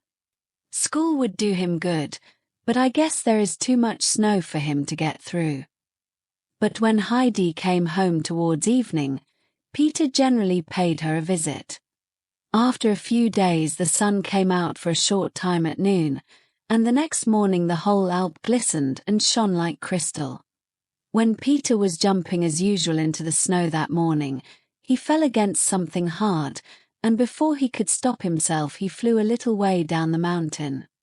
When he had gained his feet at last, he stamped upon the ground with all his might. It really was frozen as hard as stone. Peter could hardly believe it, and quickly running up and swallowing his milk and putting his bread in his pocket, he announced, "I must go to school today." "Yes, go and learn nicely," answered his mother. Then, sitting down on his sled, the boy coasted down the mountain like a shot. Not being able to stop his course when he reached the village, he coasted down further and further till he arrived in the plain where the sled stopped of itself. It was already late for school, so the boy took his time and only arrived in the village when Heidi came home for dinner. "We've got it," announced the boy, on entering. "What, General?" asked the uncle. "The snow," Peter replied. "Oh, now I can go up to grandmother." Heidi rejoiced. "But Peter, why didn't you come to school? You could coast down today," she continued reproachfully. "I went too far on my sled and then it was too late," Peter replied. "I call that deserting," said the uncle. "People who do that must have their ears pulled. Do you hear?" The boy was frightened, for there was no one in the world whom he respected more than the uncle. "A general like you ought to be doubly ashamed to do so," the uncle went on. "What would you do with the goats if they did not obey you any more?" "Beat them," was the reply. "If you knew of a boy that was behaving like a disobedient goat and had to get spanked, what would you say?" "Serves him right." So now you know it, Goat General. If you miss school again, when you ought to be there, you can come to me and get your due. Now at last Peter understood what the uncle had meant. More kindly, the old man then turned to Peter and said, "Come to the table now and eat with us. Then you can go up with Heidi, and when you bring her back at night, you can get your supper here." This unexpected change delighted Peter. Not losing any time, he soon disposed of his full plate. Heidi, who had given the boy most of her dinner, was already putting on Clara's new coat. Then together they climbed up, Heidi chatting all the time. But Peter did not say a single word. He was preoccupied and had not even listened to Heidi's tales. Before they entered the hut, the boy said stubbornly, "I think I had rather go to school than get a beating from the uncle." Heidi promptly confirmed him in his resolution. When they went into the room, Peter's mother was alone at the table mending. The grandmother was nowhere to be seen. Brigida now told Heidi that the grandmother was obliged to stay in bed on those cold days, as she did not feel very strong. That was something new for Heidi. Quickly running to the old woman's chamber, she found her lying in a narrow bed, wrapped up in her grey shawl and thin blanket. "Thank heaven!" the grandmother exclaimed when she heard her darling's step. All autumn and winter long a secret fear had been gnawing at her heart, that Heidi would be sent for by the strange gentleman of whom Peter had told her so much. Heidi had approached the bed, asking anxiously, "Are you very sick, grandmother?" "No, no, child," the old woman reassured her. "The frost has just gone into my limbs a little." "Are you going to be well again as soon as the warm weather comes?" inquired Heidi. "Yes, yes, and if God wills, even sooner. I want to go back to my spinning wheel and I nearly tried it today.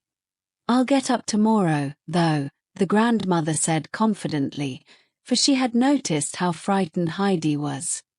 The last speech made the child feel more happy. Then, looking wonderingly at the grandmother, she said, "In Frankfurt people put on a shawl when they go out. Why are you putting it on in bed, grandmother?" "I put it on to keep me warm, Heidi. I am glad to have it, for my blanket is very thin." "But, grandmother, your bed is slanting down at your head, where it ought to be high. No bed ought to be like that." "I know, child, I can feel it well." So saying, the old woman tried to change her position on the pillow that lay under her like a thin board. "My pillow never was very thick, and sleeping on it all these years has made it flat. Oh dear, if I had only asked Clara to give me the bed I had in Frankfurt." Heidi lamented. "It had 3 big pillows on it. I could hardly sleep because I kept sliding down from them all the time. Could you sleep with them, grandmother?" "Of course, because that would keep me warm. I could breathe so much easier, too," said the grandmother, trying to find a higher place to lie on. "But I must not talk about it any more, for I have to be thankful for many things. I get the lovely roll every day and have this beautiful warm shawl. I also have you, my child. Heidi, wouldn't you like to read me something today?" Heidi immediately fetched the book and read one song after another. The grandmother in the meantime was lying with folded hands. Her face, which had been so sad a short time ago, was lit up with a happy smile. Suddenly Heidi stopped. "Are you well again, grandmother?" she asked. "I feel very much better, Heidi. Please finish the song, will you?" The child obeyed, and when she came to the last words, "When mine eyes grow dim and sad, let thy love more brightly burn, that my soul, a wanderer glad, safely homeward may return." "Safely homeward may return," she exclaimed. "Oh, grandmother, I know what it is like to come home." After a while she said, "It is getting dark, grandmother, I must go home now. I am glad that you feel better again." The grandmother, holding the child's hand in hers, said, "Yes, I am happy again, though I have to stay in bed. Nobody knows how hard it is to lie here alone, day after day. I do not hear a word from anybody and cannot see a ray of sunlight. I have very sad thoughts sometimes, and often I feel as if I could not bear it any longer. But when I can hear those blessed songs that you have read to me, it makes me feel as if a light was shining into my heart, giving me the purest joy." Shaking hands, the child now said good night, and pulling Peter with her, ran outside. The brilliant moon was shining down on the white snow, light as day. The 2 children were already flying down the Alp, like birds soaring through the air. After Heidi had gone to bed that night, she lay awake a little while, thinking over everything the grandmother had said, especially about the joy the songs had given her. If only poor grandmother could hear those comforting words every day. Heidi knew that it might be a week or 2 again before she could repeat her visit. The child became very sad when she thought how uncomfortable and lonely the old woman would be. Was there no way for help? Suddenly Heidi had an idea, and it thrilled her so that she felt as if she could not wait till morning came to put her plan in execution. But in her excitement she had forgotten her evening prayer, so sitting up in bed, she prayed fervently to God. Then, falling back into the fragrant hay, she soon slept peacefully and soundly till the bright morning came.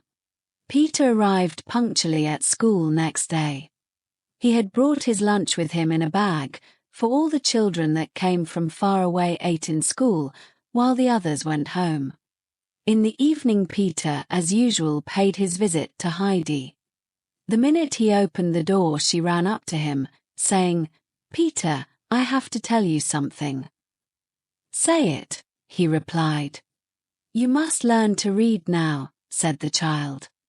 "I have done it already." Yes, Peter, but I don't mean it that way," Heidi eagerly proceeded. "You must learn so that you really know how afterwards." "I can't," Peter remarked. "Nobody believes you about that anymore, and I won't either," Heidi said resolutely.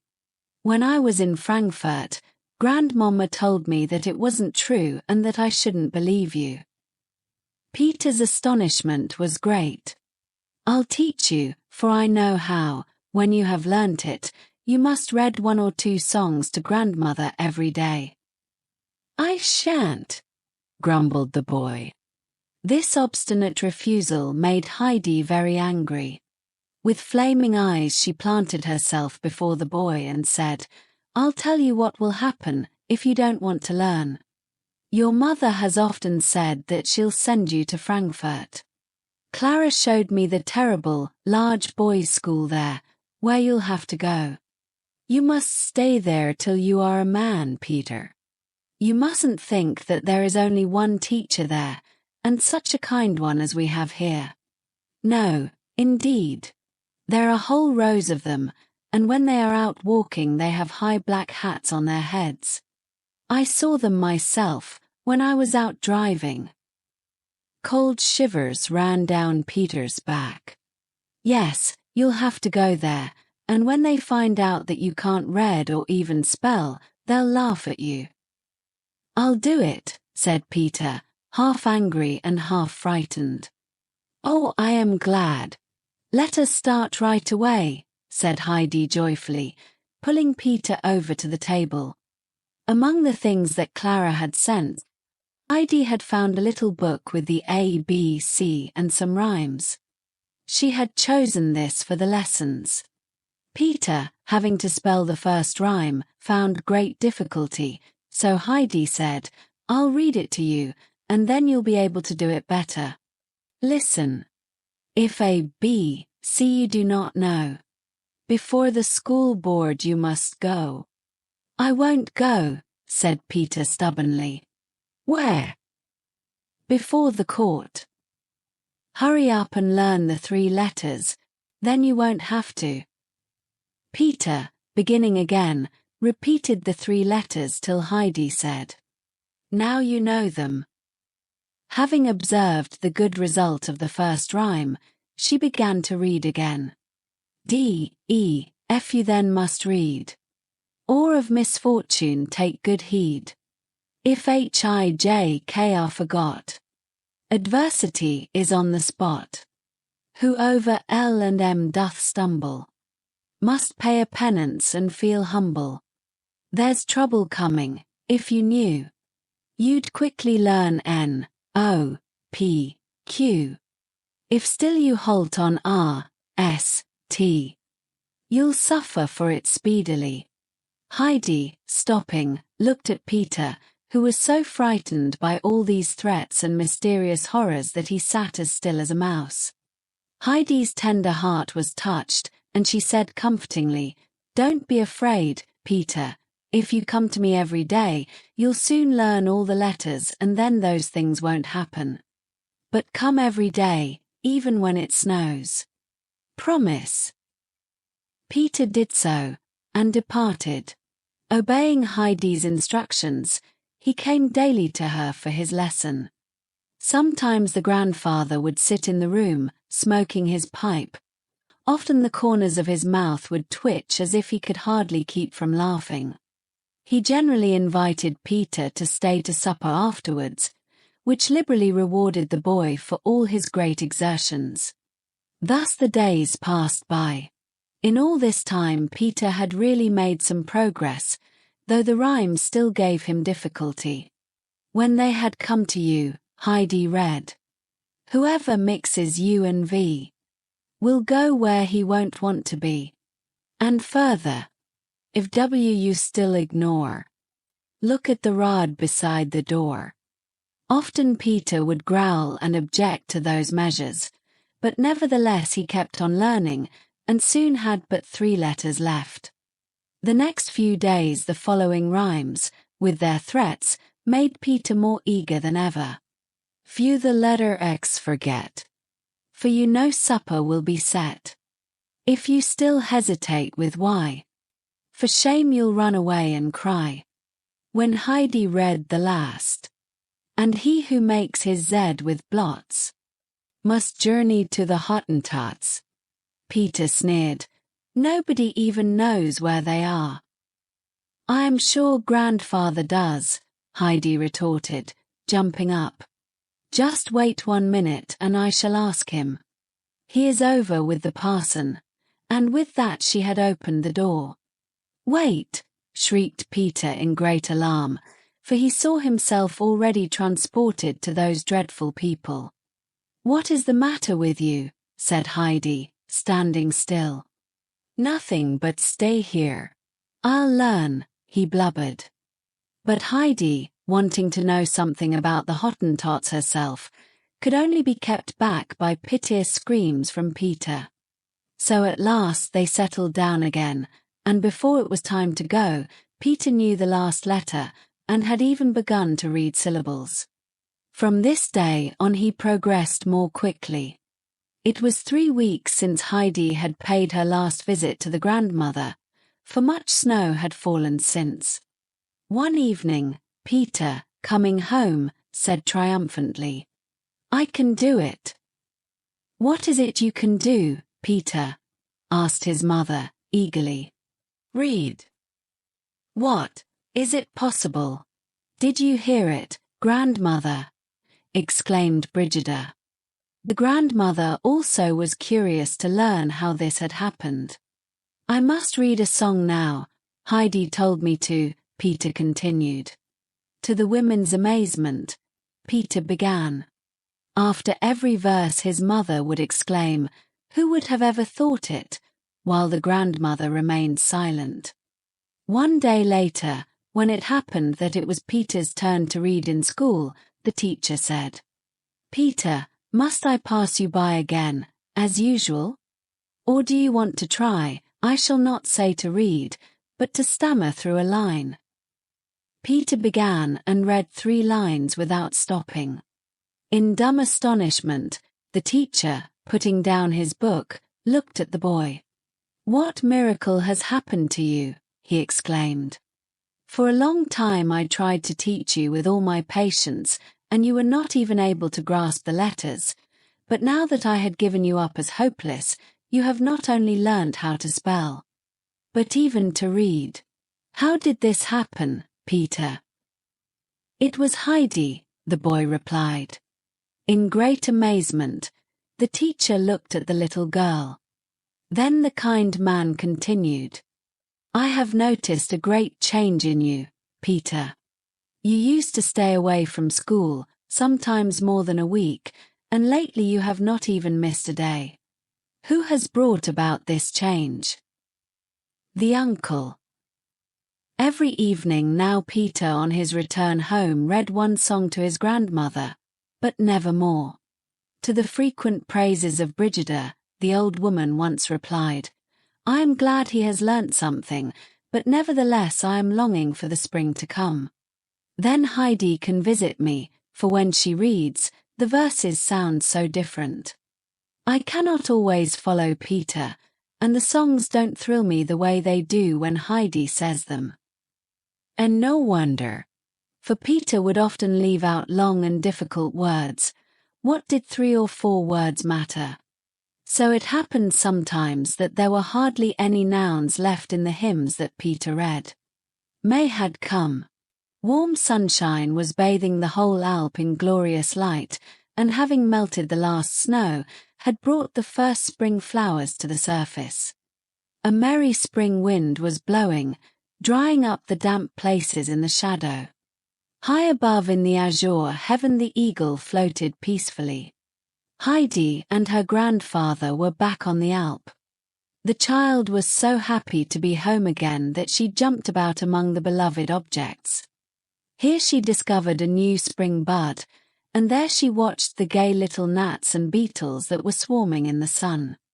The grandfather was busy in his little shop, and a sound of hammering and sawing could be heard. Heidi had to go and see what the grandfather was making. There before the door stood a neat new chair, while the old man was busy making a second. "Oh, I know what they are for," said Heidi gaily. "You are making them for Clara and Grandmama." "Oh, but we need a third, or do you think that Miss Rottenmeier won't come, perhaps?"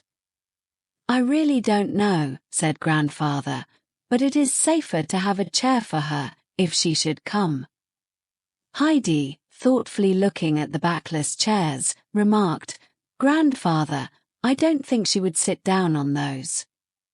"Then we must invite her to sit down on the beautiful green lounge of grass," quietly answered the old man. While Heidi was still wondering what the grandfather had meant, Peter arrived, whistling and calling. As usual, Heidi was soon surrounded by the goats, who also seemed happy to be back on the Alp. Peter, angrily pushing the goats aside, marched up to Heidi, thrusting a letter into her hand. "Did you get a letter for me on the pasture?"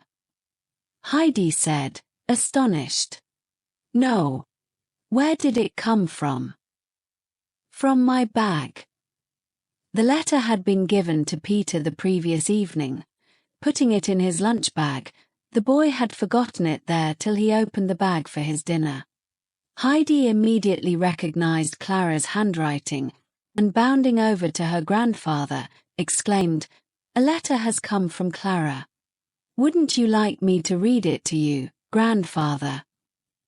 Heidi immediately read to her two listeners, as follows. "Dear Heidi, we are all packed up and shall travel in 2 or 3 days. Papa is leaving, too, but not with us, for he has to go to Paris first. The dear doctor visits us now every day, and as soon as he opens the door, he calls, 'Away to the Alp,' for he can hardly wait for us to go. If you only knew how he enjoyed being with you last fall. He came nearly every day this winter to tell us all about you and the grandfather and the mountains and the flowers he saw. He said that it was so quiet in the pure, delicious air, away from towns and streets, that everybody has to get well there.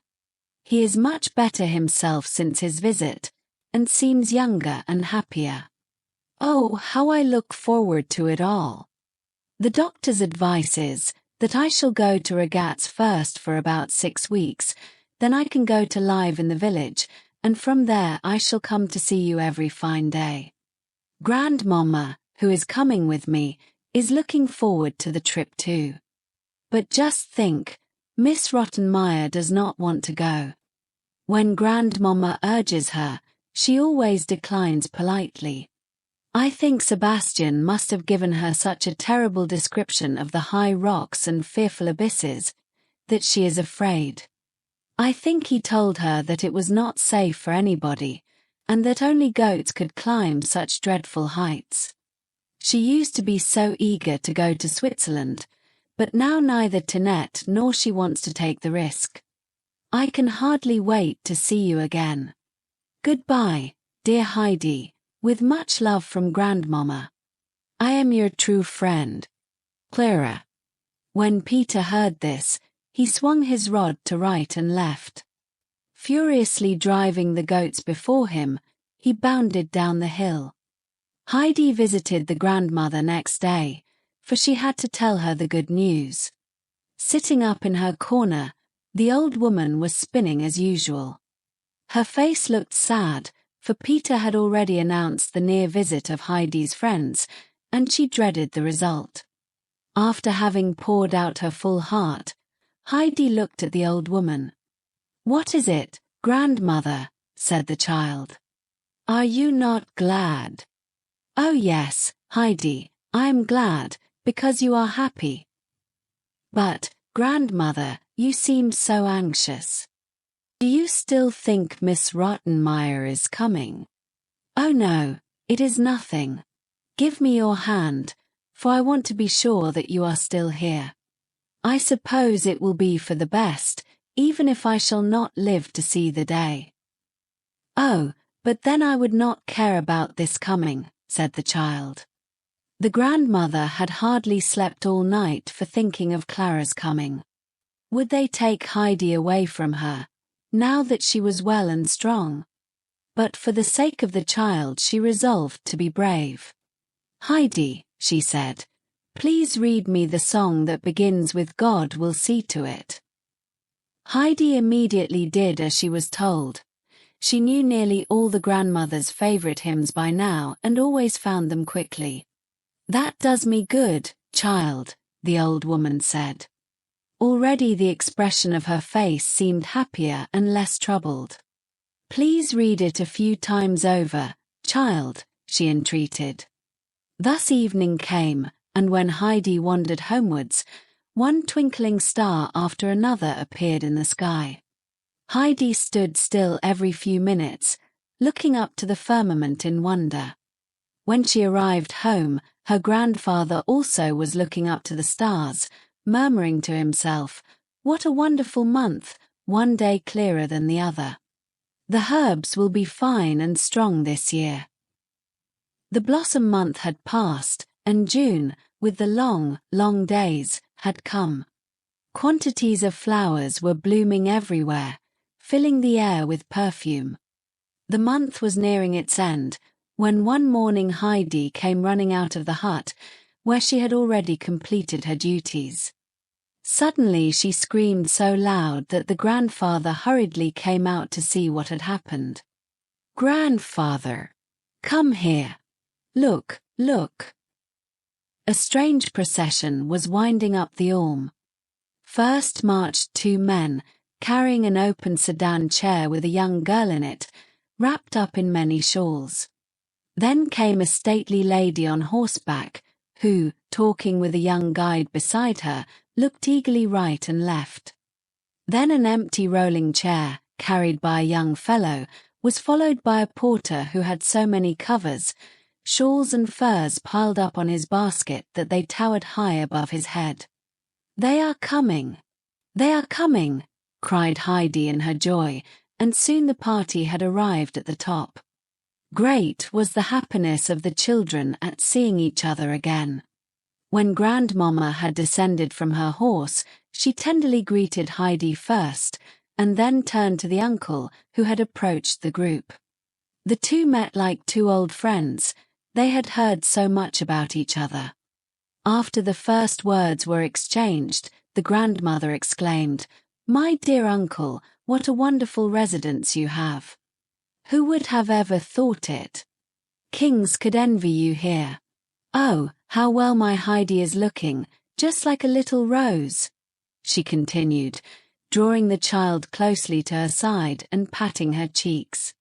"What glory everywhere! Clara, what do you say to it all?" Clara, looking about her rapturously, cried, "Oh, how wonderful, how glorious! I have never dreamt it could be as beautiful as that. Oh, Grandmamma, I wish I could stay here." The uncle had busied himself in the meantime with getting Clara's rolling chair for her. Then, going up to the girl, he gently lifted her into her seat. Putting some covers over her knees, he tucked her feet in warmly. It seemed as if the grandfather had done nothing else all his life than nurse lame people. "My dear uncle," said the grandmamma, surprised, "please tell me where you learned that, for I shall send all the nurses I know here immediately." The uncle smiled faintly, while he replied, "It comes more from care than study." His face became sad. Before his eyes had risen bygone times. For that was the way he used to care for his poor wounded captain, whom he had found in Sicily after a violent battle. He alone had been allowed to nurse him till his death, and now he would take just as good care of poor, lame Clara. When Clara had looked a long time at the cloudless sky above and all the rocky crags, she said longingly, "I wish I could walk round the hut to the fir trees. If I only could see all the things you told me so much about." Heidi pushed with all her might, and behold, the chair rolled easily over the dry grass. When they had come into the little grove, Clara could not see her fill of those splendid trees that must have stood there so many, many years. Although the people had changed and vanished, they had remained the same, ever looking down into the valley. When they passed the empty goat shed, Clara said pitifully, "Oh, grandmamma, if I could only wait up here for Schwanli and Barley. I am afraid I shan't see Peter and his goats, if we have to go away so soon again." "Dear child, enjoy now what you can," said the grandmamma, who had followed. "Oh, what wonderful flowers!" exclaimed Clara again. "Whole bushes of exquisite, red blossoms. Oh, if I could only pick some of those bluebells." Heidi, immediately gathering a large bunch, put them in Clara's lap. "Clara, this is really nothing in comparison with the many flowers in the pasture. You must come up once and see them. There are so many that the ground seems golden with them. If you ever sit down among them, you will feel as if you could never get up any more. It is so beautiful." "Oh, grandmamma, do you think I can ever go up there?" Clara asked with a wild longing in her eyes. "If I could only walk with you, Heidi, and climb round everywhere." "I'll push you," Heidi said for comfort. To show how easy it was, she pushed the chair at such a rate that it would have tumbled down the mountain if the grandfather had not stopped it at the last moment. It was time for dinner now. The table was spread near the bench, and soon everybody sat down. The grandmother was so overcome by the view and the delicious wind that fanned her cheek that she remarked, "What a wondrous place this is. I have never seen its like. But what do I see?" she continued. "I think you are actually eating your second piece of cheese, Clara." "Oh, grandmamma, it tastes better than all the things we get in regattes," replied the child, eagerly eating the savory dish. "Don't stop, our mountain wind helps along where the cooking is faulty," contentedly said the old man. During the meal the uncle and the grandmamma had soon got into a lively conversation. They seemed to agree on many things, and understood each other like old friends. A little later the grandmamma looked over to the west. "We must soon start, Clara, for the sun is already low. Our guides will be here shortly." Clara's face had become sad, and she entreated, "Oh, please let us stay here another hour or so. We haven't even seen the hut yet. I wish the day were twice as long." The grandmamma assented to Clara's wish to go inside. When the rolling chair was found too broad for the door, the uncle quietly lifted Clara in his strong arms and carried her in. Grandmamma was eagerly looking about her, glad to see everything so neat. Then going up the little ladder to the hayloft, she discovered Heidi's bed. "Is that your bed, Heidi? What a delicious perfume. It must be a healthy place to sleep," she said, looking out through the window. The grandfather, with Clara, was coming up, too, with Heidi following. Clara was perfectly entranced. "What a lovely place to sleep. Oh, Heidi, you can look right up to the sky from your bed. What a good smell. You can hear the fir trees roar here, can't you? Oh, I never saw a more delightful bedroom. The uncle, looking at the old lady, said, "Now, I have an idea that it would give Clara new strength to stay up here with us a little while. Of course, I only mean if you did not object. You have brought so many wraps that we can easily make a soft bed for Clara here. My dear lady, you can easily leave the care to me. I'll undertake it gladly." The children screamed for joy, and Grandmamma's face was beaming. "What a fine man you are," she burst out. "I was just thinking myself that a stay here would strengthen the child, but then I thought of the care and trouble for you. And now you have offered to do it, as if it was nothing at all. How can I thank you enough, uncle?" After shaking hands many times, the two prepared Clara's bed, which, thanks to the old lady's precautions, was soon so soft that the hay could not be felt through at all. The uncle had carried his new patient back to her rolling chair, and there they found her sitting, with Heidi beside her. They were eagerly talking of their plans for the coming weeks. When they were told that Clara might stay for a month or so, their faces beamed more than ever. The guide, with the horse, and the carriers of the chair now appeared, but the last two were not needed any more and could be sent away. When the grandmother got ready to leave, Clara called gaily to her, "Oh, Grandmamma, it won't be long, for you must often come and see us." While the uncle was leading the horse down the steep incline, the grandmamma told him that she would go back to Ragaz, for the Dorfli was too lonely for her. She also promised to come back from time to time. Before the grandfather had returned, Peter came racing down to the hut with all his goats. Seeing Heidi, they ran up to her in haste, and so Clara made the acquaintance of Schwanli and Barley and all the others. Peter, however, kept away, only sending furious looks at the two girls. When they bade him good night, he only ran away, beating the air with his stick. The end of the joyous day had come. The two children were both lying in their beds. "Oh, Heidi," Clara exclaimed, "I can see so many glittering stars, and I feel as if we were driving in a high carriage straight into the sky." "Yes, and do you know why the stars twinkle so merrily?" inquired Heidi. "No, but tell me." "Because they know that God in heaven looks after us mortals and we never need to fear. See, they twinkle and show us how to be merry, too. But Clara, we must not forget to pray to God and ask Him to think of us and keep us safe." Sitting up in bed, they then said their evening prayer. As soon as Heidi lay down, she fell asleep. But Clara could not sleep quite yet. It was too wonderful to see the stars from her bed. In truth, she had never seen them before, because in Frankfurt all the blinds were always down long before the stars came out, and at night she had never been outside the house.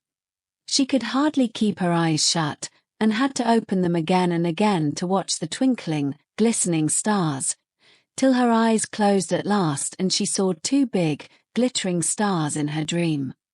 The sun was just rising, and the Ormuncle was watching how mountain and dale awoke to the new day, and the clouds above grew brighter.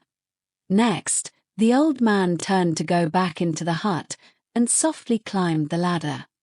Clara, having just a moment ago opened her eyes, looked about her in amazement. Bright sunbeams danced on her bed. Where was she? But soon she discovered her sleeping friend, and heard the grandfather's cheery voice. "How did you sleep? Not tired?" Clara, feeling fresh and rested, said that she had never slept better in all her life.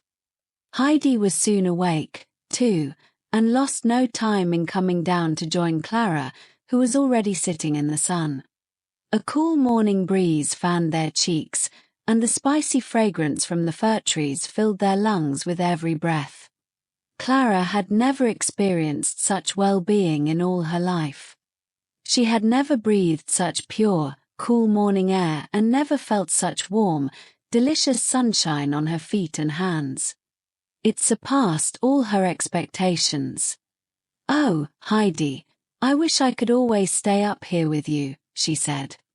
"Now you can see that everything is as beautiful as I told you," Heidi replied triumphantly. "Up on the Alp with grandfather is the loveliest spot in all the world." The grandfather was just coming out of the shed with 2 full bowls of steaming, snow-white milk. Handing one to each of the children, he said to Clara, "This will do you good, little girl.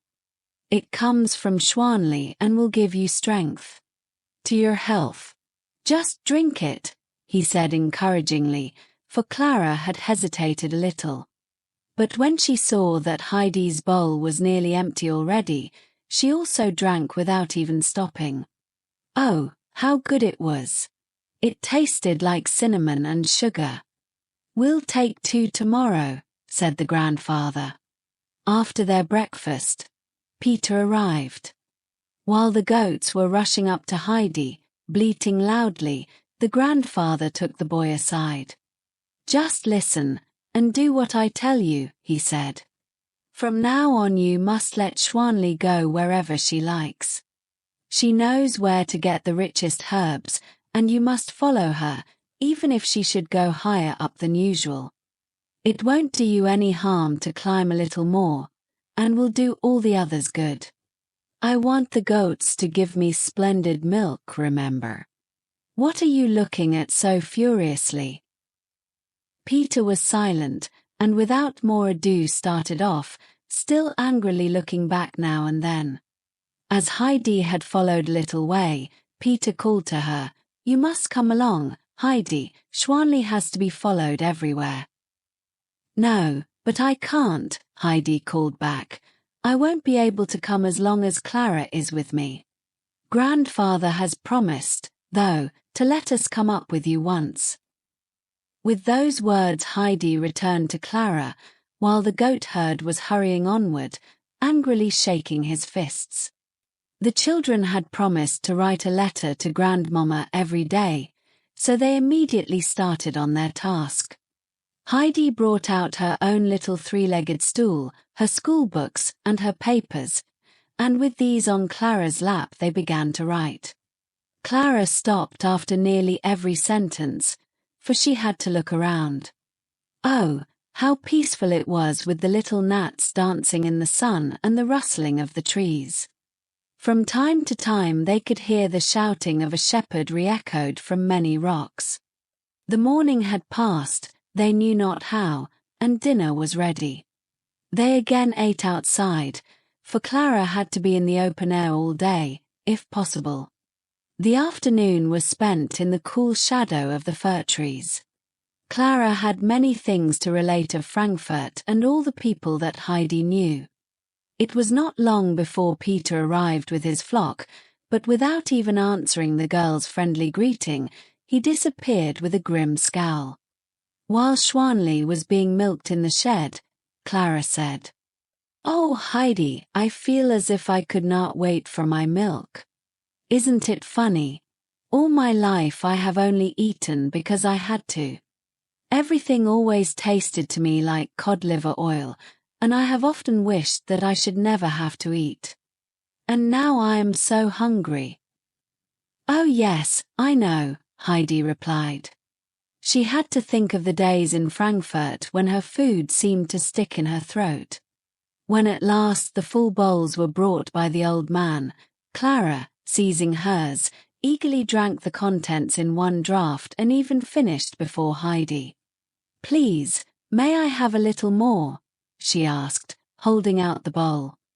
Nodding, much pleased, the grandfather soon refilled it. This time he also brought with him a slice of bread and butter for the children. He had gone to my Ensis that afternoon to get the butter, and his trouble was well rewarded. They enjoyed it as if it had been the rarest dish. This evening Clara fell asleep the moment she lay down. 2 or 3 days passed in this pleasant way. The next brought a surprise. 2 strong porters came up the Alp, each carrying on his back a fresh, white bed. They also brought a letter from Grandmama, in which she thanked the children for their faithful writing, and told them that the beds were meant for them. When they went to sleep that night, they found their new beds in exactly the same position as their former ones had been. Clara's rapture in her new life grew greater every day, and she could not write enough of the grandfather's kindly care and of Heidi's entertaining stories. She told her grandmama that her first thought in the morning always was, "Thank God, I am still in the Orm hut." Grandmama was highly pleased at those reports and put her projected visit off a little while, for she had found the ride pretty tiring. The grandfather took excellent care of his little patient, and no day passed on which he did not climb around to find the most savory herbs for Schwanli. The little goat thrived so that everybody could see it in the way her eyes were flashing. It was the 3rd week of Clara's stay. Every morning after the grandfather had carried her down, he said to her, "Would my Clara try to stand a little?" Clara always sighed, "Oh, it hurts me so." But though she would cling to him, he made her stand a little longer every day. This summer was the finest that had been for years. Day after day the sun shone on a cloudless sky, and at night it would pour its purple, rosy light down on the rocks and snowfields till everything seemed to glow like fire. Heidi had told Clara over and over again of all the flowers on the pasture, of the masses of golden roses and the blue flowers that covered the ground. She had just been telling it again, when a longing seized her, and jumping up she ran over to her grandfather, who was busy carving in the shop. "Oh, grandfather," she cried from afar, "won't you come with us to the pasture tomorrow? Oh, it's so beautiful up there now." "All right, I will," he replied, "but tell Clara that she must do something to please me. She must try to stand longer this evening for me." Heidi merrily came running with her message. Of course, Clara promised, for was it not her greatest wish to go up with Heidi to the pasture? When Peter returned this evening, he heard of the plan for the morrow. But for answer Peter only growled, nearly hitting poor Thistlefinch in his anger. The children had just resolved to stay awake all night to talk about the coming day, when their conversation suddenly ceased and they were both peacefully slumbering.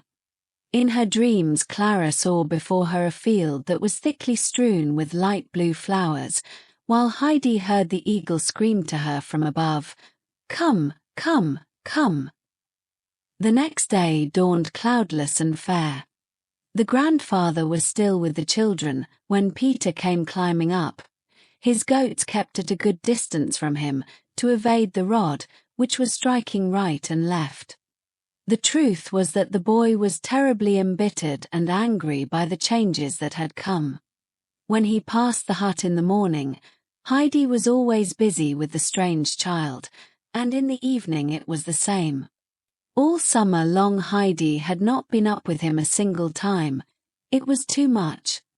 And today she was coming at last, but again in company with this hateful stranger. It was then that Peter noticed the rolling chair standing near the hut. After carefully glancing about him, he rushed at the hated object and pushed it down the incline. The chair fairly flew away and had soon disappeared.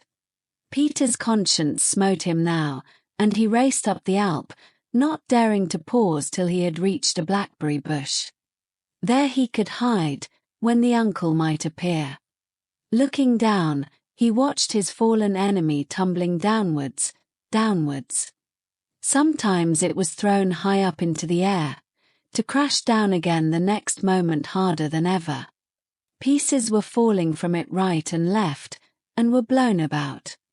Now the stranger would have to travel home and Heidi would be his again.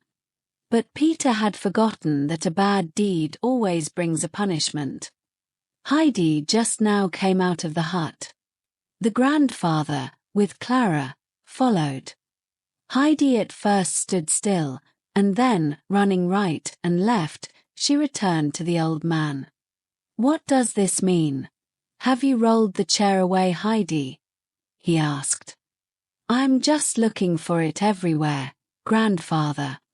"You said it was beside the shop door," said the child, still hunting for the missing object. A strong wind was blowing, which at this moment violently closed the shop door. "Grandfather, the wind has done it," exclaimed Heidi eagerly. "Oh dear! If it has rolled all the way down to the village, it will be too late to go today. It will take us a long time to fetch it. If it has rolled down there, we shall never get it any more, for it will be smashed to pieces," said the old man, looking down and measuring the distance from the corner of the hut. "I don't see how it happened," he remarked. "What a shame! Now I'll never be able to go up to the pasture," lamented Clara. "I'm afraid I'll have to go home now. What a pity, what a pity! You can find a way for her to stay, grandfather, can't you? We'll go up to the pasture today, as we have planned. Then we shall see what further happens." The children were delighted, and the grandfather lost no time in getting ready. First he fetched a pile of covers, and seating Clara on a sunny spot on the dry ground, he got their breakfast. "I wonder why Peter is so late today," he said, leading his goats out of the shed. Then, lifting Clara up on one strong arm, he carried the covers on the other. "Now, march," he cried.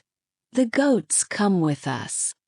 That suited Heidi, and with one arm round Schwanli and the other round Barley, she wandered up. Her little companions were so pleased at having her with them again that they nearly crushed her with affection. What was their astonishment when, arriving on top, they saw Peter already lying on the ground, with his peaceful flock about him. "What did you mean by going by us like that?" "I'll teach you," called the uncle to him. Peter was frightened, for he knew the voice. "Nobody was up yet," the boy retorted. "Have you seen the chair?" asked the uncle again. "Which?" Peter growled. The uncle said no more. Unfolding the covers, he put Clara down on the dry grass. Then, when he had been assured of Clara's comfort, he got ready to go home. The three were to stay there till his return in the evening. When dinner time had come, Heidi was to prepare the meal and see that Clara got Schwanli's milk. The sky was a deep blue, and the snow on the peaks was glistening. The eagle was floating above the rocky crags. The children felt wonderfully happy. Now and then one of the goats would come and lie down near them. Tender little Snow Hopper came oftener than any and would rub her head against their shoulders. They had been sitting quietly for a few hours, drinking in the beauty about them, when Heidi suddenly began to long for the spot where so many flowers grew. In the evening it would be too late to see them, for they always shut their little eyes by then. "Oh, Clara," she said hesitatingly, "would you be angry if I went away from you a minute and left you alone? I want to see the flowers, but wait." Jumping away, she brought Clara some bunches of fragrant herbs and put them in her lap. Soon after she returned with little Snow Hopper. "So, now you don't need to be alone," said Heidi. When Clara had assured her that it would give her pleasure to be left alone with the goats, Heidi started on her walk. Clara slowly handed one leaf after another to the little creature. It became more and more confiding, and cuddling close to the child, ate the herbs out of her hand. It was easy to see how happy it was to be away from the boisterous big goats, which often annoyed it. Clara felt a sensation of contentment such as she had never before experienced. She loved to sit there on the mountainside with the confiding little goat by her. A great desire rose in her heart that hour. She longed to be her own master and be able to help others instead of being helped by them. Many other thoughts and ideas rushed through her mind. How would it be to live up here in continual sunshine? The world seemed so joyous and wonderful all of a sudden. Premonitions of future undreamt of happiness made her heart beat. Suddenly she threw both arms about the little goat and said, "Oh, little snow hopper, how beautiful it is up here. If I could always stay with you." Heidi in the meantime had reached the spot where, as she had expected, the whole ground was covered with yellow rock roses. Near together in patches, the bluebells were nodding gently in the breeze. But all the perfume that filled the air came from the modest little brown flowers that hid their heads between the golden flower cups. Heidi stood enraptured, drawing in the perfumed air. Suddenly she turned and ran back to Clara, shouting to her from far, "Oh, you must come, Clara, it is so lovely there. In the evening it won't be so fine anymore. Don't you think I could carry you?" "But Heidi," Clara said, "of course you can't. You are much smaller than I am." "Oh, I wish I could walk." Heidi meditated a little. Peter was still lying on the ground. He had been staring down for hours, unable to believe what he saw before him. He had destroyed the chair to get rid of the stranger, and there she was again, sitting right beside his playmate. Heidi now called to him to come down, but as reply he only grumbled, "Shan't come." "But you must. Come quickly, for I want you to help me." "Quickly," urged the child. "Don't want to," sounded the reply. Heidi hurried up the mountain now and shouted angrily to the boy, "Peter, if you don't come this minute, I shall do something that you won't like." Those words scared Peter, for his conscience was not clear. His deed had rejoiced him till this moment, when Heidi seemed to talk as if she knew it all. What if the grandfather should hear about it? Trembling with fear, Peter obeyed. "I shall only come if you promise not to do what you said," insisted the boy. "No, no, I won't." "Don't be afraid," said Heidi compassionately. "Just come along, it isn't so hard." Peter, on approaching Clara, was told to help raise the lame child from the ground on one side, while Heidi helped on the other. This went easily enough, but difficulties soon followed. Clara was not able to stand alone, and how could they get any further? "You must take me round the neck," said Heidi, who had seen what poor guides they made. The boy, who had never offered his arm to anybody in his life, had to be shown how first, before further efforts could be made. But it was too hard. Clara tried to set her feet forward, but got discouraged. "Press your feet on the ground more and I'm sure it will hurt you less," suggested Heidi. "Do you think so?" said Clara, timidly. But, obeying, she ventured a firmer step and soon another, uttering a little cry as she went. "Oh, it really has hurt me less," she said joyfully. "Try it again," Heidi urged her. Clara did, and took another step, and then another, and another still. Suddenly she cried aloud, "Oh, Heidi, I can do it. Oh, I really can. Just look. I can take steps, one after another." Heidi rapturously exclaimed, "Oh, Clara, can you really? Can you walk? Or can you take steps now? Oh, if only grandfather would come. Now you can walk, Clara, now you can walk," she kept on saying joyfully. Clara held on tight to the children, but with every new step she became more firm. "Now you can come up here every day," cried Heidi. "Now we can walk wherever we want to and you don't have to be pushed in a chair anymore.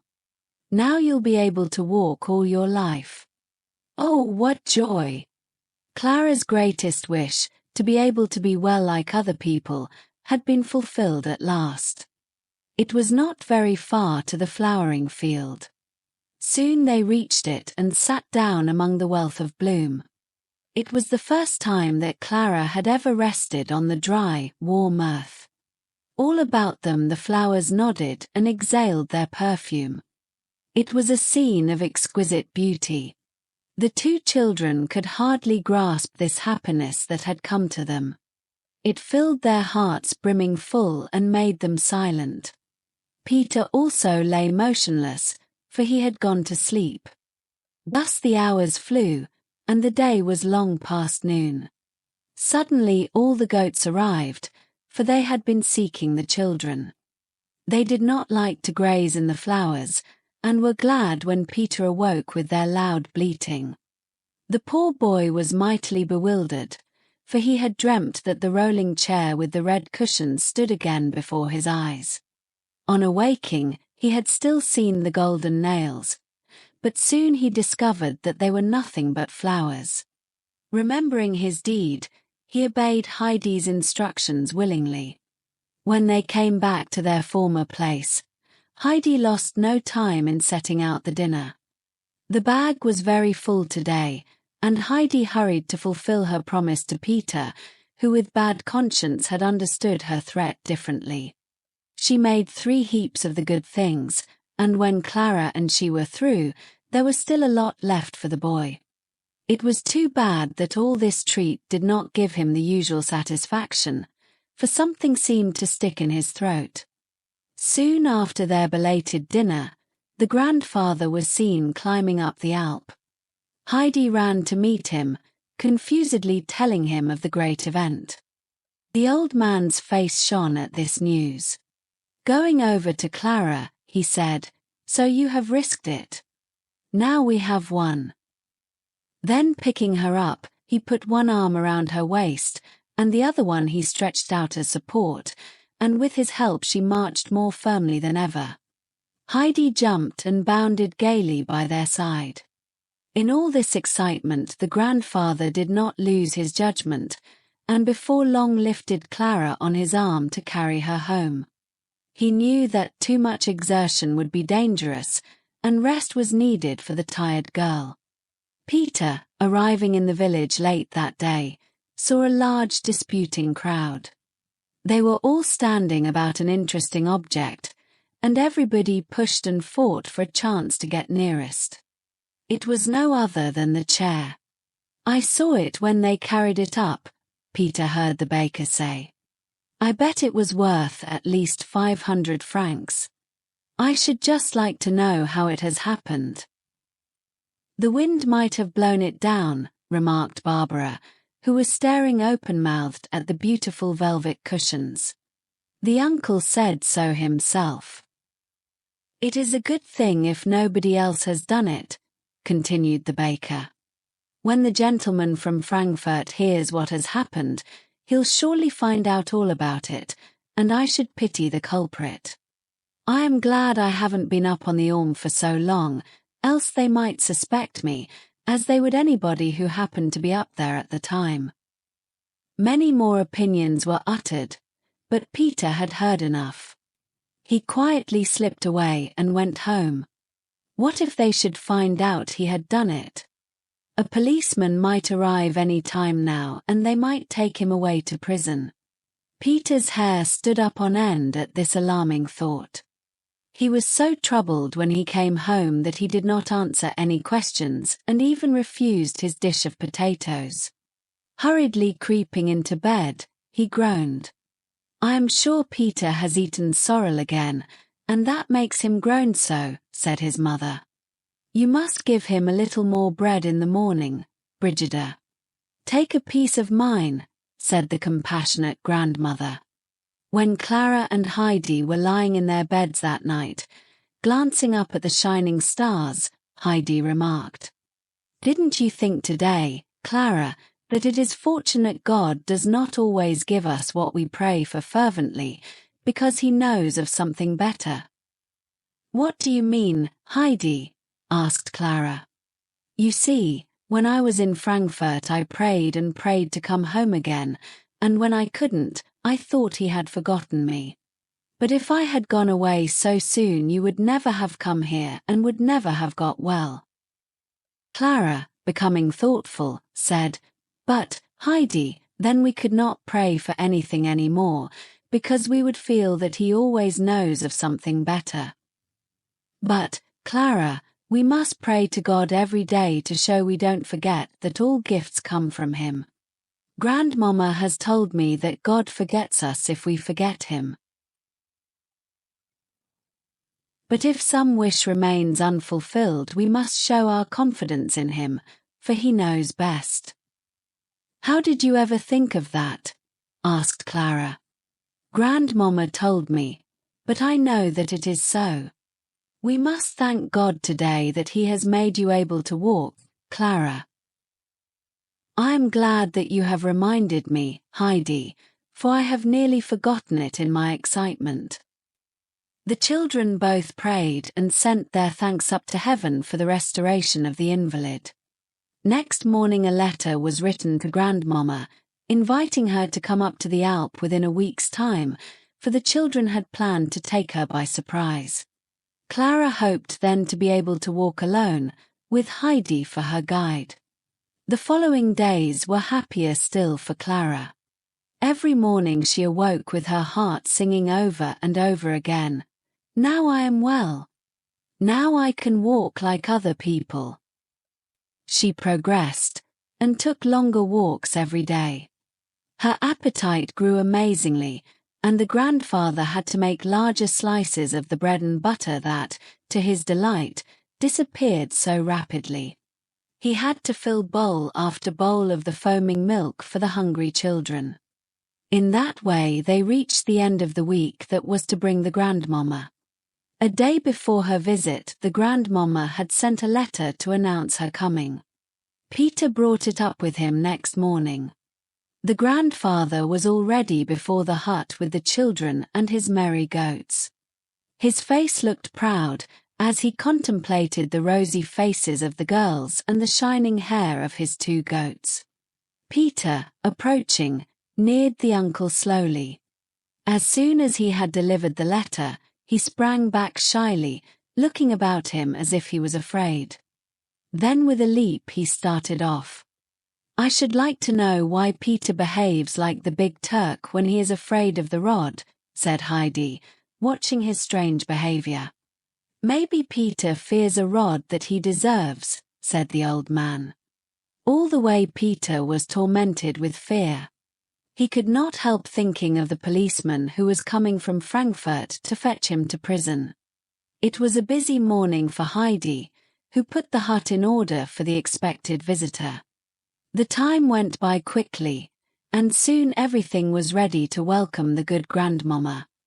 The grandfather also returned from a walk, on which he had gathered a glorious bunch of deep blue gentians. The children, who were sitting on the bench, exclaimed for joy when they saw the glowing flowers.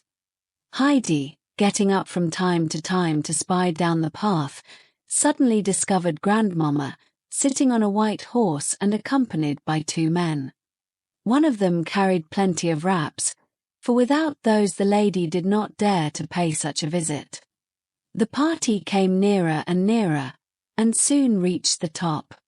"What do I see? Clara, what is this?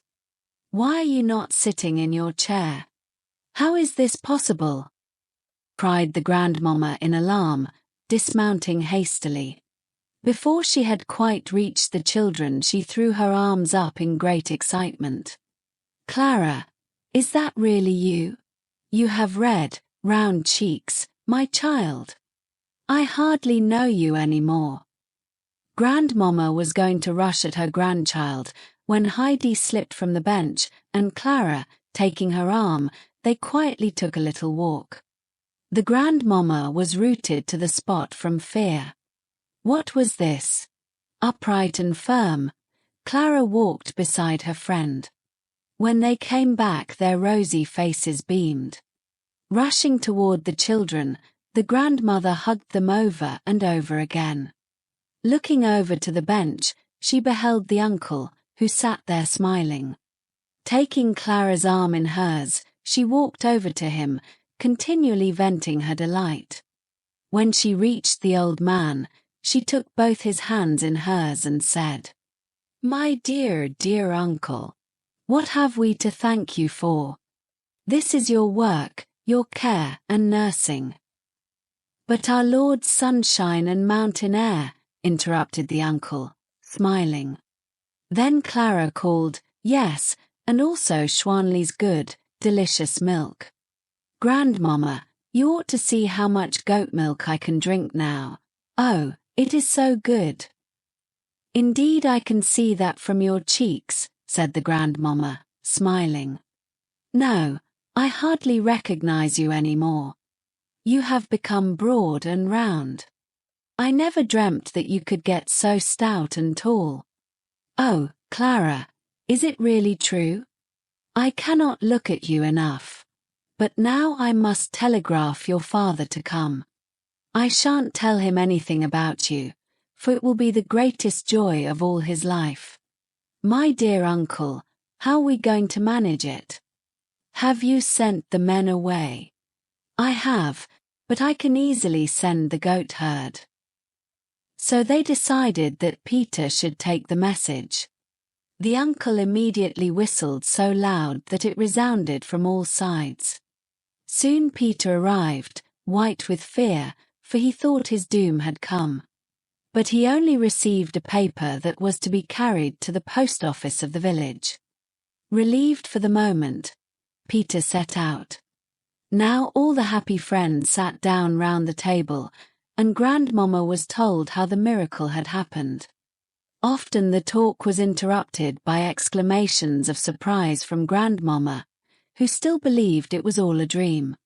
How could this be her pale, weak little Clara? The children were in a constant state of joy to see how their surprise had worked. Meanwhile, Mr. Sessman, having finished his business in Paris, was also preparing a surprise. Without writing his mother, he travelled to Regatz on a sunny summer morning. He had arrived on this very day, some hours after his mother's departure, and now, taking a carriage, he drove to Mayenfeld. The long ascent to the Alp from there seemed very weary and far to the traveller. When would he reach the goatherd's hut? There were many little roads branching off in several directions, and sometimes Mr. Sessman doubted if he had taken the right path. But not a soul was near, and no sound could be heard except the rustling of the wind and the hum of little insects. A merry little bird was singing on a larch tree, but nothing more. Standing still and cooling his brow, he saw a boy running down the hill at topmost speed. Mr. Sessman called to him, but with no success, for the boy kept at a shy distance. "Now, my boy, can't you tell me if I am on the right path to the hut where Heidi lives and the people from Frankfurt are staying?" A dull sound of terror was the only reply. Peter shot off and rushed head over heels down the mountainside, turning wild somersaults on his perilous way. His course resembled the course his enemy had taken some days ago. What a funny, bashful mountaineer! Mr. Sessman remarked to himself, thinking that the appearance of a stranger had upset this simple son of the Alps. After watching the downward course of the boy a little while, he soon proceeded on his way. In spite of the greatest effort, Peter could not stop himself and kept rolling on. But his fright and terror were still more terrible than his bumps and blows. This stranger was the policeman, that was a certain fact. At last, being thrown against a bush, he clutched it wildly. "Good, here's another one," a voice near Peter said. "I wonder who is going to be pushed down tomorrow, looking like a half-open potato bag." The village baker was making fun of him. For a little rest after his weary work, he had quietly watched the boy. Peter regained his feet and slunk away. How did the baker know the chair had been pushed? He longed to go home to bed and hide, for there alone he felt safe. But he had to go up to the goats, and the uncle had clearly told him to come back as quickly as he could. Groaning, he limped away up to the Alp. How could he run now, with his fear and all his poor, sore limbs? Mr. Sessman had reached the hut soon after meeting Peter, and felt reassured. Climbing further, with renewed courage, he at last saw his goal before him, but not without long and weary exertion. He saw the Orm hut above him, and the swaying fir trees. Mr. Sessman eagerly hurried to encounter his beloved child. They had seen him long ago from the hut, and a treat was prepared for him that he never suspected. As he made the last steps, he saw two forms coming towards him. A tall girl, with light hair and rosy face, was leaning on Heidi, whose dark eyes sparkled with keen delight. Mr. Sessman stopped short, staring at this vision. Suddenly big tears rushed from his eyes, for this shape before him recalled sweet memories. Clara's mother had looked exactly like this fair maiden. Mr. Sessman at this moment did not know if he was awake or dreaming. "Papa, don't you know me any more?" Clara called with beaming eyes. "Have I changed so much?" Mr. Sessman rushed up to her, folding her in his arms. "Yes, you have changed. How is it possible? Is it really true? Is it really you, Clara?" asked the overjoyed father, embracing her again and again, and then gazing at her as she stood tall and firm by his side. His mother joined them now, for she wanted to see the happiness of her son. "What do you say to this, my son? Isn't our surprise finer than yours?" she greeted him. "But come over to our benefactor now, I mean the uncle." "Yes, indeed, I also must greet our little Heidi," said the gentleman, shaking Heidi's hand. "Well, always fresh and happy on the mountain. I guess I don't need to ask, for no alpine rose can look more blooming. Ah, child, what joy this is to me."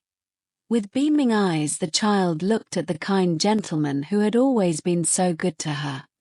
Her heart throbbed in sympathy with his joy. While the two men, who had at last approached each other, were conversing, Grandmamma walked over to the grove. There, under the fir trees, another surprise awaited her. A beautiful bunch of wondrously blue gentians stood as if they had grown there. "How exquisite! How wonderful! What a sight!" she exclaimed, clapping her hands. "Heidi, come here. Have you brought me those? Oh, they are beautiful." The children had joined her, Heidi assuring her that it was another person's deed. "Oh, Grandmamma, up on the pasture it looks just like that," Clara remarked. "Just guess who brought you the flowers." At that moment a rustle was heard, and they saw Peter, who was trying to sneak up behind the trees to avoid the hut. Immediately the old lady called to him, for she thought that Peter himself had picked the flowers for her. He must be creeping away out of sheer modesty, the kind lady thought. To give him his reward, she called. "Come here, my boy. Don't be afraid." Petrified with fear, Peter stood still. What had gone before had robbed him of his courage. He thought now that all was over with him. With his hair standing up on end and his pale face distorted by anguish, he approached. "Come straight to me, boy," the old lady encouraged him. "Now tell me, boy, if you have done that." In his anxiety, Peter did not see the grandmamma's finger that pointed to the flowers. He only saw the uncle standing near the hut, looking at him penetratingly, and beside him the policeman, the greatest horror for him in the world. Trembling in every limb, Peter answered, "Yes." "Well, but what are you so frightened about?" Because it is broken and can never be mended again," Peter said, his knees tottering under him. The grandmamma now walked over to the hut. "My dear uncle," she asked kindly, "is this poor lad out of his mind?" "Not at all," was the reply. "Only the boy was the wind which blew away the wheelchair. He is expecting the punishment he well deserves." Grandmamma was very much surprised, for she vowed that Peter looked far from wicked. Why should he have destroyed the chair? The uncle told her that he had noticed many signs of anger in the boy since Clara's advent on the Alp. He assured her that he had suspected the boy from the beginning. "My dear uncle," the old lady said with animation, "we must not punish him further. We must be just. It was very hard on him when Clara robbed him of Heidi, who is and was his greatest treasure. When he had to sit alone day after day, it roused him to a passion which drove him to this wicked deed. It was rather foolish, but we all get so when we get angry." The lady walked over to the boy again, who was still quivering with fear. Sitting down on the bench, she began. "Come, Peter, I'll tell you something. Stop trembling and listen. You pushed the chair down to destroy it. You knew very well that it was wicked and deserved punishment. You tried very hard to conceal it, did you not? But if somebody thinks that nobody knows about a wicked deed, he is wrong. God always knows it. As soon as he finds that a man is trying to conceal an evil he has done, he wakens a little watchman in his heart, who keeps on pricking the person with a thorn till all his rest is gone. He keeps on calling to the avile door, 'Now you'll be found out. Now your punishment is near.' His joy has flown, for fear and terror take its place. Have you not just had such an experience, Peter?" Peter nodded, all contrite.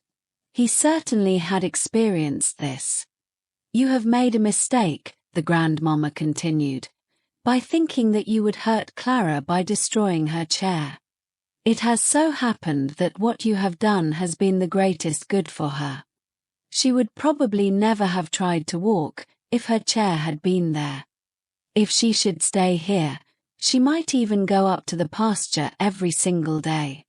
Do you see, Peter? God can turn a misdeed to the good of the injured person and bring trouble on the offender. Have you understood me, Peter? Remember the little watchman when you long to do a wicked deed again. Will you do that?" "Yes, I shall," Peter replied, still fearing the policeman, who had not left yet. "So now that matter is all settled," said the old lady in conclusion. "Now tell me if you have a wish, my boy, for I am going to give you something by which to remember your friends from Frankfurt. What is it? What would you like to have?" Peter, lifting his head, stared at the grandmamma with round, astonished eyes. He was confused by this sudden change of prospect. Being again urged to utter a wish, he saw at last that he was saved from the power of the terrible man. He felt as if the most crushing load had fallen off him. He knew now that it was better to confess at once when something had gone wrong, so he said, "I have also lost the paper." Reflecting a while, the grandmamma understood and said, "That is right. Always confess what is wrong, then it can be settled. And now, what would you like to have?" So Peter could choose everything in the world he wished. His brain got dizzy. He saw before him all the wonderful things in the fair in Mayenfeld. He had often stood there for hours, looking at the pretty red whistles and the little knives. Unfortunately, Peter had never possessed more than half what those objects cost. He stood thinking, not able to decide, when a bright thought struck him. 10 pennies, said Peter with decision. That certainly is not too much, the old lady said with a smile, taking out of her pocket a big, round thaler, on top of which she laid 20 pennies. Now I'll explain this to you. Here you have as many times 10 pennies as there are weeks in the year. You'll be able to spend one every Sunday through the year." "All my life?" Peter asked quite innocently. The grandmamma began to laugh so heartily at this that the two men came over to join her. Laughingly she said, "You shall have it, my boy. I will put it in my will, and then you will do the same, my son. Listen. Peter the goatherd shall have a 10-penny piece weekly as long as he lives." Mr. Sessman nodded. Peter, looking at his gift, said solemnly, "God be thanked." Jumping and bounding, he ran away. His heart was so light that he felt he could fly. A little later the whole party sat round the table holding a merry feast. After dinner, Clara, who was lively as never before, said to her father, "Oh, Papa, if you only knew all the things Grandfather did for me. It would take many days to tell you. I shall never forget them all my life. Oh, if we could please him only half as much as what he did for me." "It is my greatest wish, too, dear child," said her father. "I have been trying to think of something all the time. We have to show our gratitude in some way." Accordingly Mr. Sessman walked over to the old man and began, "My dear friend, may I say one word to you? I am sure you believe me when I tell you that I have not known any real joy for years. What was my wealth to me when I could not cure my child and make her happy? With the help of the Lord you have made her well. You have given her a new life. Please tell me how to show my gratitude to you. I know I shall never be able to repay you, but what is in my power I shall do. Have you any request to make? Please let me know." The uncle had listened quietly and had looked at the happy father. "Mr. Sessman, you can be sure that I also am repaid by the great joy I experience at the recovery of Clara," said the uncle firmly. "I thank you for your kind offer, Mr. Sessman. As long as I live I have enough for me and the child. But I have one wish. If this could be fulfilled, my life would be free of care." "Speak, my dear friend," urged Clara's father. "I am old," continued the uncle, "and shall not live many years. When I die I cannot leave Heidi anything. The child has no relations except one, who even might try to take advantage of her if she could. If you would give me the assurance, Mr. Sessman, that Heidi will never be obliged to go into the world and earn her bread, you would amply repay me for what I was able to do for you and Clara." "My dear friend, there is no question of that," began Mr. Sessman. "The child belongs to us. I promise at once that we shall look after her so that there will not be any need of her ever earning her bread. We all know that she is not fashioned for a life among strangers. Nevertheless, she has made some true friends, and one of them will be here very shortly. Dr. Classen is just now completing his last business in Frankfurt. He intends to take your advice and live here. He has never felt so happy as with you and Heidi. The child will have 2 protectors near her, and I hope with God's will that they may be spared a long, long time." "And may it be God's will," added the grandmamma, who with Heidi had joined them, shaking the uncle tenderly by the hand. Putting her arms around the child, she said, "Heidi, I want to know if you also have a wish." "Yes, indeed, I have," said Heidi, pleased. "Tell me what it is, child." "I should like to have my bed from Frankfurt with the 3 high pillows and the thick, warm cover. Then grandmother will be able to keep warm and won't have to wear her shawl in bed. Oh, I'll be so happy when she won't have to lie with her head lower than her heels, hardly able to breathe." Heidi had said all this in one breath. She was so eager. "Oh dear, I had nearly forgotten what I meant to do. I am so glad you have reminded me, Heidi. If God sends us happiness, we must think of those who have many privations.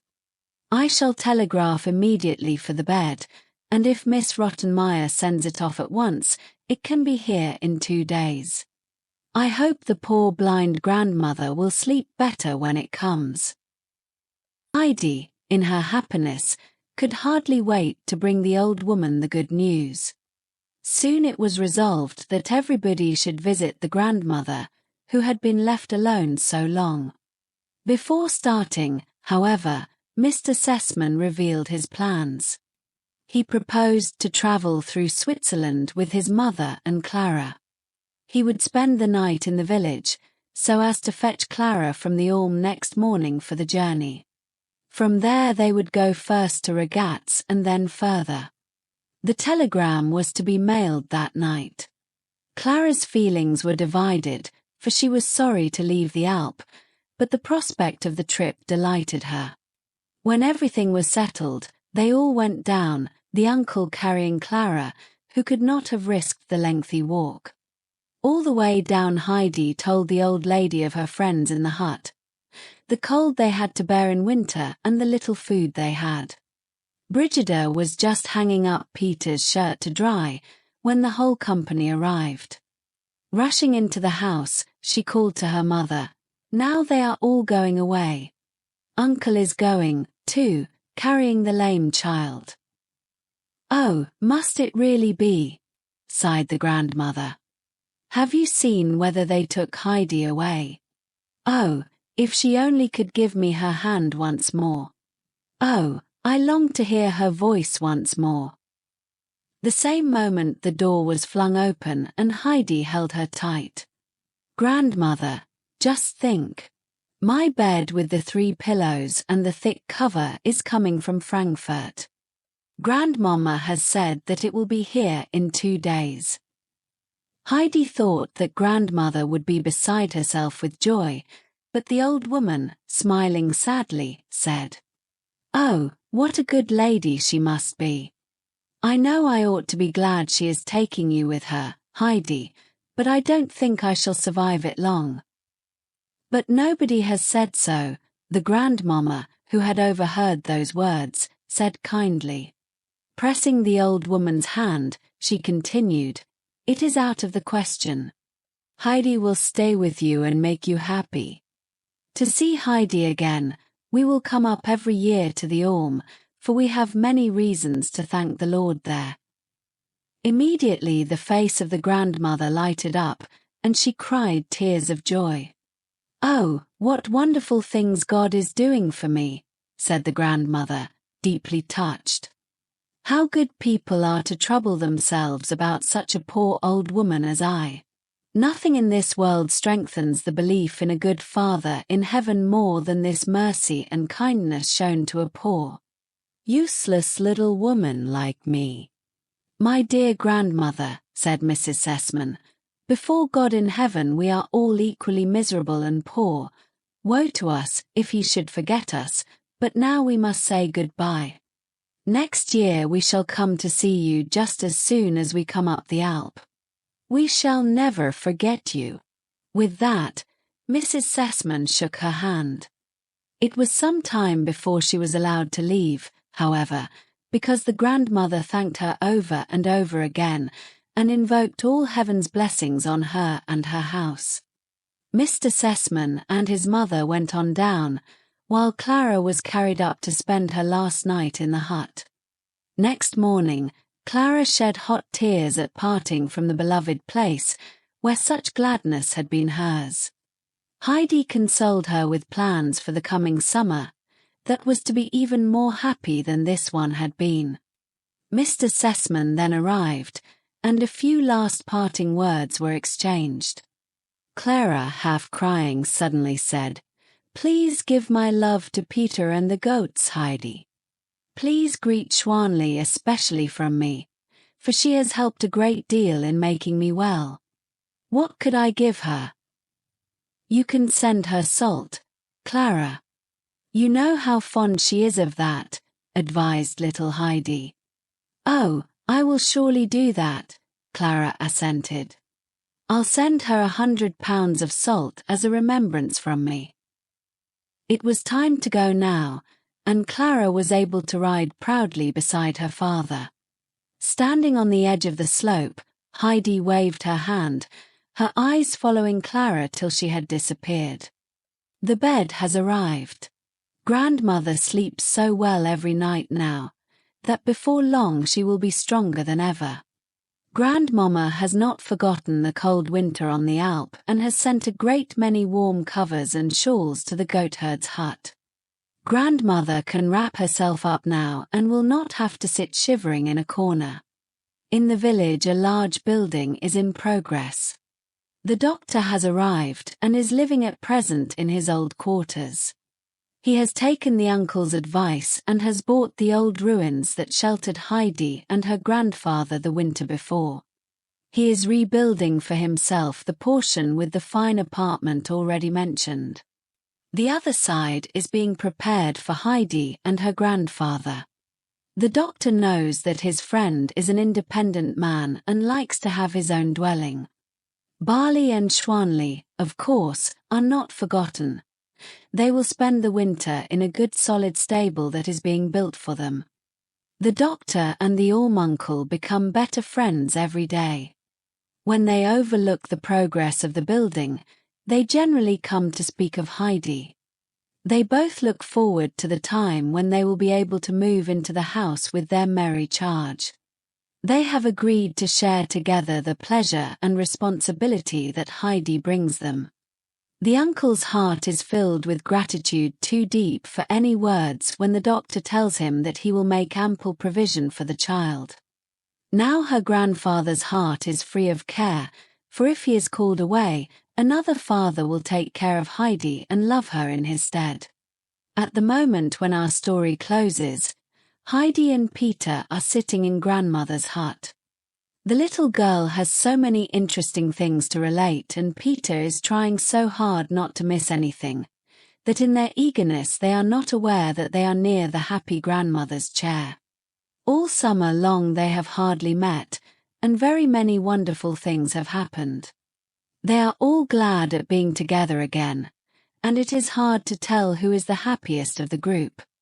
I think Brigida's face is more radiant than any, for Heidi has just told her the story of the perpetual 10-penny piece. Finally the grandmother says, "Heidi, please read me a song of thanksgiving and praise. I feel that I must praise and thank the Lord for the blessings He has brought to us all."